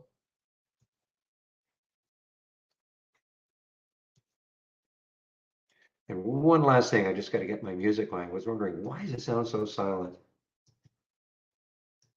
There we go. Now, guys, CXW is on the move again. CXW, of course, was on the move earlier in the day, had a little bit of a pullback. A couple of brokerages have put I think it was an $18 price target on CXW.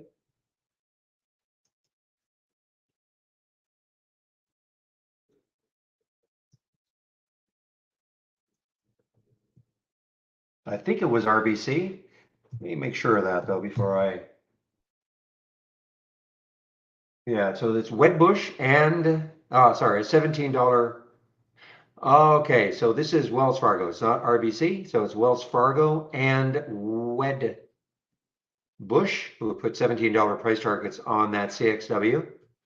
So that's what caused the initial flurry of excitement, and it just made a new high, intraday high, kind of resting here.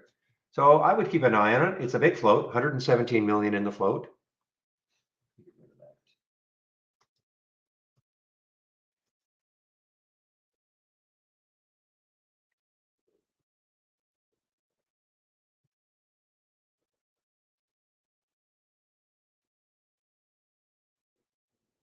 Okay, so this is showing up. Ping is showing up in Zacks bounce play scan. And the original alert came in at 29.22. So you can see 29.22, but it kept falling and falling and falling. Argument to be made if it can take over 29, maybe up to the 29.10 level, maybe.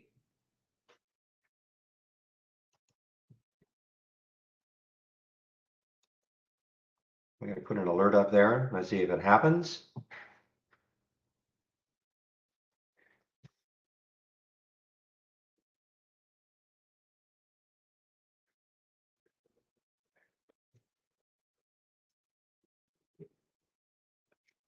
Guys, I haven't seen this one for a long time. A super cheapie, TANH on the move here. It's a China stock under $1. I typically do not see these. I do have a scan set up. I guess it's 50 cents, minimum of 50 cents, I guess. So, but TANH, 29%, 16.9 million in the float, 7.9 million are traded. What's the high over here? Again, I'm just showing this to those of you who do trade penny stocks. This is definitely on the move. You want to maybe put an alert here at 71 cents. May not happen today or ever, but if it happened next week, it's got a ton of room. And that is the TANH. For those of you who like to play super, super cheap stocks. Yeah, Nova is on his topping scan. What is that? Nova. Nova.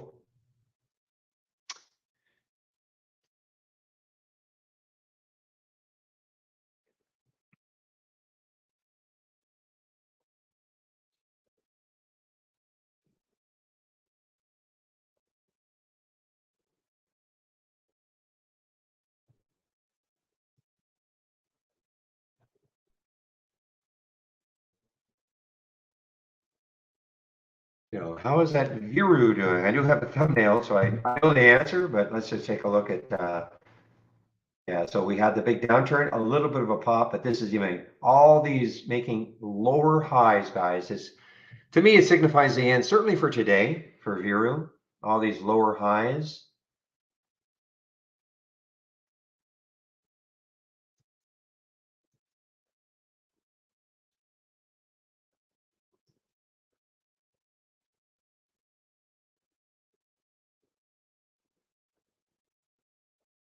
Okay, guys, so we're cruising into this close. Now, remember, I don't know, it might get very, very boring for the rest of the afternoon. The market is closed tomorrow, so it may get pretty boring for the rest of the afternoon.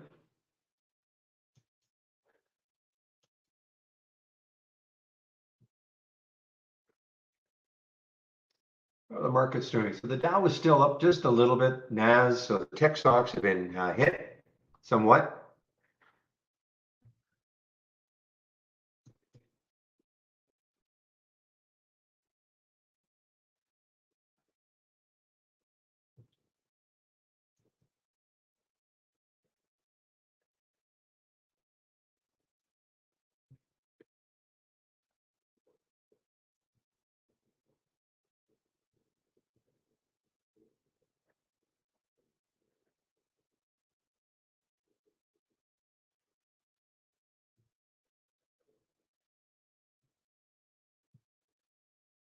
Oh, I'm just making an adjustment to a scan I got.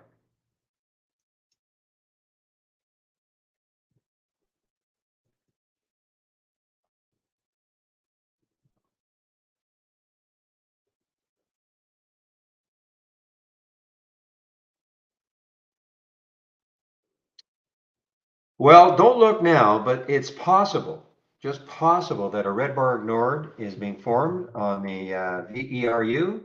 Take a look at it on a 15-minute chart. Let's bring up a big chart so we can take a look at it.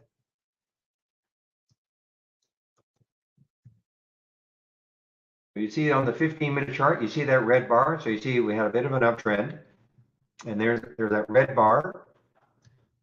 Oops. Red bar completely engulfed by that previous green candle. Next candle is green. At one point, it took out the high at 1456. So that can signify a possible move to the upside. But remember, the trend is down.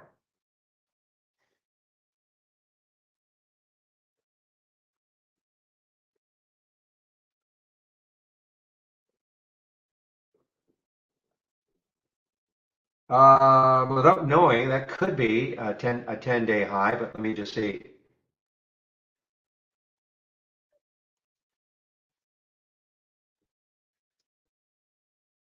New high filtered, yeah. So the filtered is just, well, first of all, if you ever want to know what anything means, okay? So if you click on the alert, highlight it, and then click on help. And this is going to tell you exactly what it means. It should tell you anyway.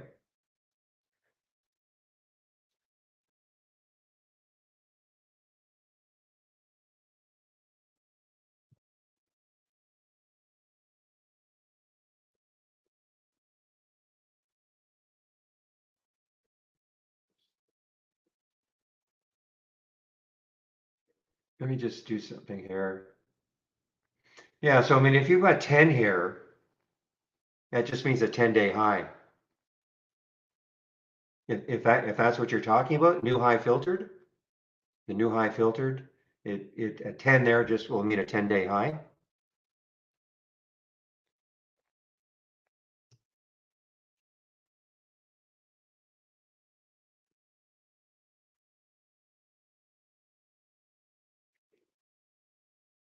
Okay.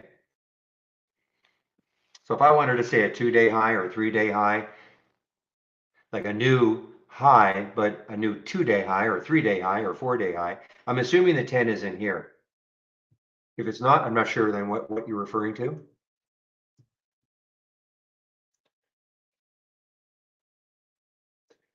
If you know how to put your cloud link in, I can take a look at it.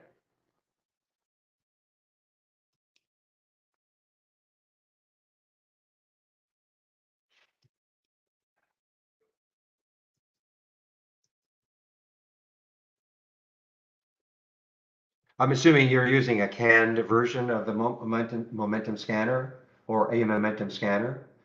You obviously didn't add that 10.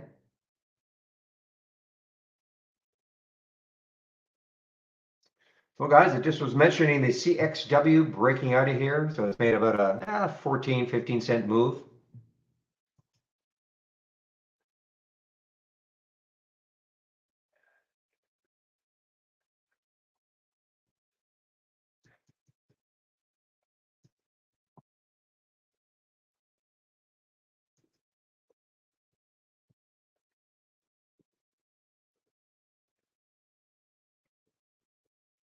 So which one, the alert or the multi-strategy window?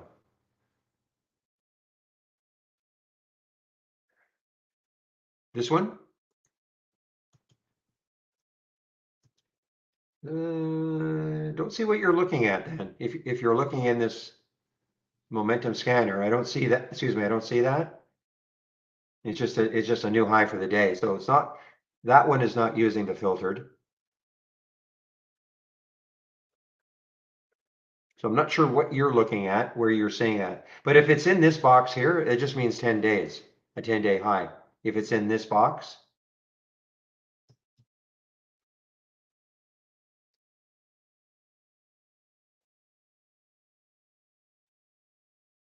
Oh, Extreme Master Blaster. Okay, that's not in the momentum channel. So where is that one?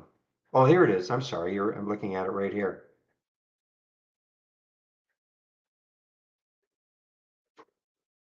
But which one? There are 4 strategies in here.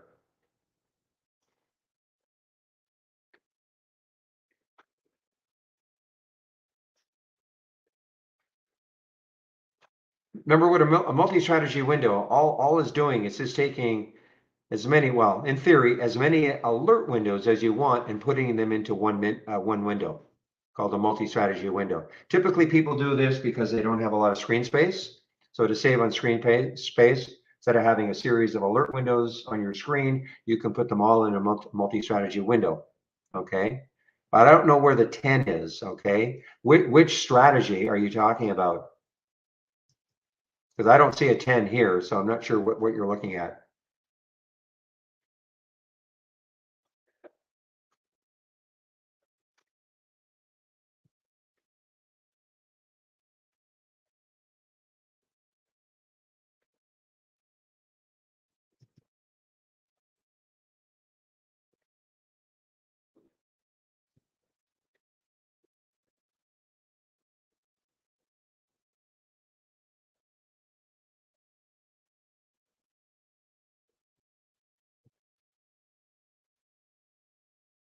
So I don't know how to help you, Mo, because I mean, the extreme volume, low flow, 52-week high on strong volume, extreme volume, all-time high. So those are the 5 alert windows that go into making up this extreme master blaster. So I mean, if I broke one of them out, you can open it and you tell me what it's looking for. Ah, sugar. See, there is do I want to ignore? Please ignore. Okay.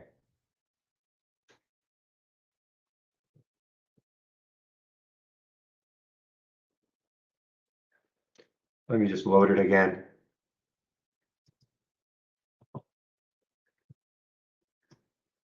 So I broke that one out and, if I look at it, this is what it's looking for. So I don't, and there's the new high filtered. Okay, though, so it's 10 days. Okay, it's 10 days.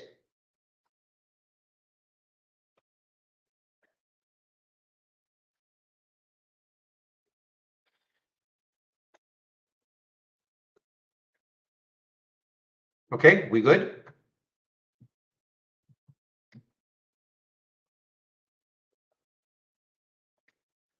Mo, are we good?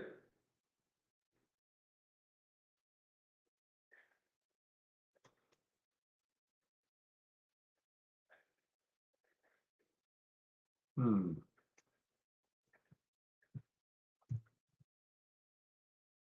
Can you hear me, Mo? Okay, good. Thank you. Just need to know so I can move on. Okay.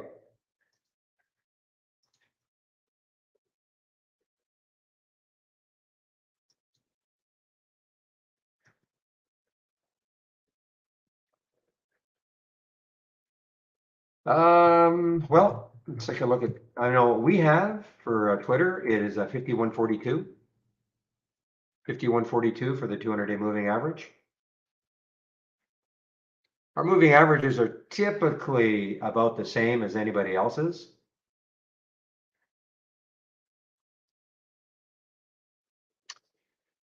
Is a question in our YouTube room, is there a time of day in the pre-market where the stock moving news drops? 6 a.m., 5 a.m.? So are you talking about if a stock is moving, when will you see, when will you, maybe you'll see the reason, the news? Is that what you mean?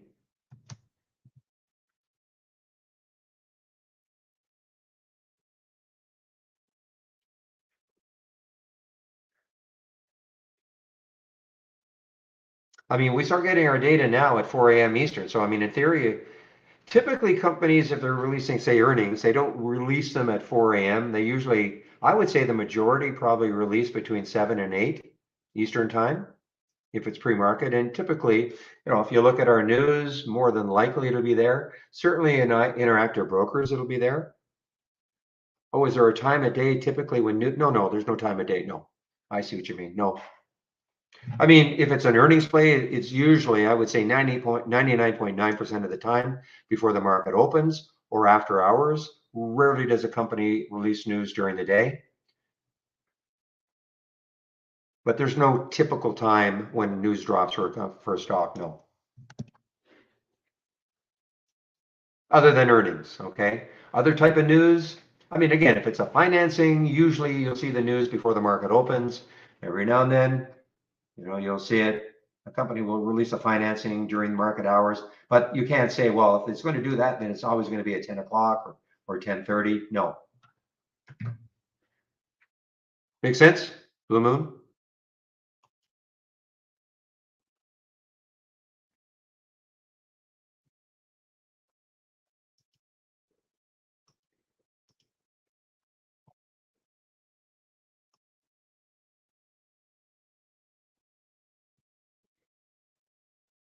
Yeah, I mean, there's just no, I mean, even IPOs, we used to always say that, especially if it was a major IPO, around 10:30, but there's no hard and fast rule about when an IPO starts trading.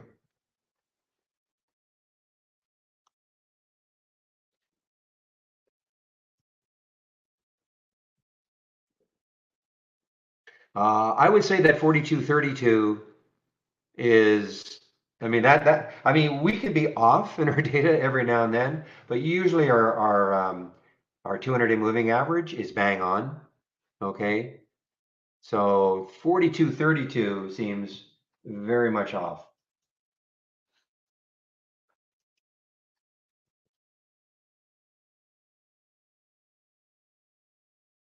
And Shady's probably looking at another. So what did we say for Twitter? 41, 5142, and Shady's got 5131 or 31. I mean, it's close. Obviously, it's very close.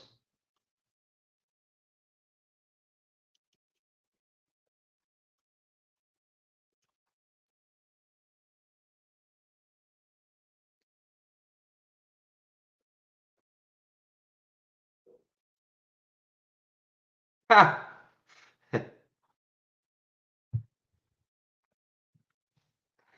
Funny, funny, Levi.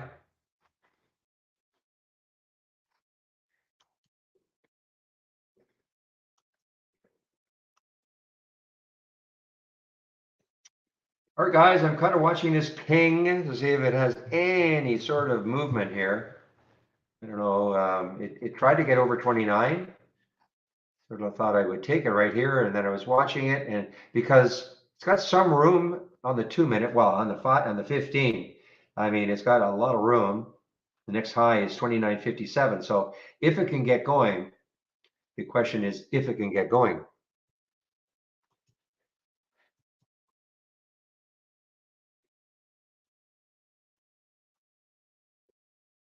You're right. Viru is, well, what did I just talk about in terms of a red bar ignored? Real should be proud of me. There's the red bar ignored. So the trigger would have been about the high of that red candle. I did not take the trade. Okay. I did not take the trade, but 1455 would have been your trigger. And you put a stop at pretty wide stop, the bottom of that previous candle, which would have been about 1425. But for that stock, that's not that wide a stop.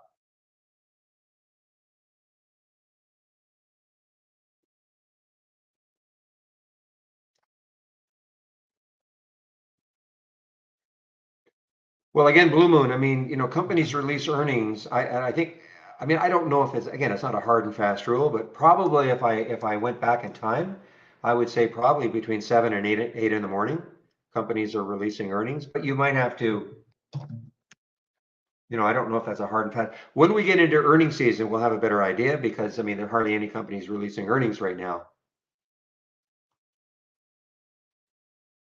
But, I wouldn't, just because a company releases earnings doesn't mean, you just hop into the trade or, I don't trade the pre-market that much.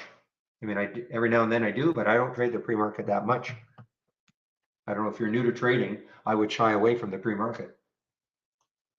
Because you could get, company could release earnings and you could see a pop and say, all right, everything looks good, and then it could drop immediately.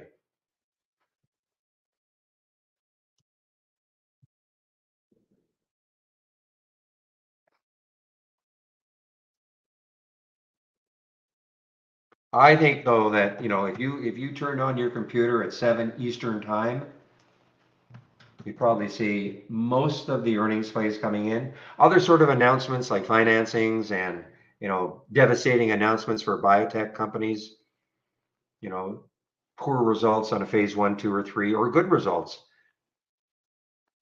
I mean, there's no hard and fast rule when they're going to release.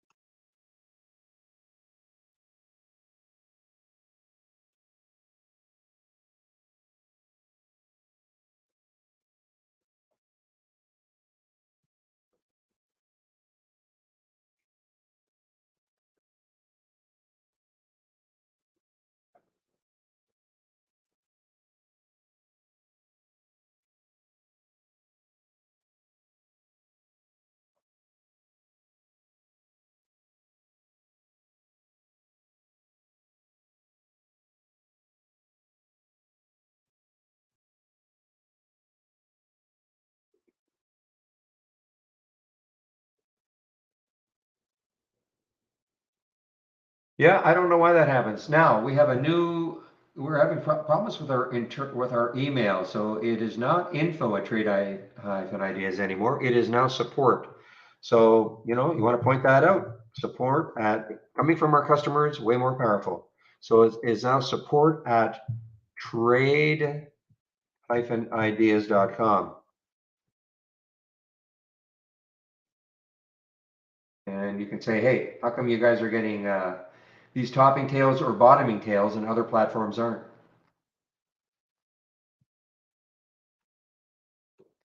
I don't have an answer for it.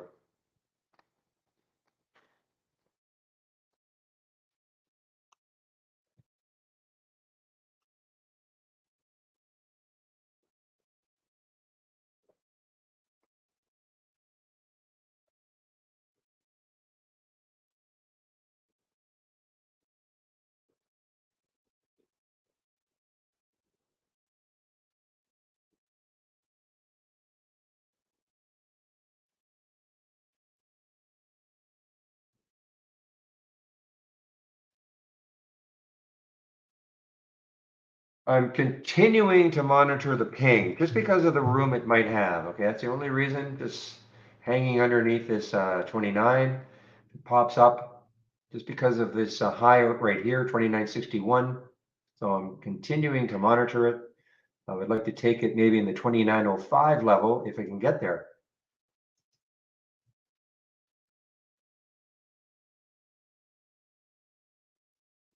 The first, in fact, well, Yeah, the first alert for it on ZachScan was at 29.22, but you know what? I would say 29.05. If it gets there, it could get me in. Just put a stop down here, tight stop, and see what happens.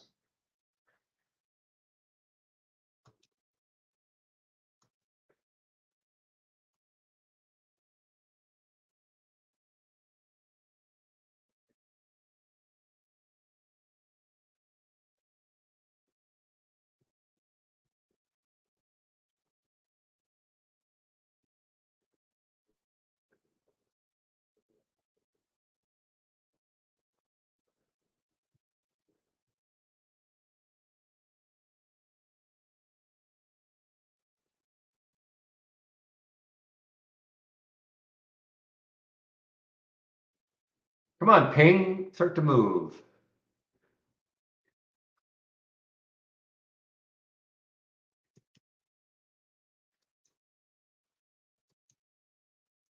Spread is, I like to see the bid get up to about that 29.05. There we go.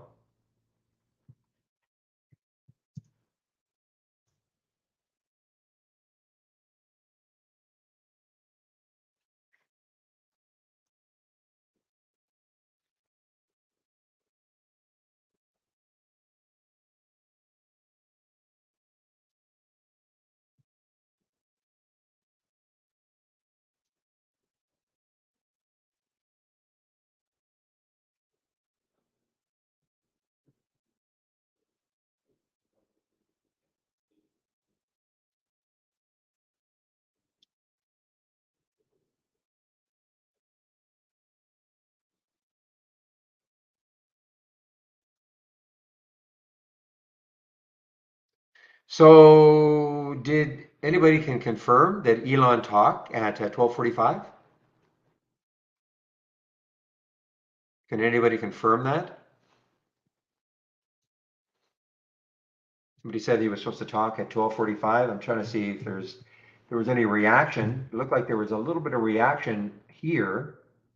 That's at 12:15, 12:30, 12:45, maybe in advance. Oh, he's speaking now. All right. What's he saying?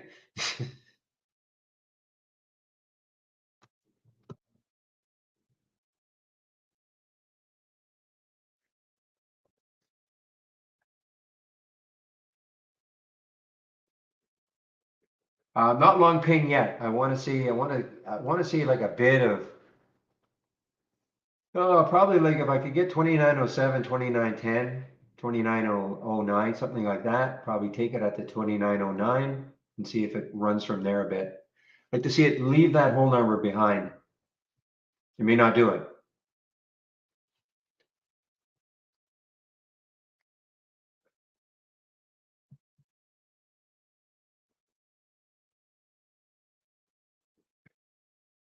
Well, ask away, Ija. Support.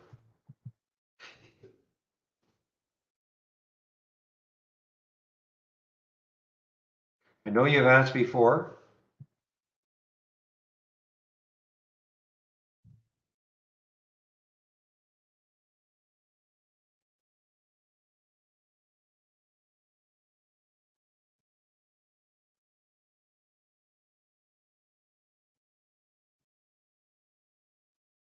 Yeah, well, rolls off my back, Ija. So it doesn't affect me. So if you really truly want it, you better, again, keep hounding them being the powers that be. I am not the powers that be.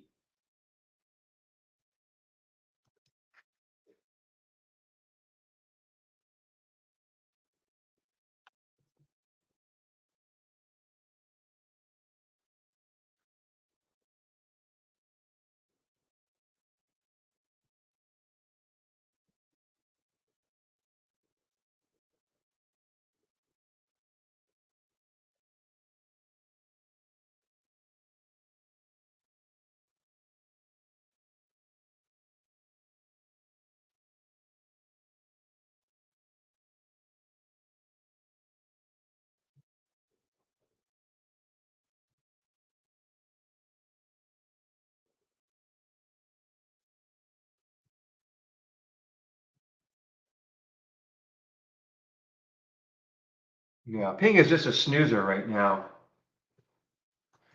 The only good thing, holding over that 29. And the other good thing, actually, the other pretty good thing are these bottoming tails now on the 15-minute chart. So at one point it was down to 28.80 or so, closed up here. I mean, nothing dramatically, but you can see the two little bottoming tails, hopefully on the 15-minute chart for Ping. So again, the sellers knocked it down. The buyers kept moving it higher a bit. So if they can ever really get control, we might have a run to that 29.50 mark. That's all I'm looking at. The chat goes live. Well, I opened the room at 8 Eastern time, of course. I opened the room at, well, actually sometimes earlier, no later than 8. It depends when I get up. I'm on the West Coast, so, but no later than 8 o'clock. And then I get live on the mic at 9. So you can come in at 8 at least, or even earlier, but no later. And there were people in here already posting stuff, talking about what's moving in the pre-market.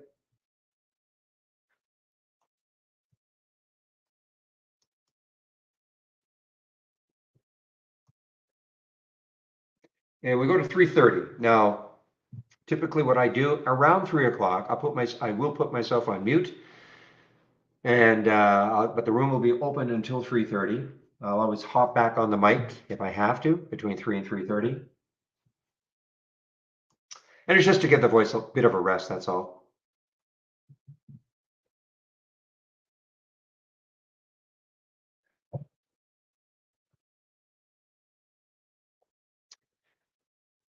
But we are cruising into this Friday afternoon. Remember, I always like to play the over-under game at Trade Ideas.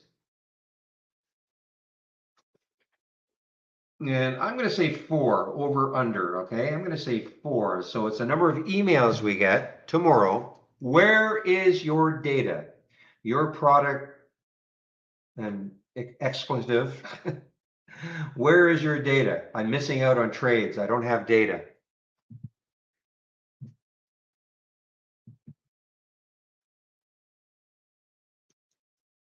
Sir, the market is closed.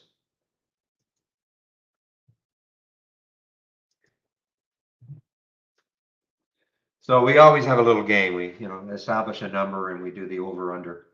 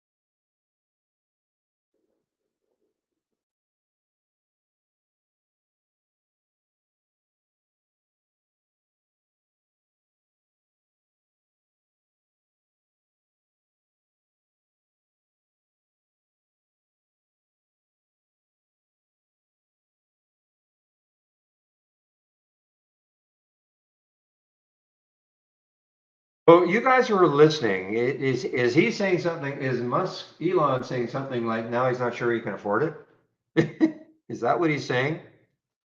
Anybody who's actually listening to this?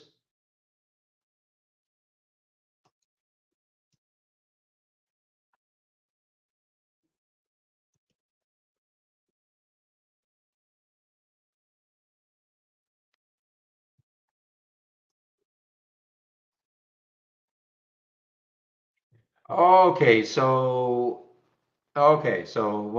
what he's maybe saying is that I can't afford 60. Okay. I mean, it's still a game. I mean, we all know he could afford it if he wanted to. But yeah, I mean, I don't know what he bought his shares at, but that's a nice little profit in a couple of weeks.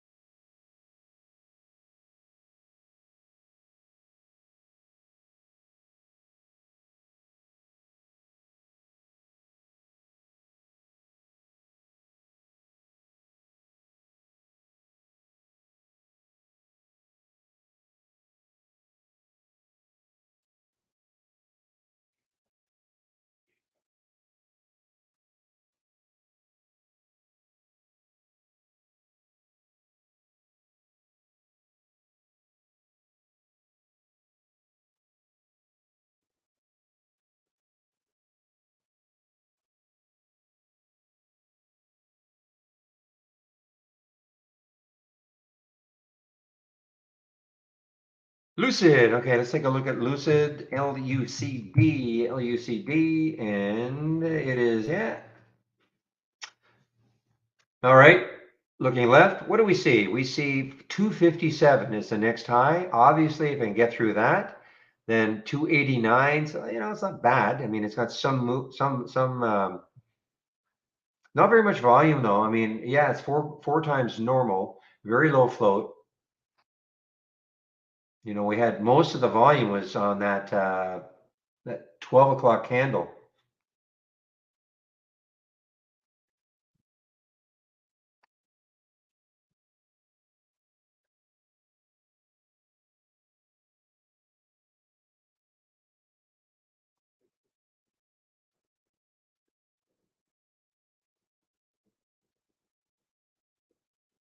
All right, Ping, let's see if you got any move at all. I'm in this one and I'm just going to put a very tight stop on it. It doesn't look too dynamic to me, but something to do. Meanwhile, CXW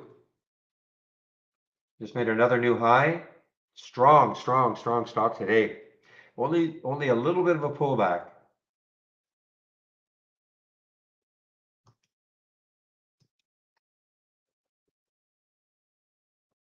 Is it Lucid or LUCD?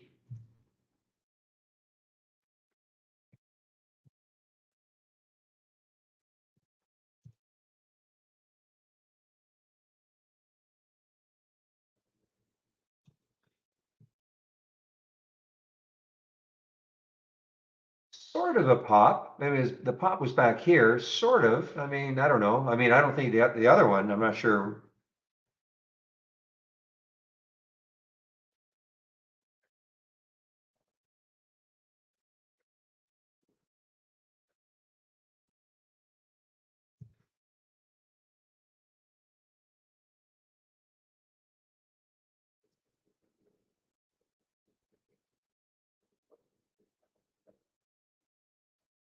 Yeah, I'm in long. I am long ping. Okay, tight stop. Anything under 29, I'm gone.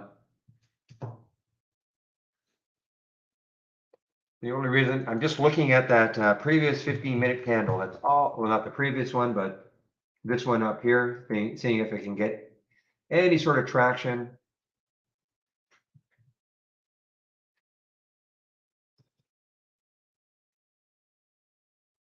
But I mean, it's moving, but it's not moving a lot.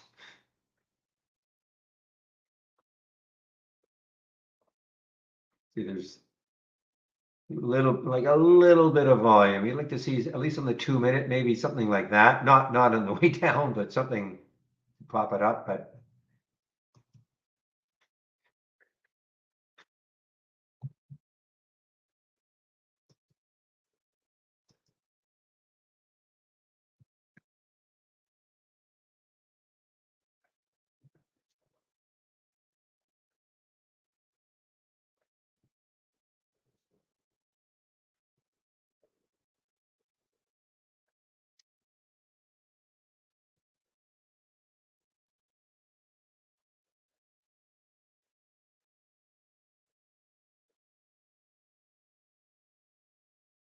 oh, today is Thursday, so I guess there is a marketing meeting today.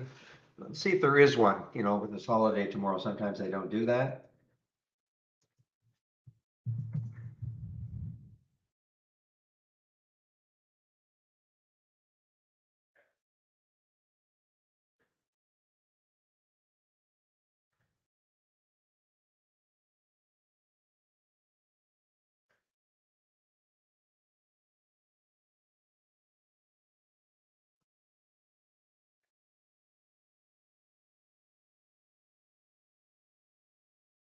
All right, I guess there is.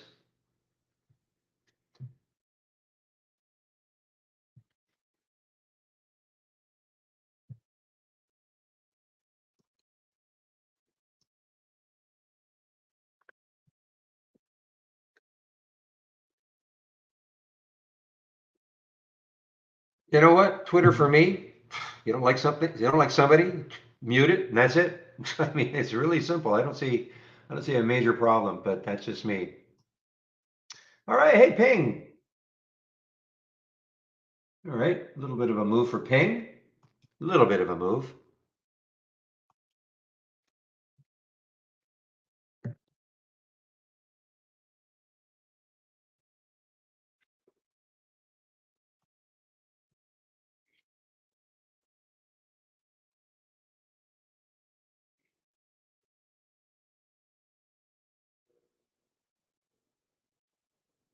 Yeah, there's a case in which you've got so much money you don't care what you say or what anybody thinks of you.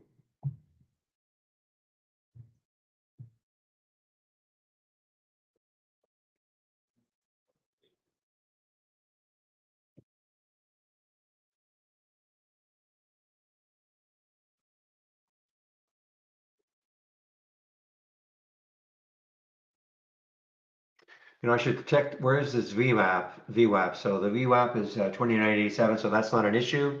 208, not an issue. Okay. So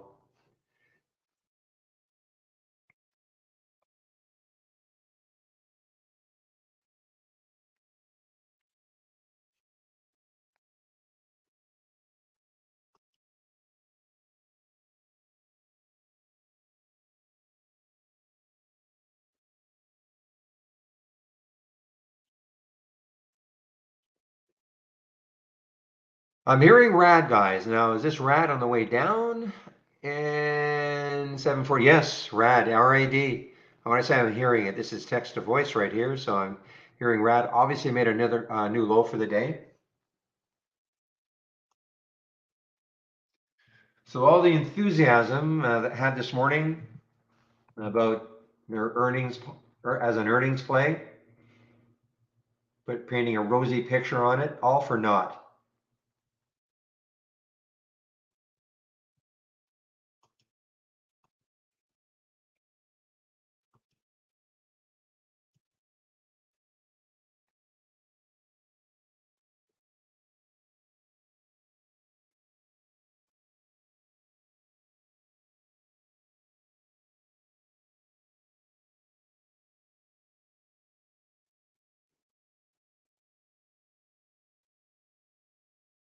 Well, guys, I took some of the ping out.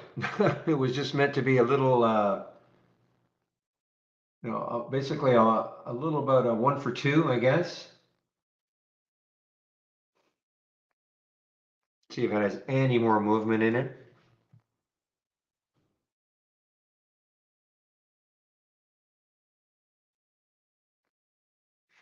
Oh, I got a good fill. Actually, about a 1 for 3, really. I mean, I was risking about 5 cents. Made 15 so far, but I don't know if it's got any more legs.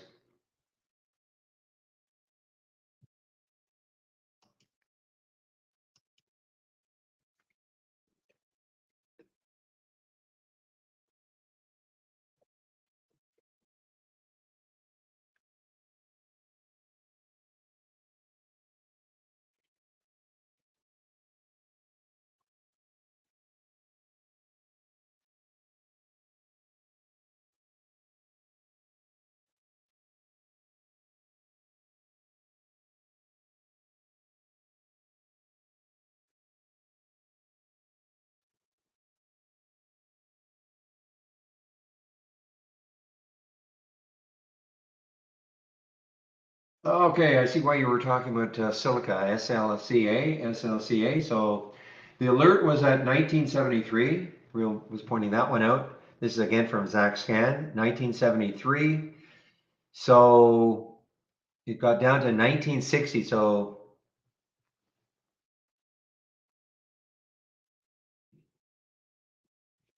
you would think, if you look left on the daily chart, 1947 is the next low looking left. That could stall it.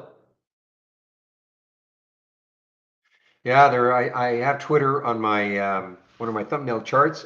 I see a big topping tail. I see a big bottoming tail.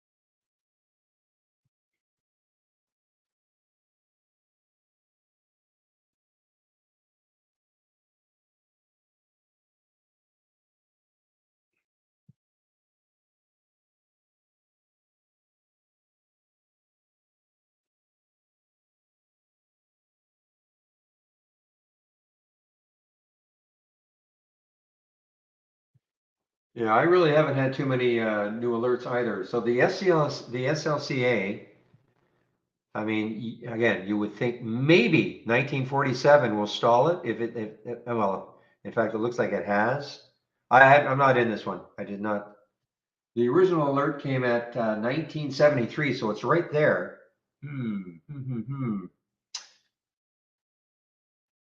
In case you're wondering what the heck I'm talking about, it's from Zach's bounce plays. So the first alert came at 1973 for a potential bounce. Then it went down to 1961.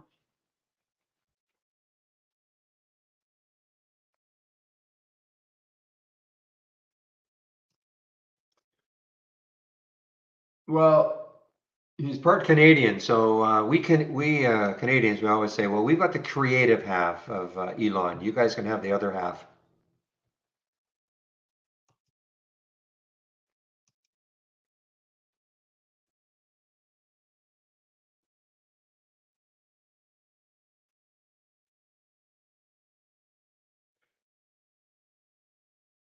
I did a couple midfill and I did a midfill, and the spread was only 3 cents, so I wasn't too concerned.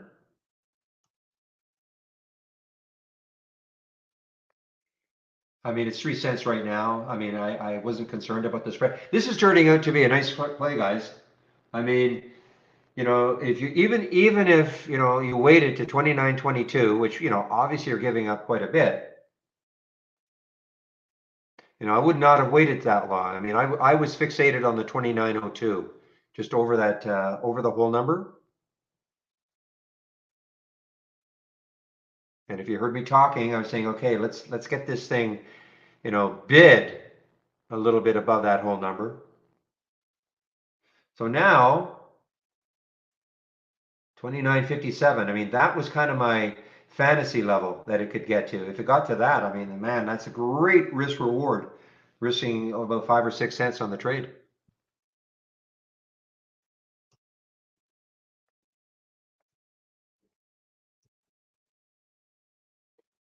And William, of course, you're not in it anymore, are you?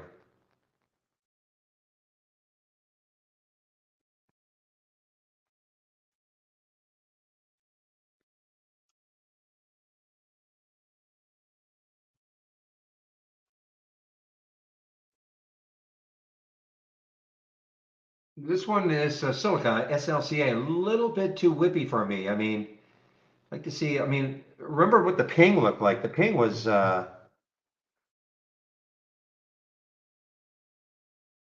this was. I didn't consider that very whippy. We had one, two, three, four, five, almost half an hour, 35 minutes of it just kind of hanging in that 29 area.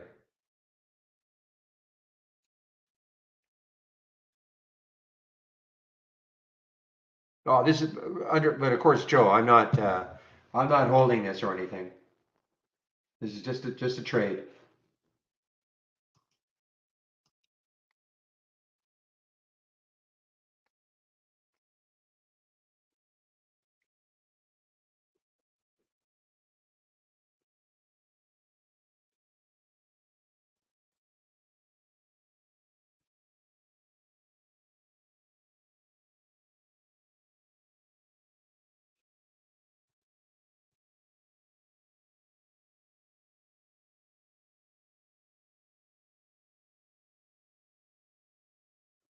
Well, we're at the high of that 5 minute chart, 29.40. I think I've taken most of it out now, guys. I'm looking at that 5 minute chart, that high right there. I've taken most of this out. I'll hold on to a little bit just in case it can maybe get closer to the 29.50, but otherwise, I'm gone most of my position in ping. Great risk reward.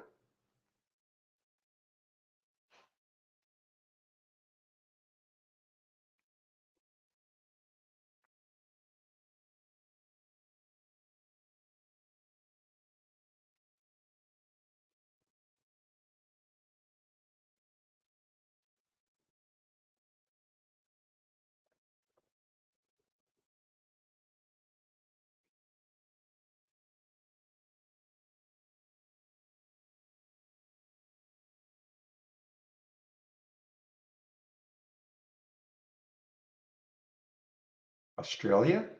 What do you mean by that, Dak? William is not Australian, if that's what you mean, or from Australia. Well, maybe he's from, but he lives in the States. Really, the Twitter board views Musk's takeover as unwelcome. Imagine that.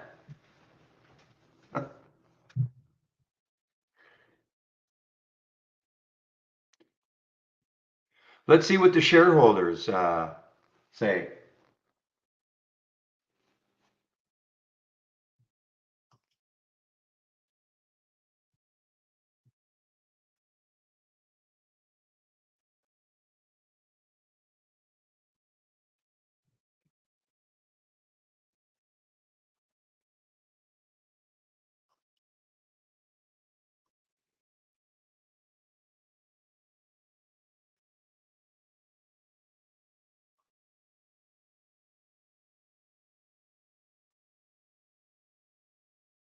Oh, I wasn't looking at any specific indicators. It was just the way it was trading. Okay, no specific indicators. I mean, I'm trying to. Well, if I bring up a big chart of Ping,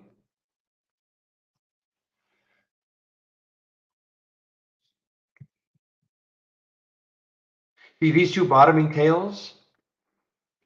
Remember what they mean. You know, at one point the price was down here, and then the buyers took it and closed it here. Sellers tried again to knock it down, and the buyers closed it up here, closed that both near that 29. So that gave me some kind of confidence that 29 would hold. If it got over 29 a bit, okay. I mean, there's no guarantee, but remember the original alert came from Zach Scan, so I mean that's the reason we were watching it. 2902, so the first alert for a bounce at 2902, but it kept falling. So for me, you see, I'm a whole number guy. I always like to see stocks breaking whole numbers. Call it an indicator, call it a gut feel, whatever you want to call it.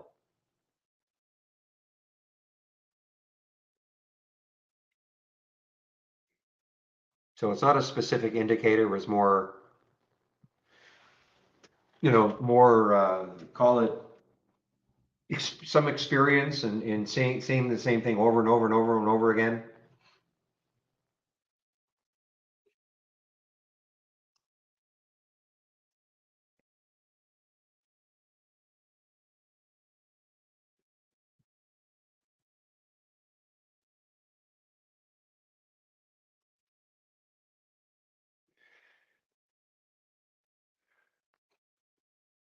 So as somewhat predicted, the ping got stalled at that 5 minute.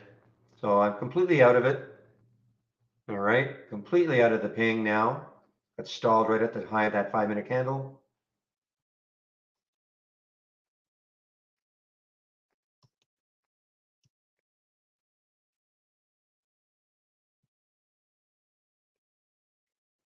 Well, I guess I have to say it, but Ater, ATER, is making another little move here. I just don't, well, okay. Obviously, higher lows, higher lows, higher lows.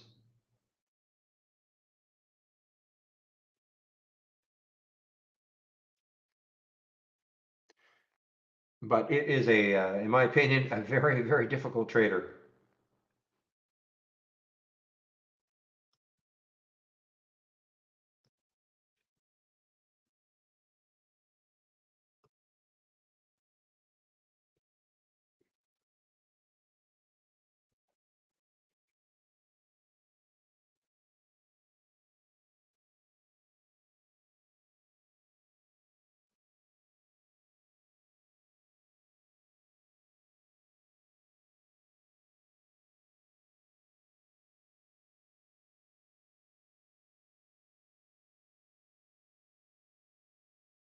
Well, Rad had a big gap in the pre-market, Dak. How could you have missed Rad in the pre-market with that gap?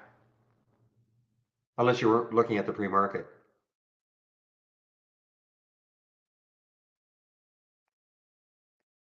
Okay, so this is so you weren't looking at Rad in the pre-market.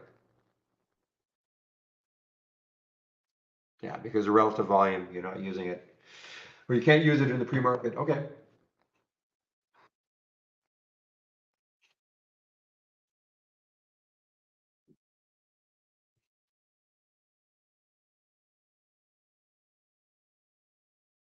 Yeah, that actually turned out okay. I did not take the SLCA.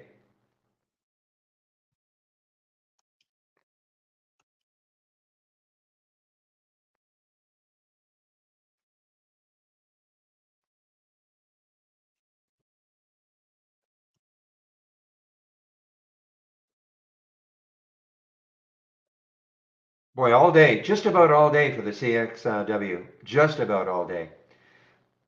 Just had that little pullback on the 15-minute chart. It rested for a while, for about an hour, a little over an hour, and then it just started to move again. CXW with that $17 price target put on it by Wedbush and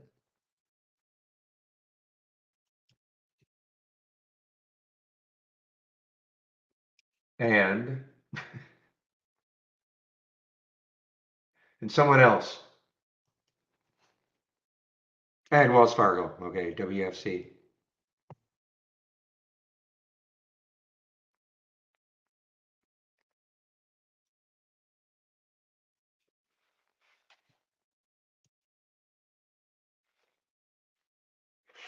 All right, guys, I'm going to put myself on mute. This marketing meeting is going to start in about 3 minutes or so. So I'm going to put myself on mute, put the announcement in.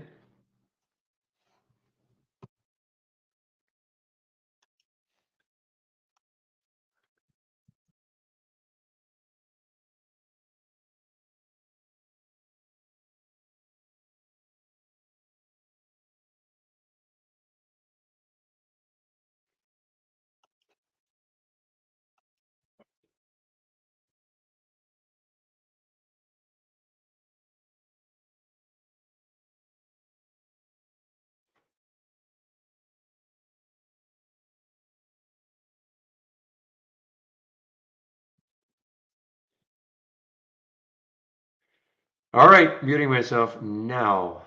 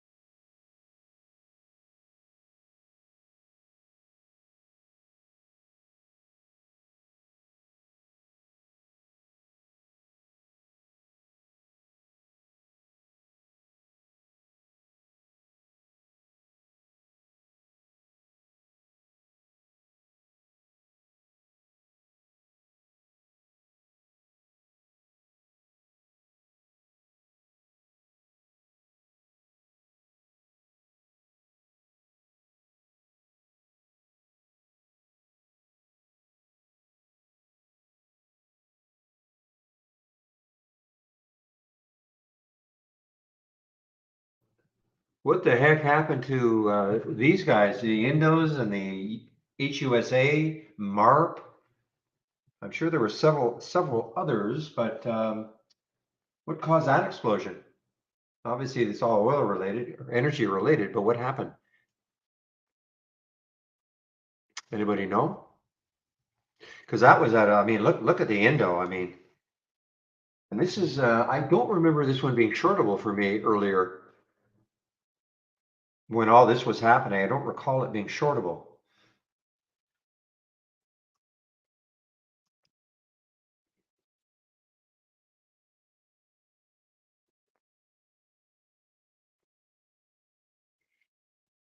Ah, okay. Europe getting off Russian oil. Okay, I guess that'll do it. Thank you. Man, oh man, yeah, sleepy. I mean, sleepy, sleepy, sleepy for a long time now. I mean, you remember these days, guys. I mean, it's not that, it seems like years ago, but it was only March, early March, is that right? March the, yeah, so we're only about a month ago when this stupid stock hit $86. Remember, it's only 1.89 million in the float. So if you have traded this one, I mean, I don't have to tell you, be awfully careful. I'm just looking to see if the shorts are being snapped up at Interactive Brokers or people are fleeing their shorts. MARPS is one, MARPS is one, and also HUSA. Okay, HUSA, then MARPS. Those are the three that kind of traded in tandem.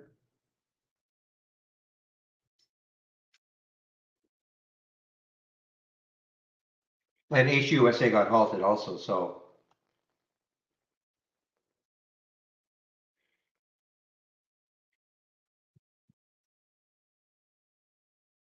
yeah, this one also. These are not, I mean, these are not strictly energy plays. I mean, according to this, deep sea freight transportation, but I mean, it's transportation of oil. So I guess that constitutes being in the energy sector, of course. So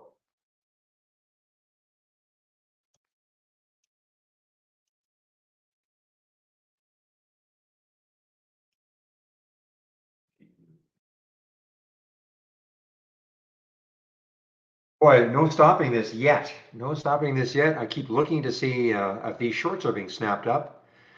I don't see them. They're not being snapped up yet at Interactive Brokers.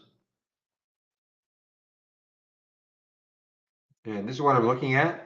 Okay, this is pretty real time. So this is telling me there are 75,000 shares available to short Indo. And so you can see how it changes. So if people really started shorting this, this would of course go down. And this is just Interactive Brokers. I cannot speak for any other brokerage platform.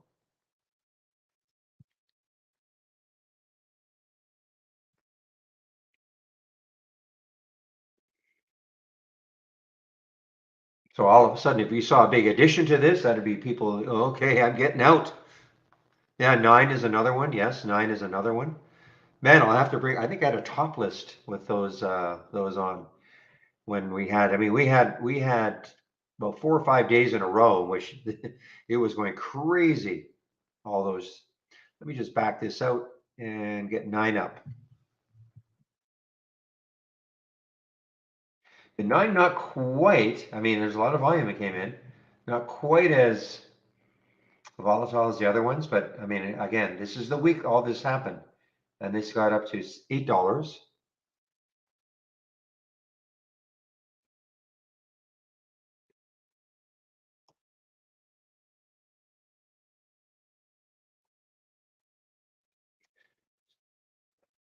Venom, yeah, I think Venom was another one. Yes, sorry.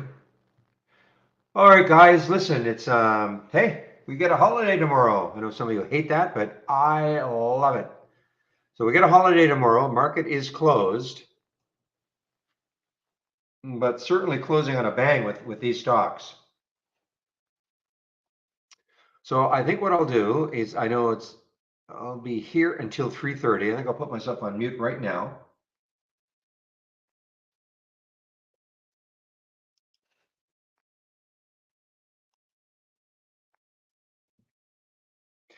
And again, I will hop on the mic if necessary. In fact, Well, you know what? I better do my little spiel. Remember, I don't know when this promo ends. Let me just take a look. I should know.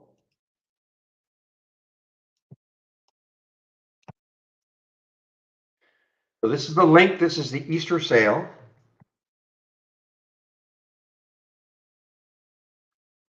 So in theory, in 5 days, okay? In theory, usually, sometimes it is extended to another day, but to be on the safe side. So this is it.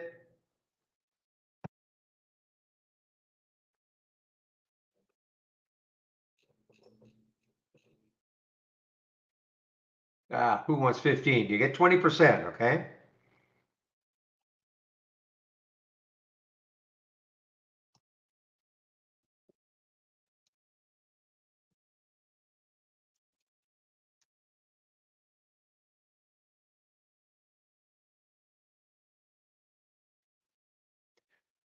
All right. Just look at my homepage one last time. Torture you guys one last time with my homepage.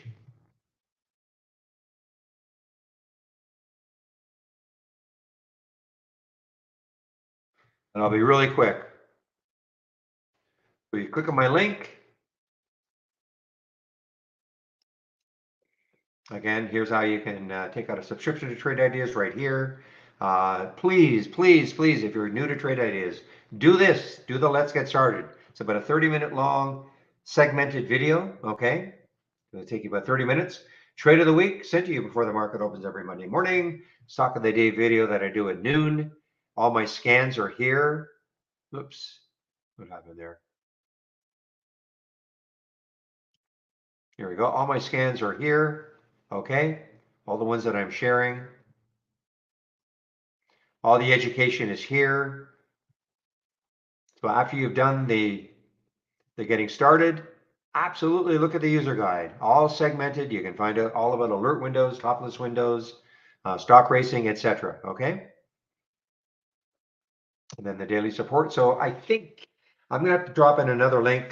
Tuesdays and Thursdays, Chris doesn't do it in YouTube. He has a Zoom meeting, and it's basically for new people. I mean, it doesn't mean you can't show up if you're not new, but it's basically for new people that Trade Ideas. And I'll pop the link in before I do leave. And daily webinars, you can sign up for them all right here.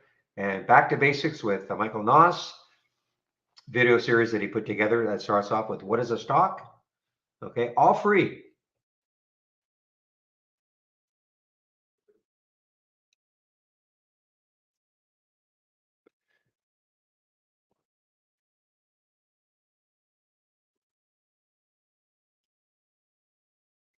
So with all that information, that is what I would do. I would just save my link. Lots of information, of course, here in the getting started, and in these two sections right here, the education and all my scans. So save my link, then you can look at this anytime you want.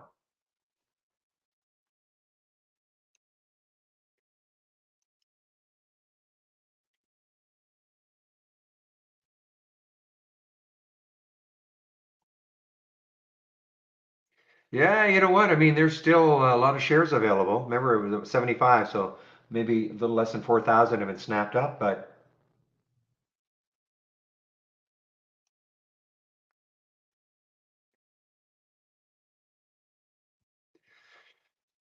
all right, I will put on myself. I'll put myself on mute.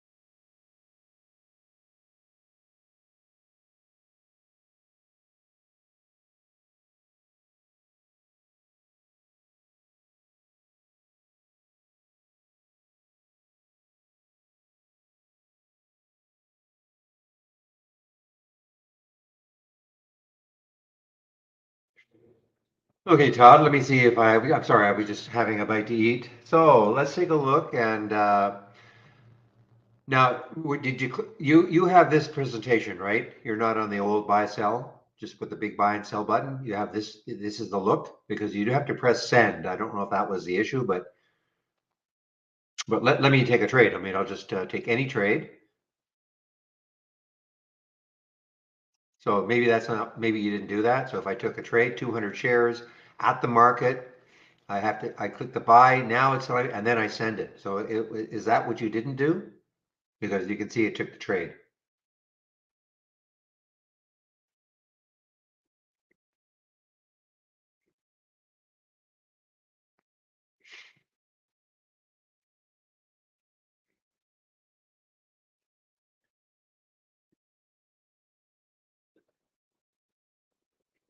Was that it?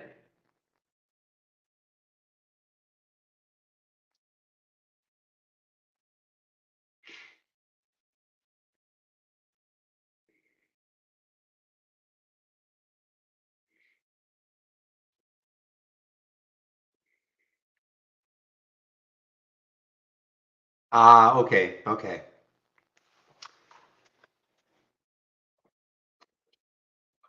Yeah, I think I mean, I'm not a huge fan of that, Todd, the extra step, but I know what they're trying to accomplish because when you click the buy, it'll be green, you know you're buying something as opposed to selling it or shorting it, it'd be big red.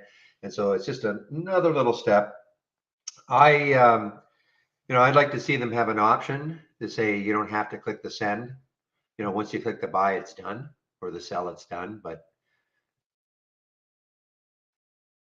I got voted down.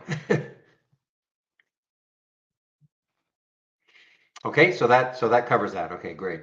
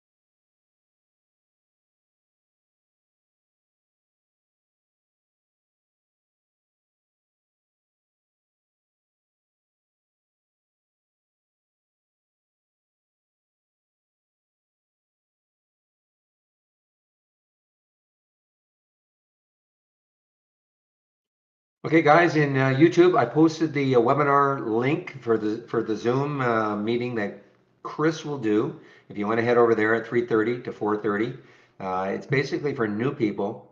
But if you're old, you will need a refresher. That's fine. But it's introducing people to using Trade Ideas. Those who are new users. So have a great weekend, everybody. Long weekend, everybody. Remember the markets are closed tomorrow, and so have a great long weekend. I'll open the room 8 o'clock Monday, no later than 8 o'clock Monday morning. So again, have a great long weekend, and we'll see you then. Bye bye.